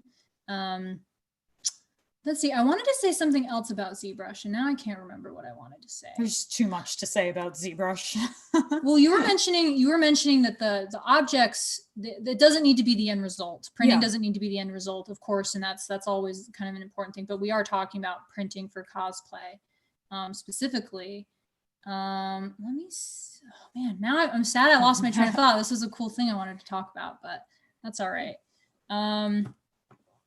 Does anybody have any questions? Yeah, feel free to shout out questions. Let's see. So yeah, I'm still just so right now I'm using a tool that's a masking tool, which again, it's kind of like how you would think about Photoshop or masking in Photoshop or other photo editing programs where, whatever you're masking off is not going to be touched. So this is a really easy way for me to first kind of figure out where the zone is that I want to pull out. And then from there, I'm going to actually use a fairly newer tool in ZBrush, which is it's called Z-Modeler, and it's actually like a more hard surface tool, which is common when you're doing hard surface sculpting. So I'm literally just going to pull that out, and you'll actually see me do it here with Z-Modeler. Any questions about ZBrush too, feel free to shout them out. I know I keep saying that word. I'm a ZBrush evangelist. I love this program. It's near and dear to my heart. It can do no wrong, except it doesn't do scale very, very easily. Again, they're changing it. It's changed. It's easier now. And you'll actually see too, we'll talk a little bit about scale when it gets put on my face. We have a question. We do have a question. Is there a free version? Yes. So ZBrush there's a couple options. You can get a free 30-day trial, which I would highly recommend, and you can make stuff in it for free for 30 days. It's a full version of the program, so you're not limited by the things you can do in your trial. There is a ZBrush, like a ZBrush Lite, which can do pretty much anything you would want for sculpting in ZBrush, but there's a few features removed for more, I guess what they would say, more advanced users. Again, legacy tools that you may not even ever need. So there's a light version of the program. There's also, that's about, I think, $200. That's like I think it's about $200. Again, that was a while ago, so don't quote me on that, but it's fairly affordable as far as 3D programs go. There is and what you get. There is a sister program to this one called Sculptress.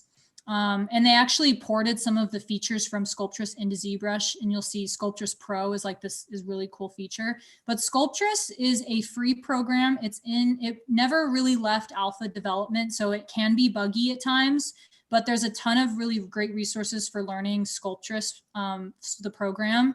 And then you can take your Sculptress skills and bring it right into ZBrush. So if you want to kind of if you've never tried digital sculpting before and you want to play around with it, download Sculptress and play. And if you fall in love with it, you're like, this is the greatest tool ever. Get really good at it, and then move on to ZBrush. Maybe try the cheaper version, and then you can either do a subscription or buy the program outright. Something really great about Pixelogic, I hope they never change, is that if you buy the program, you are entitled to free. The upgrades to the newer versions are free. So I own this program, which means that I will be able to get the updates for as long as they're free. I will get the newer versions with newer features every year when they have their summit. They have a big old summit where they have artists come on and be like, this is how cool this is. Like, look what this can do. It's very cool. It's great. The new thing this year was cloth physics. So you can actually make shirts, like you can make clothing very easily, which is great because this program is primarily used by character designers. So you'll see tons of really incredible work by artists who use it to create characters. And of course, clothing is a huge part of that. So again, it's a really incredible tool. It's very dynamic and I love it. I want other people to try it out and try it out for themselves. Any other questions? We're here for questions. Right now, I'm just adding some really silly kind of details that are on the mask. So it's kind of boring. Let's go to the part where it's on. I'm doing some Booleans. Booleans are fun. Let's bring their head in. Let's see your head. Oh, just fixing the teeth up a little bit. I'm almost basically done at this point. I will say, just so you all know, here we go. There she is. There she is. Just so you all know, this mask took me about 3 hours to make real time. And so it actually wasn't too long. It took me about a day. You can actually see my head is wider than the stock head that I was modeling off of. So you're going to see me basically just manipulating it, turning off symmetry for a bit so that I can just get this thing on my face. This is a scan that's actually a few years old now. I haven't broken any bones or anything, so my face should be still relatively the same size. But that's something to also think about when you're working with scans of your body, is that if you're working with older scans, you may want to do an updated scan because our bodies change all the time. Or just make it a little bit bigger, so it'll fit. And speaking of sizing, tolerances are huge for this. Yes. So what is a tolerance? Tolerances are, as the material is printing, it can shrink or expand. Right. So even if you make something a certain size, it might not be exactly that when you receive the final piece. Right. So that's always important to keep in mind when you're fitting things to you. You don't want them to fit perfectly. Right. You want to give yourself a little wiggle room. You want to give yourself plenty of wiggle room, especially too if you're adding foam. Which we do for most things. We do for most things. It's if you've worn 3D printed props or armor pieces, it's not comfortable usually. So you want to give yourself some comfort. So foam is a great thing to add to the plastic to make it a little bit better. This mask is going to be printed in nylon, so it's got flexibility to it, which is going to be important when you're wearing it so that it has a little bit of freedom for movement. ABS is also has some flexibility to it, and it's really strong material. So but yeah, so literally all I'm doing is just pushing and pulling it, rotating it, making sure it fits I'm finding where my nose is. I'm going to have to sort of move, and you'll see I'll start moving the features down a little bit so it fits in, my nose fits a little bit better. And again, this is all like these are all sort of artistic decisions, right? So the mask doesn't need to be perfect, but it needs to look good on my face. So those are the decisions that I make to alter the part. So and that's your kind of stylistic take on it. That's like a style choice there. All right. So, I think we're pretty much gonna wrap up here. So I'm gonna stop this. Let's go here to this. And, oh, that was that part. Scan your head. Okay.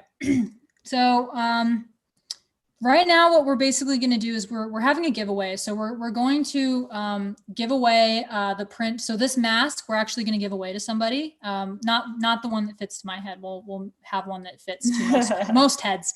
And so all you got to do is follow us on Instagram and leave a comment on our Instagram post. We're going to post about the giveaway. You just leave a comment on there right now, or send us an email, and we'll enter you in the raffle, and then we'll send the winner a notification on Sunday.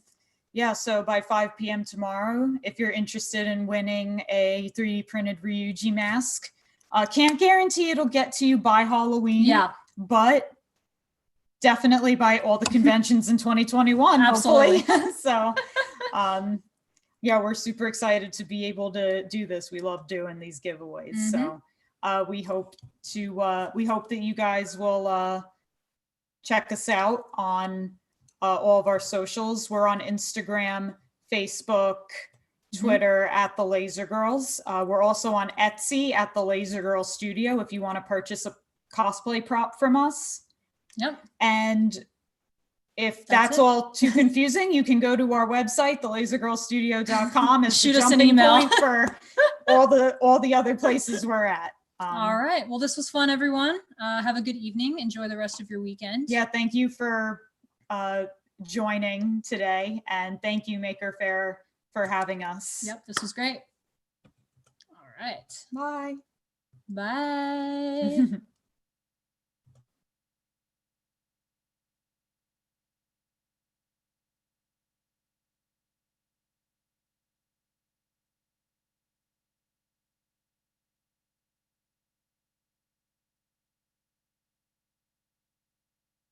Hi there, I'm Dan Schneiderman, lead producer behind the Empire State Maker Faire. The Empire State Maker Faire was originally inspired as a way to bring the New York State maker community together this year, one way or another, and not let 2020 be the year that New York State doesn't have at least one Maker Faire taking place. What started as a few phone calls and video chats back in late June became a statewide uniting event. And I am ecstatic to say that not only do we have makers from every region of the state represented, but we have makers from around the world that have joined in too. I have been lucky enough to work with members of this team before the Empire State Maker Faire, and they have fantastic stories. They have stories of how their fairs have impacted both their maker communities and themselves. And now I would like to invite you to hear their stories too. I'm Pauline Lynn Shostak, co-producer of the Maker Faire Syracuse in Syracuse, New York. And we were scheduled to have our inaugural Maker Faire on September 26, 2020. Unfortunately, we were unable to do that, but we are so excited to be able to participate with our other regional Maker Fairs from across New York State to bring you this great Empire State Maker Faire event.